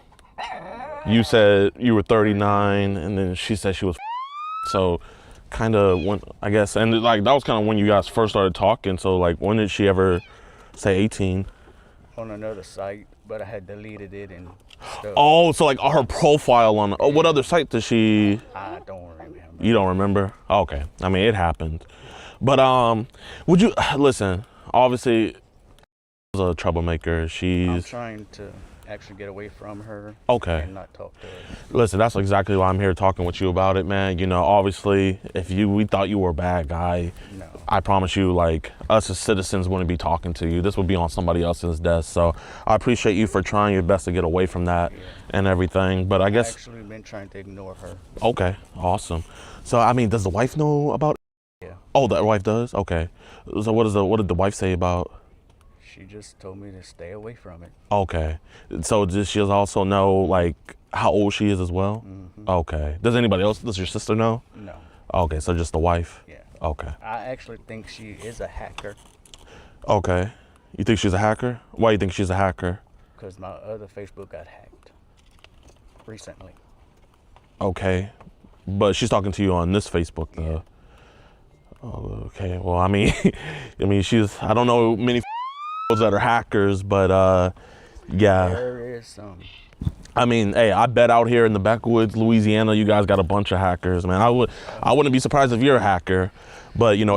I'm not no hacker. Who was getting more like flirty? Would you say she initiated the flirtiness? Okay, so she initiated it.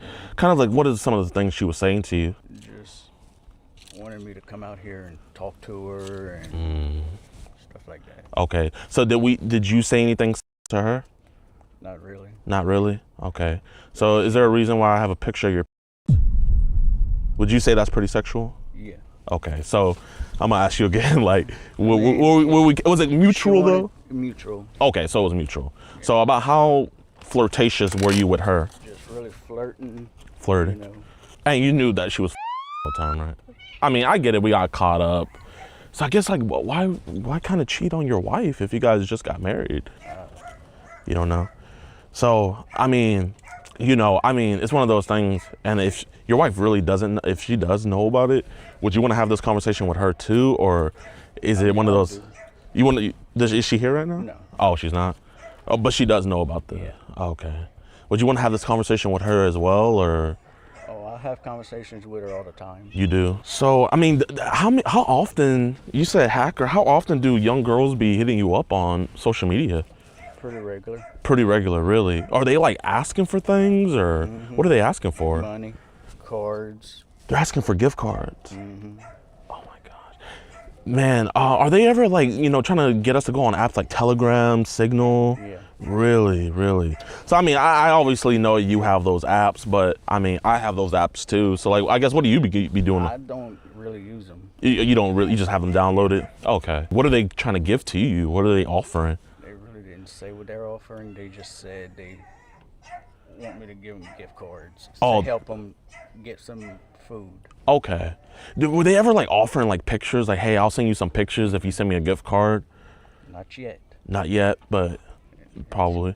So I mean, obviously on these groups like Telegram and Signal, I mean they're hotbeds for just disgusting stuff. We ever got added into any group chats where we're like, hey yo, I gotta get out of this? Yeah.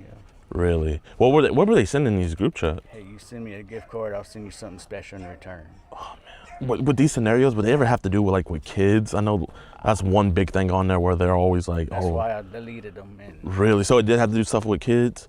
What are some of the stuff that they were like doing with the kids? I don't have nothing to do with kids, but they just said, hey, look, we'll send you something in return, Yeah. You buy me a gift card. Okay. So like with these videos with kids, are they like, because kids, they want the big bucks. Are they ever in those photos that they were sending? Not that I remember. Not that you remember? Because like I said, I deleted those apps and I don't have them. Yeah. I try to keep apps that I know are safe. Okay, so well, hey man, Facebook's pretty safe, but I mean, I'm over here thinking like the reason why you're talking to her like this is because we probably just got caught up with some stuff that we've seen on other apps. That's my whole logic. So that's why I'm like, there's no way this dude's telling a that he wants to rub her. No. Because he's been exposed to something. So have you been exposed to some stuff that? So this is just kind of how you think though? Okay. I guess when did the wife catch you, kind of like stepping out on her, talking to other people?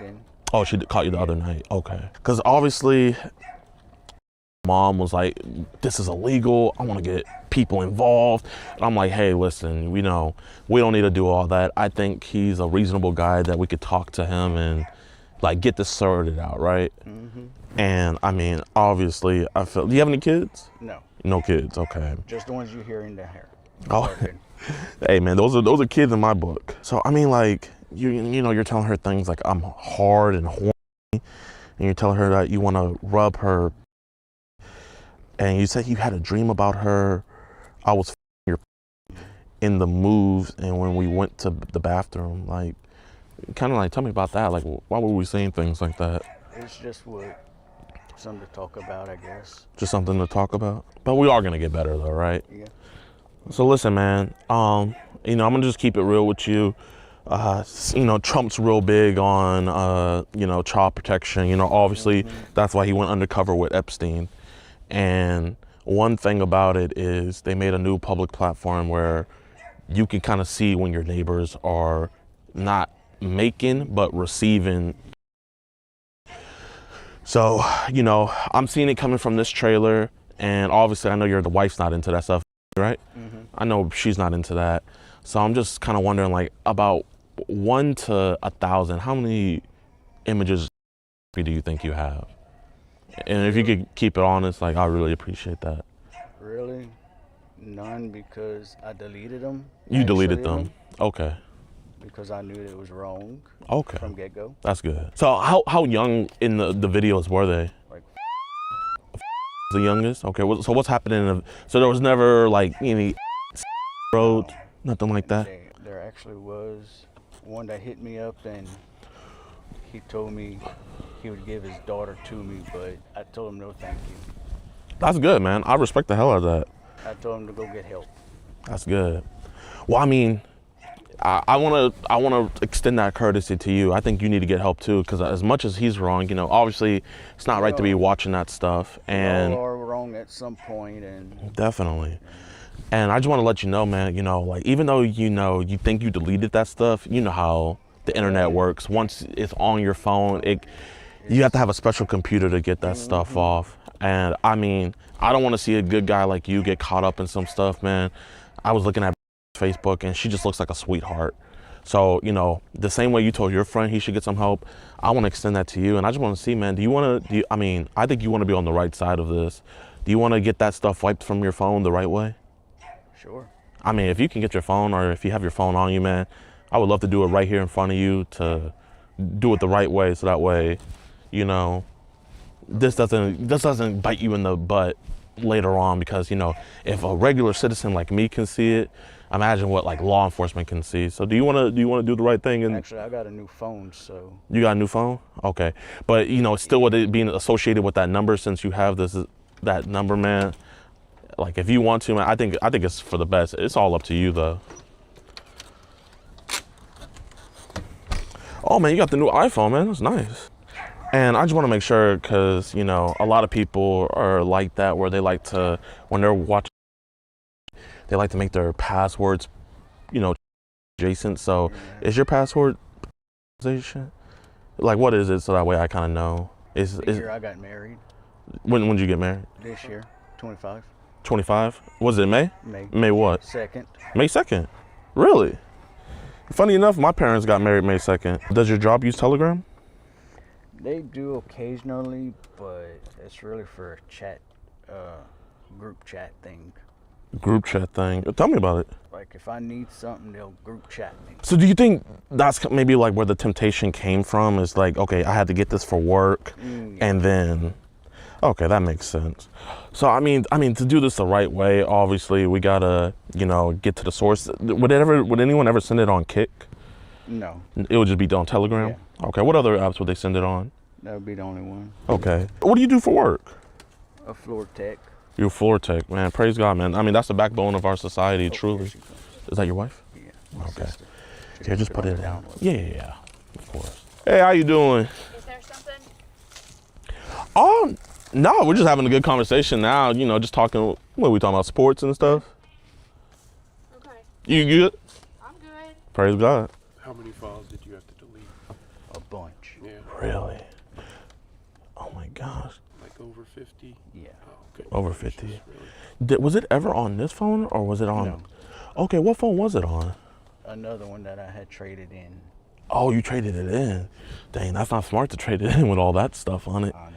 Let me get your phone number if you don't mind. Okay. So that way, if something does happen, I can reach you. Yeah. I mean, here, let's go. I can give you my card and everything, but I mean, we got to get it on the computer anyway. I was just trying to pinpoint everything so that way we can all knock it out. All right, man, just put it in airplane mode for me, man. And then once it goes on this bad boy, I mean, the reason why we were asking about how many files, because I mean, you know, genuinely, you know, it just all depends on how many files, you know what I mean? Mm-hmm. So I guess, like, why are you so worried about your sister finding out? Because she's on the phone with my mama right now. Really? Mm-hmm. Okay. How do you think your sister will react? Basically, she would call my mama, and my mama would call and fuss me. Really? Mm-hmm. Damn. So the wife really didn't fuss with you about? Not really. Really? We got nephews and nieces and stuff. I feel like that would make her more mad. It's like, you know how women are. How old's your wife? 36. She's 36. How'd you meet her? Facebook and at really? Store. Really? Did you meet her in 2025, or did you meet? How long you all been dating before you got married? Since 23. Really? Mm-hmm. I guess, you know, You can be honest. Like, I guess, do you not find your wife too attractive? Is that kind of? I do, but you know. You know what? The younger girls, I mean, they kind of throw hints out there to you and different things. I mean, you're telling me. So the people. So I'm guessing it's not always young girls sending you those photos of some guys sometimes. Yeah. Okay. Do we ever fall victim and it's kind of like, oh, you know what? Frick it, I'm gonna buy it. Did we ever kind of fall victim and buy it a couple times? Okay. So what was the youngest age we ever bought before? I really never bought cards for nobody. Yeah, not too many people, right? No. Like me, I bought Netflix cards and Hulu cards, stuff like that. Okay. And so you would send them that, and then what would they send you in return? No, I bought that for me. Oh, okay. So how would you get the videos and stuff that the people would send to you? They would send me the videos and say, now go get me a card. I'd say, okay. Oh, so you scammed them. Okay. So I never would. How many videos would be in the kind of like the log? One. Really? So they would just send one video. Okay, so it's kind of like them sending the sample and then it's like, now send me. Yeah. Oh, okay. That makes sense. I guess how did you find, because you messaged her first, how did you find her? On Facebook. You just saw her profile just popped up and everything. So I guess, like, why weren't you like kind of like, oh no, you're too young. Why were you trying to keep it a secret from your wife and everybody? She said she wanted to be friends. So I guess if she wanted to be friends, then why did you take it in such a route? Does the wife not give you enough at home? Is that maybe why? Pretty much. Okay. So if it's one of those things where it's like, if I was satisfied at home, I probably wouldn't have. I would have just been friends with her. Yeah. Okay. Do we have any other kind of young kid friends? No. So she's been the only one. Did we ever have any intention on meeting? No. No. So I guess what was the intention then? Well, she told me she was coming to Louisiana, and I just said okay. And she said, "You're excited?" I said, "Yeah," but I was really lying to her. Okay. And I heard you have a pee fetish? Yeah. Okay. So like, does the wife let you? I was just talking to her, you know, and I mean, does the wife? making conversation. Yeah, I mean, it's like R. Kelly conversation. So was the wife like? I mean, does she let you pee on her? Yeah. She does. So where do you pee on her at? Do you pee inside of her or? Sometimes. You pee inside of her. Does she not get infections like that? No. How do you, I mean, I kind of want to know your secret. How do you do it? Just let it go. You just let it go. Do you ever let her pee on you? Sometimes. Okay, where do you let her? Where do you let her pee on? Different places. Like what? I'm trying to get some notes. You know, spice things up with me and my missus. It just happens. It just happens. I'm happy that you guys got it resolved. I just don't want some mess coming in the future, man. So I really respect the fact that, you know, you're giving me the time of day, man.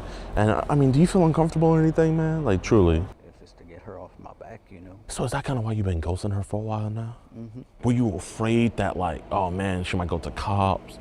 Were you afraid? Like, is that what you were more afraid of? What's gonna stop you from if you see another young girl's profile? I'm gonna ask her age, and then I'll be like, "No, got to go." Okay. So is the wife at work right now? She's actually on her way from up north with her sister. They went and get the kids. What kids? Her sister kids. About how long you think that'll take for them to get back? Probably by 9, 10 o'clock. Oh man, bro, you're gonna be good by then, man. Because you know the last thing we want is the missus asking questions. I mean, you were talking about that you could teach her how to do this stuff. You said I'm hard and I have my hand in my pants. Wish you could help me out. Like, how did you want her to help you out? Basically, it was just something, you know, talking about, and conversation came up, and I didn't know what else to say. Okay. So did we have conversations like this with a lot of people, you would say? No? So why do you think we got so carried away with it? What made her the lucky girl? Kind of giggling and just flirty. So it was just kind of like the attention. Yeah, pretty much. Does the wife not give too much attention? Man. Huh? Your sister must be really nosy if she wants to stand outside in the cold. Oh yeah. Did she ever like be eavesdropping on you and your wife? No. Well, why did she's eavesdropping on us so much? I mean, I don't think our conversation is that special. And you know, I'm not trying to get like too overly personal, but like, was that it on hard? Yeah. Okay. And about how many inches is that, would you say? 7. 7? Or 8. That's 8 inches. About 8. I don't take a measuring tape and measure, you know. Yeah, I mean, I'm not like, you know, a scientist or anything, but that's about, I mean, my pinky's bigger than that. I mean, how many inches do you think my pinky is? 7.5. You think my pinky's 7.5 inches? No, my pinky is like 2 inches. 2. So we're not good with measurements? I mean, no. I tell them one thing and they're like, no, it's this. Okay, I guess whenever you pull on the pants, are the girls impressed? Or they're like, whoa. Yeah. They're impressed with that? Mm-hmm. Man, shit, I would hate to see who else they've been with. Were you a player before, or are you just kind of like a, no? Quentin, I want to get into your mind, you know. There's a lot of stuff going on. Like, tell me, like, what's in your mind right now, Quentin? Trying to get rid of this. Get rid of that junk. I mean, this is the best thing.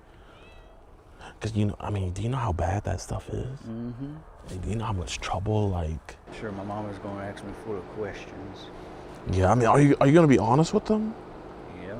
What are you going to tell them? That we was talking about God and just trying to... I mean, that's not what we're talking about. So I guess you're not going to be too honest with them. So just to make sure, like, so is this your or did you get this off the internet? Okay. So it's kind of like a fresh picture. Uh-oh. Is that your mama? That's her. She wants to know what's going on. Hey. Hey, how you doing, ma'am? Who are you guys? How you doing? My name is DeMarcus, ma'am. Nice to meet you. Who Yes, are you ma'am.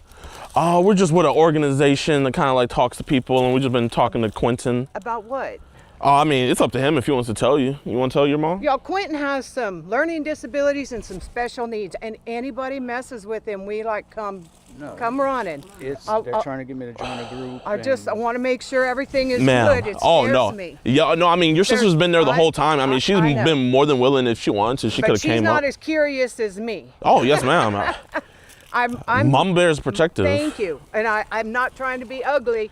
I just kind of want to know what's going on. And who are you? Oh, I'm Spencer. How are you? What's your name? Spencer. Spencer? Yes, ma'am. Where are you guys from? Well, I'm from Texas. Okay. From Texas, yes, ma'am. What do you guys do over here?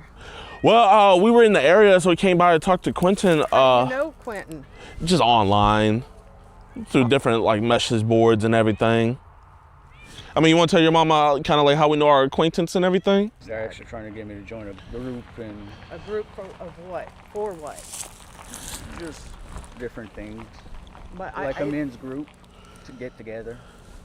But is it a religious-based group? Is it something to the I mean, we like to church, keep we like to keep Christ first, but it's not. I wouldn't say it's necessarily religious, but I mean, if you don't have Christ in everything you do in life, you know, how are you going to succeed? Sure. For sure. How come you guys don't come during daylight hours? Man, I wish we could. I mean, I hate the fact that we lost all that daylight. I really do.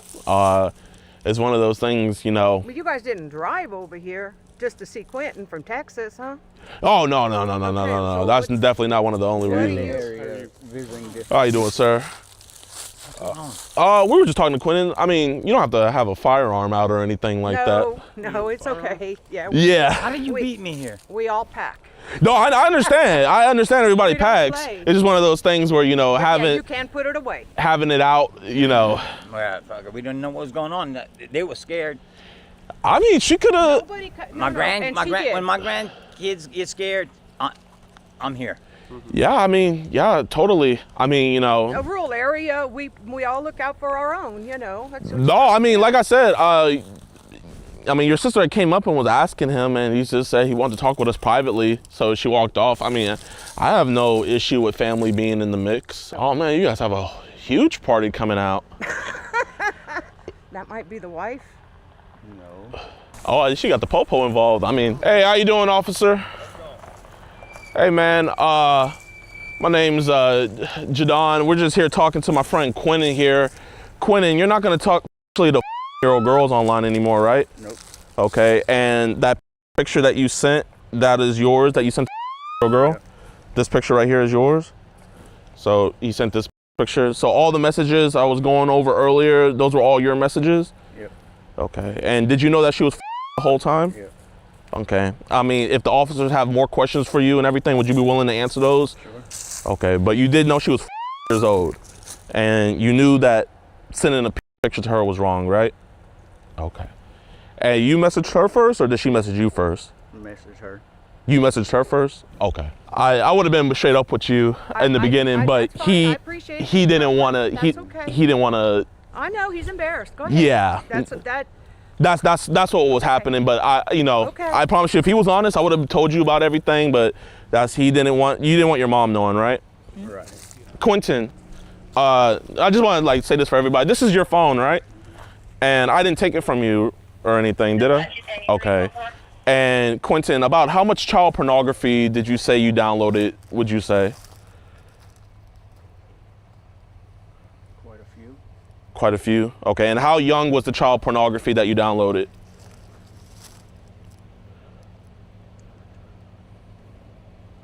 I really didn't download it, it was sent to me. Okay. Oh, okay, my bad. So how young were the ages that were sent to you of the child pornography?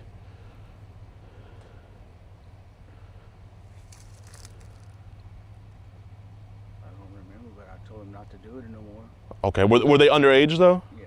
Okay, like under 13 years old? Okay. Do I have permission to give your phone to the officers? Mm-hmm. Okay, so. Okay.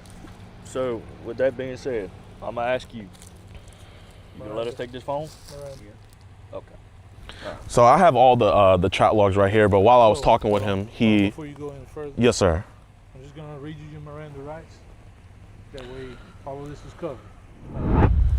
All right, y'all, man. I hope you guys enjoyed this episode. This was a crazy one, but now we need to talk about Mr. Quentin's charges. So he was not arrested that night, but later I was contacted by the ICAC division over in Evangeline Parish, and they let me know that the evidence was great. It was fabulous. The detective actually let me know that he was just dying laughing, watching the footage on camera. Like, the dude was just admitting to everything, because what was funny was when they arrested him, dude wanted to plead the fifth automatically, but they didn't even matter because they had all the video confession from him.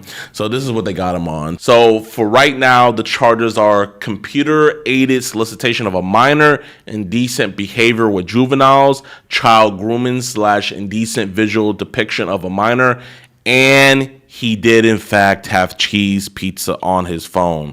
Now the disgusting thing is the things he likes family type of videos.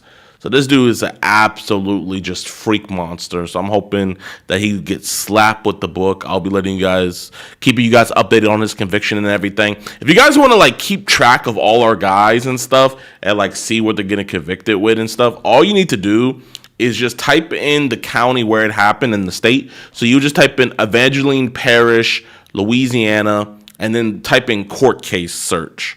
And then once you find that, you just need to find whatever website it is, and then you just type in their name, boom, bada boom, and then boom, it lets you know when court dates are coming up and all of that. So you guys can do that in the future if you guys want to see, updates on these guys and everything. But yeah, this guy was really, really, really, really bad, especially with him living on the same property as young kids and stuff. I'm so happy that we were able to get him. All glory to my Lord and Savior, Jesus Christ. Huge shout out to FM for getting us this freak, man. This dude was absolutely disgusting. But yeah, man, I really don't got much else to say. Here's to a great 2026. And without any further ado, let's keep on catching these freaks.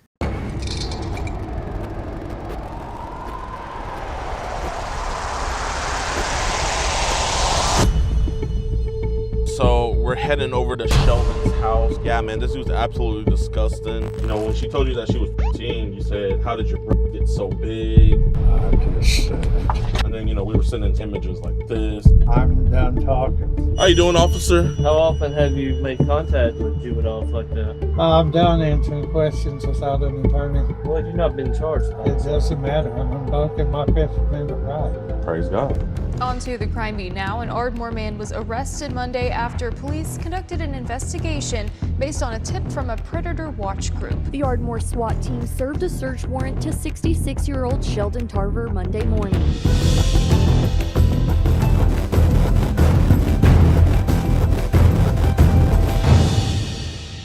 All right, y'all, so we're heading over to Sheldon's house. Even though he has the name Sheldon, he's not the smartest, you know, Big Bang Theory guy. Yeah, man, this dude's absolutely disgusting. And we do have a suspicion that he has CP, so we're just gonna have to wait and see. All right, let's go, boys. It smells like piss. It's horrible. Hey, Mr. Sheldon, how you doing? What's this? What the f is this? We know you hate child predators and love what we do, but sadly, the same can't be said for others. Join today on EDPWatch.com, and for only $4.45, you can help support us locking these monsters away. You'll get access to uncensored chat logs, cool disgusting audio calls, and never before seen and early access to new videos. You'll be entered into monthly giveaways, get 50% off all merchandise, and get a chance to do an IRL catch with yours truly, DeMarcus Hanson. All on EDPWatch.com. Just want to let you know, not law enforcement or anything. Just we're good friends with his family, and her mom had kind of seen some messages online. Well, she's been bugging me all morning. I told her to leave me alone. Listen, that's exactly why I told her mom, like, hey, don't even go to authorities with this, because your daughter is over here talking to him. Yeah. But yeah, man, I just wanted to have a conversation with you about this. Obviously this isn't the best look, but I mean, she's over here talking with you, so she's as much to blame. So, I mean, do you remember how old she told you that she was? Yeah. How old did she tell you? 15. Okay, so she did. I guess, would you say, like, she was being, I mean, you know how 15-year-olds are. They're going through hormones. Would you say she was being more flirty, or? Yeah. She was? Yeah. Okay. So, like, I guess, what are some of the things she was saying to you? Well, she wasn't saying anything sexual. Okay, so she wasn't saying... She just wanted to meet up. Ah. So do you think she wanted to meet up because of the sexual things you were saying? No. You don't think so? Why do you think she wanted to meet up then? I have no idea. Okay. Are you married, Mr. Sheldon? Is there Yeah. a Mrs. Sheldon? She probably knows about too, huh? I don't know. Oh, you don't know? Okay. We're separated. And obviously this is just between us then. I mean, you seem like a hardworking guy. You got a great family and everything, and I'm not trying to have this mess up anything, but we have an organization called Kids Protect America where we just come to talk to individuals that kind of get caught up in, this is junk, obviously. You know that, Mr. Sheldon. Yeah. So, you told her that you were 66. She told you that she was 15. And this is your Facebook, right? Yeah. So I guess, why do we send so many, like, sexual images towards her? Like naked women? I don't know. You don't know why? Yeah, like we sent photos of, I'm sorry, her mom had printed all this out. I didn't even get a chance to read through everything. I'm a college dropout. Like, we were sending photos like that to her. We were sending photos of girls like vaginas and everything, I guess. Why were we sending that stuff to a 15-year-old? Is this your granddaughter? No. How do you know her? On Facebook. Okay. Well, obviously, I don't think you're that type of guy, right? You're not, like, we were sending images like this. Is this, like, your image, or did you just get that online? Somebody sent it to me online. Okay, someone sent that to you. Okay. So, obviously, this isn't the best stuff. So, I mean, do you want to kind of get this situated so that way her mom doesn't make a big fuss about this? Yeah. Appreciate that, man. Appreciate that.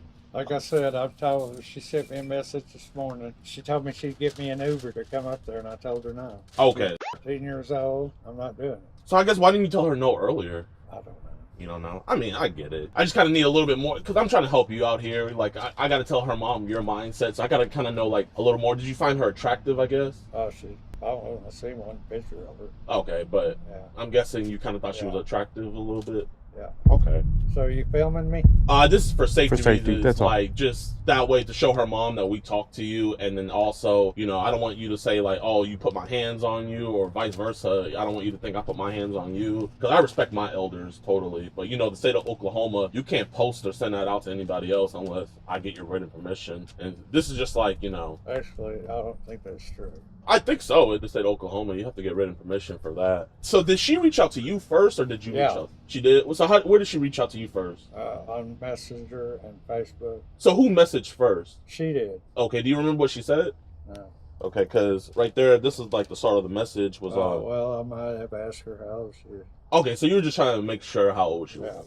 Okay. Do we have a lot of other young girls kind of talking to us on social media? No. Because, I mean, you were telling her that, you know, you've done stuff with young girls before. So I'm just curious if, like, girls, because you know how girls are. They're crazy. And, you know, obviously this stuff be happening. You have grandchildren. So I'm just wondering, like, but do other kids hit you up online? It's happened before, but... Really? Yeah. And what are these kids doing or asking for? Money. They're asking for money? Yeah. What kind of, like, how much? I don't know. Apple gift cards. They're asking for gift cards. Yeah. Are they asking, like, to go on apps like Telegram and Signal and Zangy? No. I mean, obviously, I think we could both agree that this isn't the best look, right, Mr. Sheldon? Yeah. What are your? I want to hear your thoughts on this, man. Well, like I told you, she tried to contact me today, and I told her, you know, she said, well, I'll get you an Uber up there. I said, no, you're changed. Yes, sir. I go to prison. I mean, that's the only reason why I'm talking to you right now is because you did the honorable thing. Honestly, you messed up in the beginning with all the other stuff you were saying, but you corrected yourself at the end. That let me know, hey, Mom, you know, even though he was doing that stuff in the beginning, he's not a full-blown monster, you know? Because if you're a full-blown monster, I think we could both agree you would have been over there meeting up with her. And she got upset that you didn't want to meet, and she sent her mom the messages, and then that's kind of like how all this hoopla, you know, we live on the town over, so we weren't too far away. But, you know, just alarming thing for a single mother, you know what I mean? Yeah. I see your grandson on there, so I'm sure you would feel the same way. That's not my grandson. Oh, that's not your grandson? Who's that? That's my roommate's son. Oh, snap. You got a roommate? Oh, awesome, awesome. So, Mr. Sheldon, man, obviously, I think you want to de-associate with that bad stuff, right? Yeah. So, I want to help you out. Obviously, I don't want her mom getting involved, but obviously, we did a little bit of background, and we saw that there's some images that are being sent over here. We know you're not the one creating the images or anything, but we're seeing images being sent over to you, and there's kind of like some malicious ones, and I just want to see if you want to get that stuff taken care of and taken out, because it's not the best look. How would you do that? There are special programs since Donald Trump got into office. He put up a public forum. You can't see where it's coming from, sadly, but you can see where it's going to. And you can see individuals that are receiving images of, you know, child pornography. And when we did our research, we looked it up. I mean, it's a lot. And obviously you're saying that these young girls are asking for gift cards, and we know these young girls, before they get the gift cards, they always want to give a sample out to make sure you actually do it. So, like, how young in these videos are these people sending you? Because obviously you're not in them. I don't know. You know, I don't know. You don't know? No. Okay, but are they pretty young? Like, are the girls flat-chested in the videos that are being sent towards you? No? Nope. I guess, would you want to get disassociated with that stuff? Yeah. You would? So are they sending this stuff more on your phone? Yeah. Okay. Do you have your cell phone on you by any chance? No. No. Well, here, I mean, since I'm out here right now and I have a good rapport with her mom, I'm willing to try to not only mitigate her not, you know, getting anyone else involved with this, but also I'm willing to help get that stuff removed from your phone. You could delete it, but obviously it takes a special technology to get that stuff completely wiped from your phone. Well, I know someone that can do it. You know someone could do it? Yeah. Okay, but I mean, it's one of those things where it's like kind of like time of the essence, you know what I mean? Kind of with what's going on today. Takes them enough time. What are some of those things that you need removed? Like, are people sending you images of children and you're kind of like, I gotta block you? That's never happening? No. Okay. So there was a big Facebook leak, and we're seeing group chats with you in them, and obviously, you know, we're seeing stuff being sent towards you. Well, those I usually delete as soon as I get a Okay. group chat like that. Yeah, but like I said, you think you delete them, but obviously I wouldn't know about it if it was actually deleted. You know what I mean, Mr. Sheldon? Yeah.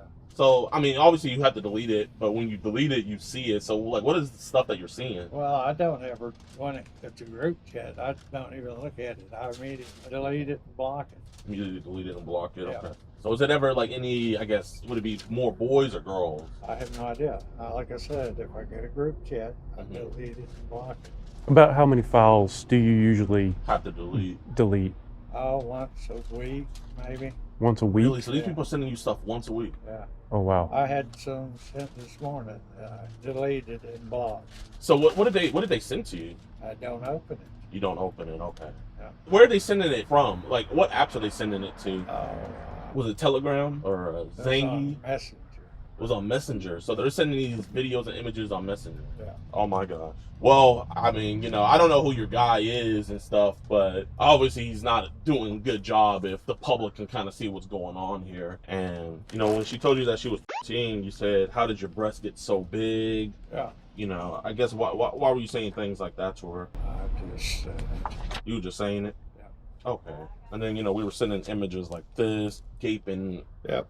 Yeah, you know, not the best stuff, right? I think we could all agree on that. You know, you were telling her about your surgery. How'd your surgery go? Oh, it's okay. That's good. I guess, Mr. Sheldon, you know, with these messages and everything, you can delete the messages, but we got to get those removed as well. And I know for a fact, your friend, he's not going to be able to do that the right way, you know? So I'm just trying to make sure. You don't know him. I don't know him? No. Oh, who is he? Prefer to keep that to myself. Keep that for yourself? Yeah. Oh. Well, it usually takes approximately 30 days to delete. We have software that can delete it pretty quick. And I'm not asking for anything. I'm not asking for any money or anything. I mean, Oklahoma's really hard on charges like that. He'll delete it for me. He'll delete it for you? Yeah. Okay. Would you be willing to show it? I mean, can I ask why? Because it's my phone. Yeah, it is your phone. Yeah. But I mean, it's kind of alarming, you know. Well, it might be alarming, but it's my phone. Yeah, I know. But how would your roommate feel, you know, finding out that he's living in the house where, you know, child pornography is being sent to? Well, because that's going to make your roommate an accomplice. Unless you've got a warrant. I'm not a cop. Oh, no, yeah. Well, no, I'm not a cop at all. Does your going to end this conversation? Does your roommate get enticed at all? No. No. Okay. You know, how would your family feel about this? You know, kind of hearing about what we're saying online. I don't know. You don't know? Well, I mean, I only talk to people that are cooperative and want to do better. Yeah. And, you know, you're saying you have a friend, whether he's real or not, I know he's not going to be able to do as good a job as we do. Well, I'm not going to let y'all do it. That's fine. Yeah. That's totally fine. I just want to know, like, how would your roommate feel? Well, I don't know. You don't know? I mean, is he here? But I told you, I'm done talking, okay? Okay. Oh, I mean, if she's not here, I mean, you know, I'll be more than... I'm done talking to you. No, I mean, it's fine. I'll just call her up and let her know kind of what's going on, or... Call who? I mean, your roommate, or I might have to tell the mom to do what she has to do, because, I mean... Well... Do you want to talk to the mother? No. She does want an apology, because you were talking sexually to her daughter. I'll figure out something. What are you going to figure out? I'll figure it out. You figure it out? Yeah. Because, are you a God-fearing man? Yes. You are. So, are you familiar with Matthew 11?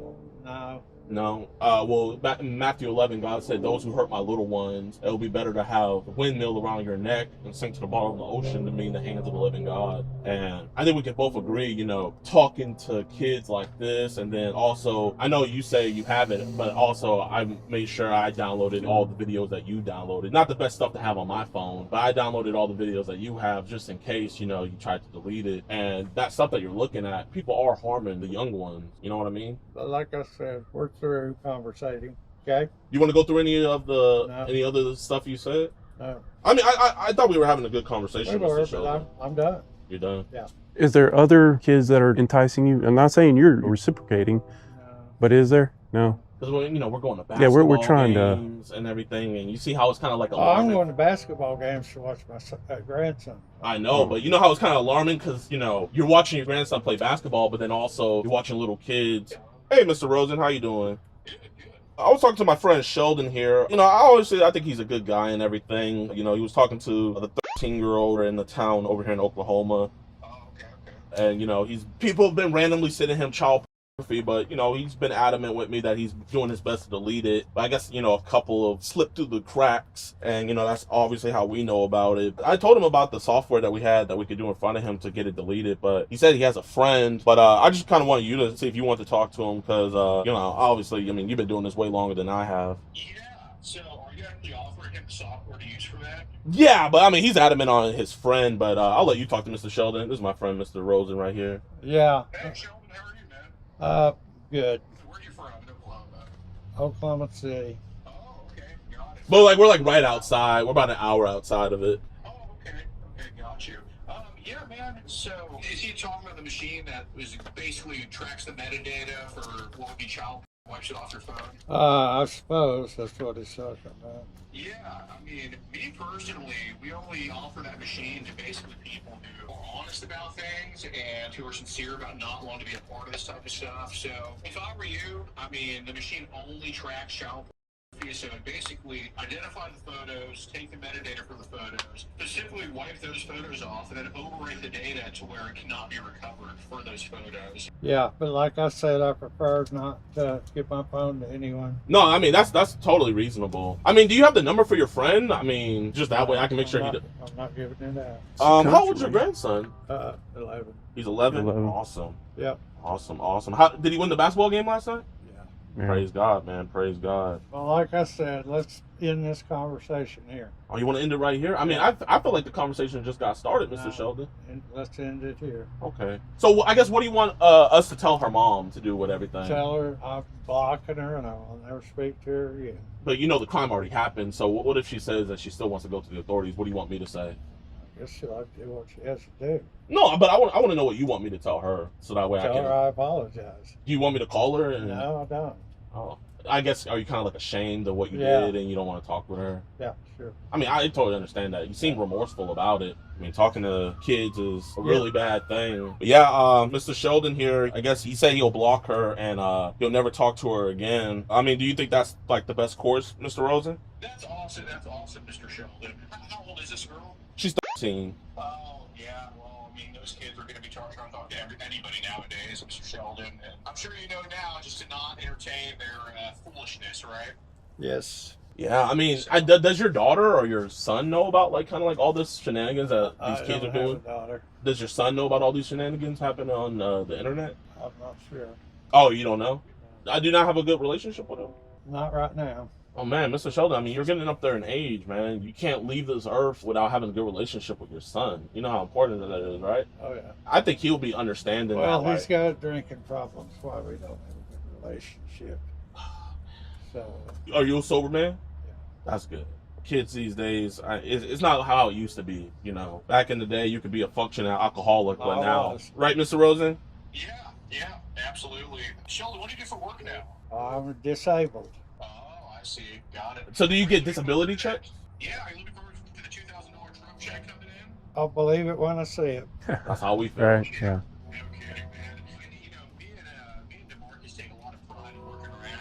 So you can get taken care of, get your phone bill paid. So rightfully we're going to do that for you, Mr. Sheldon, because if it wasn't for me and DeMarcus working hard, having our tax dollars go to Mr. Sheldon, so you use that stimulus check to pay your phone bills and, receive certain images, we would be out of employment too. So I really hope Trump comes through on those stimmy checks. What'd you say, DeMarcus? I hope so too. And I know Trump just implemented, I don't know if you heard about that plan, Mr. Sheldon, that Trump just implemented where he pretty much just put out there that if there's a criminal investigation on somebody, that stimulus checks are supposed to be stopped. I don't know if you heard about that. I haven't heard a word.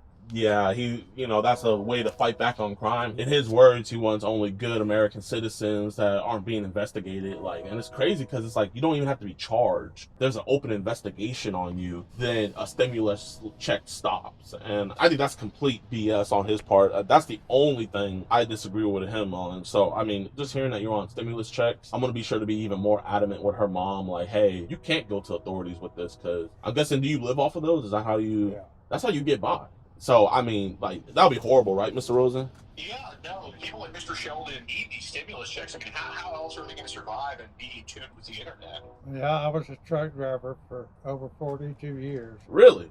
Yeah. So you've been to pretty much every state, huh? I've been to every state. You been to Alaska? Well, I haven't been to Alaska, but all 48 contiguous states I've been to. Okay, so what got you out of that line of work? I lost half a foot here. Oh. So are you even able to drive anymore? Well, I can't according to them. You can't according to them? Well, according to the government. Oh, man. I mean, has the government opened back up, Mr. Rosen? Yeah, I think the government's been opening up, I think today, actually. So you called the police? I was going to ask, did your neighbor call? They might have called. I mean, we've been here the whole time. We're parked weird. How you doing, officer? Good. We're just here talking with Mr. Sheldon, hardworking American. Mr. Sheldon, we're not going to talk to 13-year-old girls on the internet anymore, right? No. This is your last time? Yeah. And we're not going to send sexual images? Okay. And Mr. Sheldon, you're going to get rid of that child porn that's on your phone? Okay. About how much child porn are you going to delete? All of it. All of it? And about how young is it? Is it like... I don't know. I have no idea. But they're all underage? But I'm through talking. Okay. But you will delete that child porn? I am through talking. So, yeah, officer, he wants to get rid of the child porn that's on his device, and he's been talking to what he thinks is a 15-year-old girl, sent her multiple pictures. And this is your Facebook? You're gonna get rid of the Facebook? Yeah. Okay, so he's gonna get rid of his Facebook, so these are all his messages. And yeah, I hope you do get rid of that child pornography. Are you gonna have your friend get rid of it, or are you gonna get rid of it yourself? Figure out what I want to do. Okay. I'm through talking. He's through talking, but he wants to get rid of that child pornography. You said your name is Shelton, right? Sheldon Sheldon. with a D. Mr. Tarver, how long have you been trying to contact this juvenile, as far as you know? She contacts me. I don't contact Right, her. but for how long has that been going on? A week, maybe. How often have you made contact with juveniles like that? Not very often. Not very often? No. Does that mean like once a week, once a month, once a year? Once a year, maybe. Once a year? Probably how many years would you say is a safe bet? One. One? Yeah. So this is a brand new habit that you've developed? Pretty much, yeah. In your late 60s, you've developed a new habit? I'm done answering questions without an attorney. Well, you've not been charged. It doesn't matter. I'm invoking my Fifth Amendment right. Praise God. Just so you know, sir, you can let your attorney know that there'll be a report on file at the police department. There may be a detective that's going to get in contact with you and be able to ask you a few more specific questions and give you an opportunity to do a recorded interview if you so choose. If not, then I'm sure that they'll probably just submit charges to the DA, and we'll wait for those charges to come down as she sees fit. All right? Do you have any questions of me, sir? Okay, sir, I can assure you that if you continue this type of activity, then we will not be as cordial. You understand? No, he did block her, or he said he is gonna block the 15-year-old. You're gonna get off those apps that they're sending you the child on, right? Yeah. What apps are they sending it to you? Messenger. Messenger. Okay, so that's the apps that they're sending him the child pornography on. I'll just need to speak to you guys. Yeah, and we have all the messages right here. So we have an organization called EDP Watch. We have arrests all over the country. We actually have 2 here in Oklahoma. He contacted our 13-year-old decoy on November 5th. Okay. He sent very explicit images to her. Like, the first thing he said was, "How did your breast get so big for 13? Right. And the decoy asked, "What are you looking for?" He said, "Some young p." And he was asking for pictures of her in her undies. These were the sexual images that he had sent to her. The thing that's most alarming is that he has grandchildren as well, and he goes to, you know, a lot of activities where there's children present. He has a son.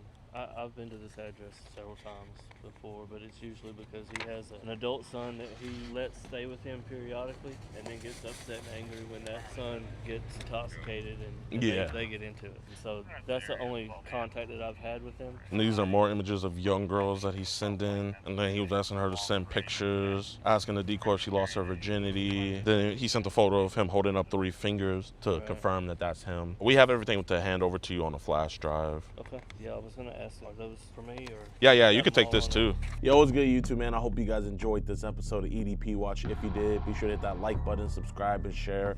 And also, be sure to share this to everybody you know so that way this dude gets more exposed.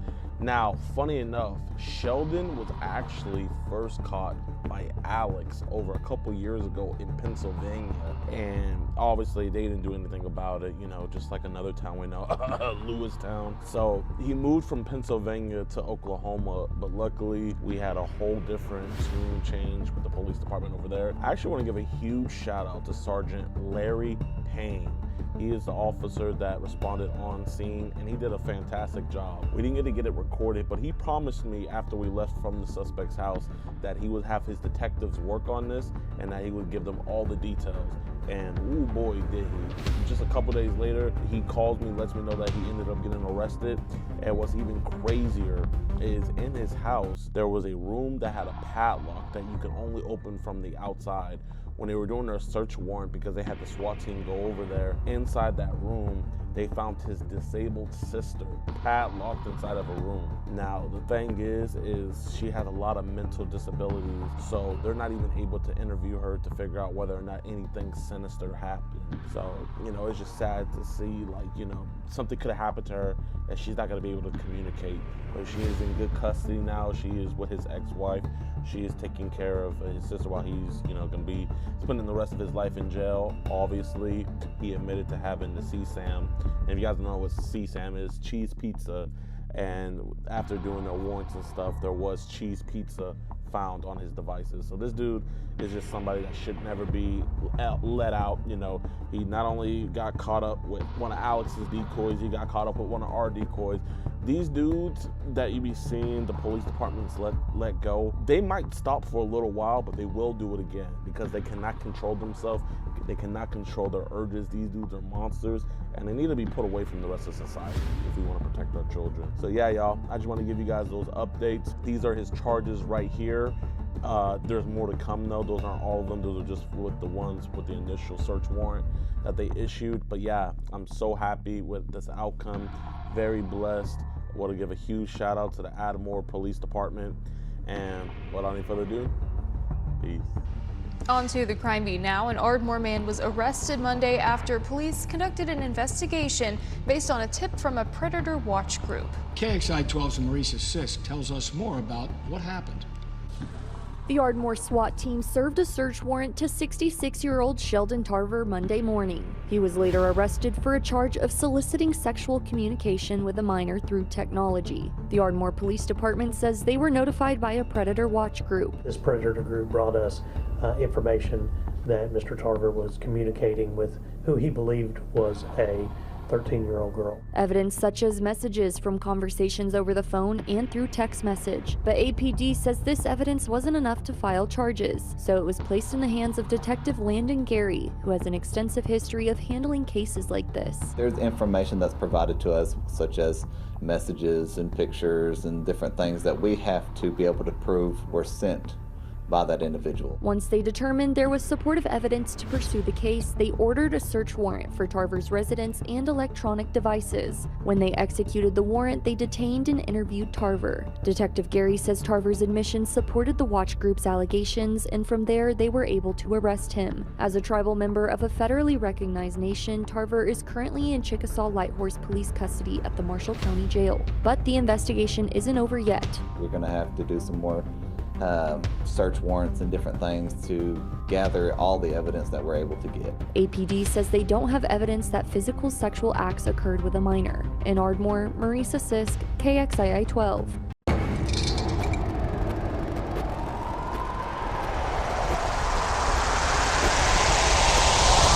She bring it to one level, and I was just trying to bring it up just a little bit. So you're just trying to meet her. Yeah. You didn't have anything to hide. You whipped out the willy. That's what I'm saying. Yeah, you have nothing to hide. Have you been arrested before or anything? Oh, I've been arrested, yeah.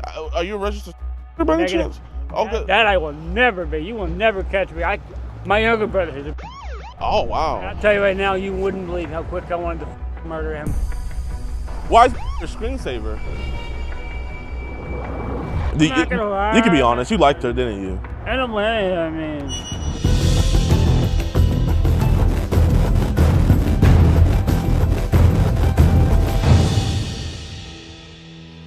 What's good, YouTube, man? Welcome back to a brand new episode of EDP Watch. I'm your host, the handsome DeMarcus Cousins III, and today we are in Schenectady, New York, where we caught Corey Mooney. Now, Corey Mooney is on probation. Surprisingly, he's not an RSO, but he's about to be because he was trying to meet our iOS 13 device, and he met her in front of his favorite diner. I mean, this dude was absolutely disgusting. His chat logs were just, it was bad, y'all. It was really, really bad. But y'all, before we get into the video, please do me a favor and be sure to hit that like button and subscribe and share. It truly, truly helps out with the algorithm and just getting these monsters' faces out there. So y'all, let's try to get this video to 30,000 likes in the first 24 hours. But man, I appreciate you guys greatly. And without any further ado, enjoy. Hey, Corey, my man. What's this? What the f is this? We know you hate child predators and love what we do, but sadly, the same can't be said for others. Join today on EDPWatch.com, and for only $4.45, you can help support us locking these monsters away. You'll get access to uncensored chat logs, full disgusting audio calls, and never before seen and early access to new videos. You'll be entered into monthly giveaways, get 50% off all merchandise, and get a chance to do an IRL catch with yours truly, DeMarcus Handsome. All on EDPWatch.com. Hey, my man, listen, I'm not a cop or anything. You're not in any trouble. I just want to have a God's honest conversation about. Is it cool if we just talk real quick? I don't want any of your friends knowing about it. Appreciate you. Hey, let me introduce myself, man. My name's DeMarcus. DeMarcus. Like the and then Marcus. Hey, man, so, I just want to kind of talk to you real quick. Her grandma had kind of seen some of the messages. Obviously, I'm talking to her, yeah. Obviously, her grandma can't be everywhere, so I'm just kind of. And I'm actually catching on. That's why I was playing along. Okay. Yeah, I caught on for a very good part of it. Okay, man. How old? Like, it's a little troublemaker, man. How old did she tell you she was? She told me that she was going on. Okay. So, I mean, at least she was being honest, and you're being honest, too. I was playing along with her. Okay.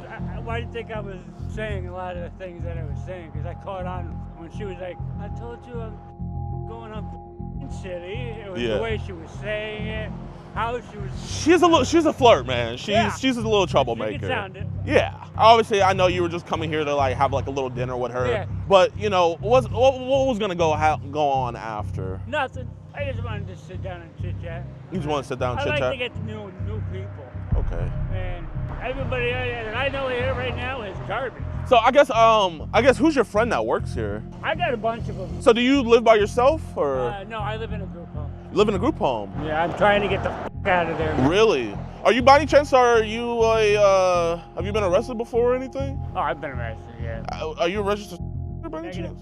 Okay. That I will never be. You will never catch me. My younger brother is a.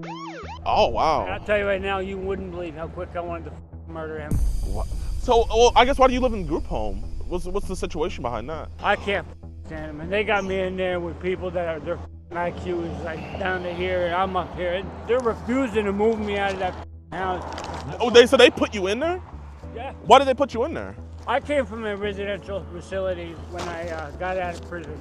Really? Yeah. What'd you get arrested for, if you don't mind me asking? I was arrested for arson because I had this guy in Troy that I knew. He started talking some massive shit. Yeah. My mother, and I had a 9mm right to my hip. I wanted to so bad, but I bit my tongue, my man. I bit it like hard as hell. Yeah. So, kind of like with our conversation, was she being more flirtatious, or was it more you, kind of? No, it was more her. Is that her as your screensaver? Yeah, and I'm about ready to get everything on her. I'm about ready to do it all right here in front of you boys. Well, here, I mean, you don't have to delete it because I already have everything. Because I don't want this to go down too far. Well, I already have everything saved on my end, so you don't, I would just genuinely like to just look you in your face and just talk to you about it if we can. I don't want to cause any trouble. Why is your screensaver? You can be honest, you liked her, didn't you? I don't blame. I mean, I've never had anything close to me. My whole family threw me to the everything. I have nobody. I mean, honestly, I don't even think I deserve to be alive. You definitely deserve to be alive, man. Feel it. You do, man. Everything in my life is, I swear to God, is just going against me. Since the day I came out of my mother, and I told her that. I wish I never came out of her. I told her that right to her face. Well, I mean, I know sometimes we feel like that, man, but I mean, it truly does get better, man. It truly does. My life has not gotten better. That's the problem. Well, here, this is, I mean, obviously, there were things talked about with and everything. Yep, and that's like I said, I was playing along on. Yeah, but at the end of the day, I'm more like, okay, I don't care if. I don't do that kind of shit, though. Well, here, if you could look at me in my face while I'm talking with you, my man. No, you're good. You're good. Like I was saying, hey, are you gay? No. So we can both agree that is an attractive girl, right? Yeah. Okay. So you're not gay, right? No. So No, what straight man, if a pretty girl comes, is not gonna, have sex? Can we be honest about that? That's a guarantee. Gain up enough trust. Exactly. I mean, but that's human. That's human. Listen, if I thought you were a bad guy, I wouldn't be talking to you right now. Right. My whole thing is what's gonna happen, right? My whole thing is, was it gonna be consensual? Were you gonna force me to do something that she might? I wouldn't do that to nobody. So if was okay with it, would you have been okay with it? Because I saw the messages. Yeah. She said that she was okay with it. So how far would we have gone with it? I mean, I would only take it as far as it needs to go. Okay. If I felt that it was going to lead somewhere where it would be bad for her or bad for me or even both, I would have naturally. Yeah, so what would have been? I would have sliced the line. What would have been? Okay, let's say, I guess, would you try to get a or maybe from her? No. So nothing like that, but just regular. Like I I said, I just wanted to Okay. have somebody to hang out with, and that's why she wanted to come over here. I and have get that, coffee. man. Okay, like, you know, if you can be honest with me, I really appreciate it. Did you get those penis pictures online, or were those yours? And like, I mean, listen, they were yours. Hey, man, I appreciate you being honest. I have no reason to lie. You're being an honest dude, man. Lying gets you nowhere. Lying gets you nowhere. Listen. Well, actually, the rephrase that it gets you somewhere, but It won't get you far. It won't get you where you want to be. Exactly. Like you're sending videos of you whacking the meat to her and stuff like that. I saw you were hard. So no obvious man could tell like, hey, I found this girl attractive, right? Right. So you found her attractive. It is what it is. I'm not gonna fault you on that. If you can look me in my eyes right now and be like, DeMarcus, hey, everything that was gonna happen today was gonna be consensual. I mean, do you at least have some condoms on you? Or would you have gotten condoms? I wouldn't even done anything out here. Huh? I wouldn't have even done anything. I just, at this point, like I said, I just wanted to have coffee, and she said that she wanted to have breakfast with her Cash App. Well, I mean... And we wanted to actually sit down and actually talk to kind of get to know him. I know, listen, I know we're gonna get to know first, but you seem like a charming guy. You probably would have got those panties right off of her. Probably, but I wouldn't try. I know you wouldn't try, man, but like, you know, it's one of those things, girls, they can't help themselves. Well, yeah, girls, yeah. Because you were saying things like you want to eat her this and that. Yeah, because I mean, like I said, with some of the stuff that she was saying, I was she'd bring it to one level, and I was just trying to bring it up just a little bit. So you're just trying to meet her, her energy. I wanted to see if she was lying of her age. Because at first, when she was on the phone, I couldn't even really tell. Yeah. Because you can't tell when you're on a phone. Yeah, true. And Okay. then she kept on trying to say that her camera was broken. Yeah, I mean, trust me, man. That's where I was really catching on. I mean, I would call her grandma to let you talk with her, but I think it's probably best, like, maybe we don't have no communication right now. But she's a little, you know, when you're in school, everybody's around you's having sex. Plus, you want to one-up the next person. And on top of it, she's on Facebook too, so that kind of encourages it too. Exactly, man. You know how these For You pages are and everything. Oh, yeah. Then, you know, an attractive guy like yourself, you know, gets to reaching out to her. So, did you reach out to her first, or did she hit you up? She reached out to me. So, how'd she reach out to you? She friend requested me. Okay, so she friend requested you, and so did you send the first message? Were you kind of like, hey, who are you? She sent the first message, I believe, and then that's when we started pinging. Okay. Do we have any other crazy kids hitting us up, like, as well, or? I mean, I got other ones, but they're like fucking adults, man, and they're freaking, you got women that are freaking have their, whatever you want to say. So it's not any other girls? They're going directly right through their freaking crap. Yeah. I look at it this way. If Okay. you can't show your picture, well, obviously you got something to hide. You didn't have anything to hide. You whipped out the willy. That's what I'm saying. Yeah, you have nothing to hide. No.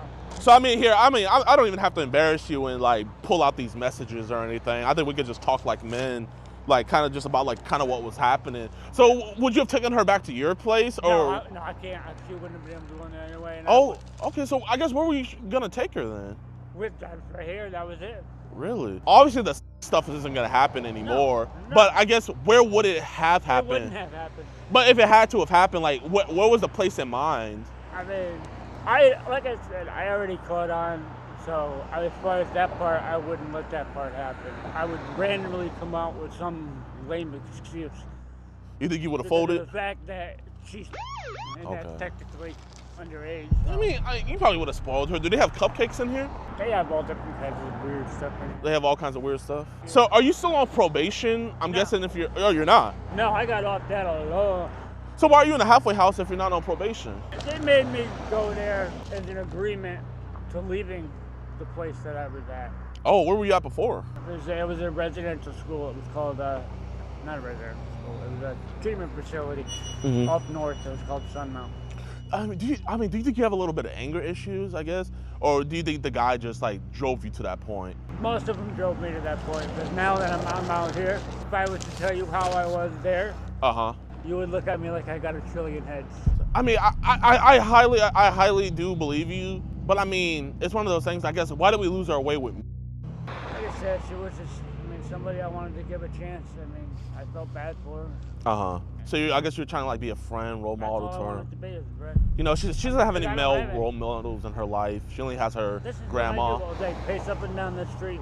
Really? With nothing Do you to work? No, I have nothing. That's what I mean. Sometimes I don't feel I deserve to live. So I guess would you say like this is probably like a low point with you talking with? I wouldn't, like I said, I would never do anything because I'm not like that. But how do you think I wouldn't old? be able to. How do you think old Corey would react to Corey today, talking to a year-old girl? I mean, I wouldn't actually do it. No, but I'm saying, how do you think old Corey would react to you talking to a year-old girl? No different. You don't think he would care? Well, I want when she was saying stuff too. You're saying she's saying stuff. What crazy stuff was she saying? I didn't read everything. She was saying some pretty weird stuff. Like what? I mean, a lot of it I wasn't keeping track of. Oh, okay. But that's the reason why I kept on slightly moving it up little by little. Okay. So it was just like, were you kind of like, dang, how does she know some of this stuff for her age? Yeah, Or- yeah. Well, you know, it's not like back in our day when we didn't have the internet. That's where I caught on that she was getting a lot of this shit from Facebook. It was really weird with the sound of. But I guess you knew was the whole time, right? Not at the time. Not at the time. No. Yeah, but Corey, man, you're never gonna talk to a year-old girl again, right? No. Okay. Now that I know that, no. And you're never I gonna. was not even intentionally trying to do this. I do not believe in that shit. And I would tell both officers, both of you right to your faces, I don't do that shit. And you're never gonna send penis pictures to year-old girls again. And that video, that video was you, right? That you sent to her? Yes. Okay. And you apologize about that? Yeah. Okay. This is done. You just saw me. Yeah. I'm gonna verify it right now. I'm gonna erase Facebook with her and everything. And you had told her to meet you here, right? No, she wanted to meet. But I think you told her in the beginning, you were like, we can meet at the cafe. Remember when you first talked to her? But then at first she said no. Oh, okay. But yeah, this is my friend Corey. He's never gonna talk to a year-old girl again. He had walked down from his house down there to come meet her here. I think he's deleting some of the messages. Nope. I'm gonna do this all right here in front of you. And then if you look at his screensaver, that's her. That's her. Yeah. So I guess why did you make your screensaver? She wanted me to. She did. Yeah. You do everything a girl tells you to? No. This is who you thought you were talking to? Yeah, that's her. Okay, why were you trying to meet up with someone? She wanted to meet up. Yeah, but you're a grown adult.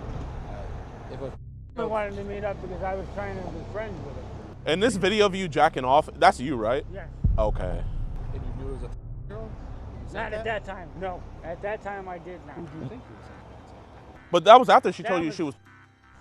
No. Yeah, because she told you she was in the beginning, remember? And then you sent her that penis. That's when I told you that I didn't believe her, and that's what I was trying to figure it out. Okay. So you didn't believe that she was, but it was The 13. fact that she couldn't send pictures. Yeah. My name's Corey. Do you have ID on you, Corey?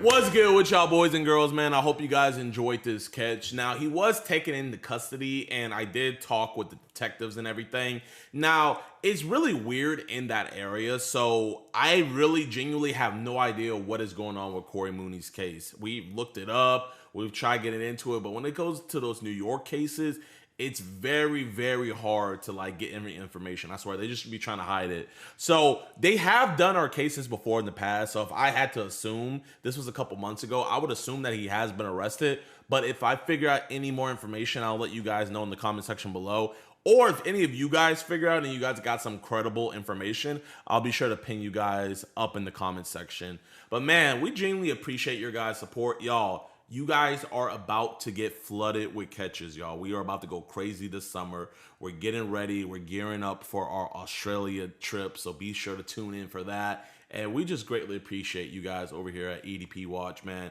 We got something very, very cool dropping soon. So make sure you guys have those post noties on, because in one of the future catches, I'm going to be showing you guys something really cool. We're doing a really cool giveaway. But man, without any further ado, I just hope you guys enjoy, and yeah. Peace.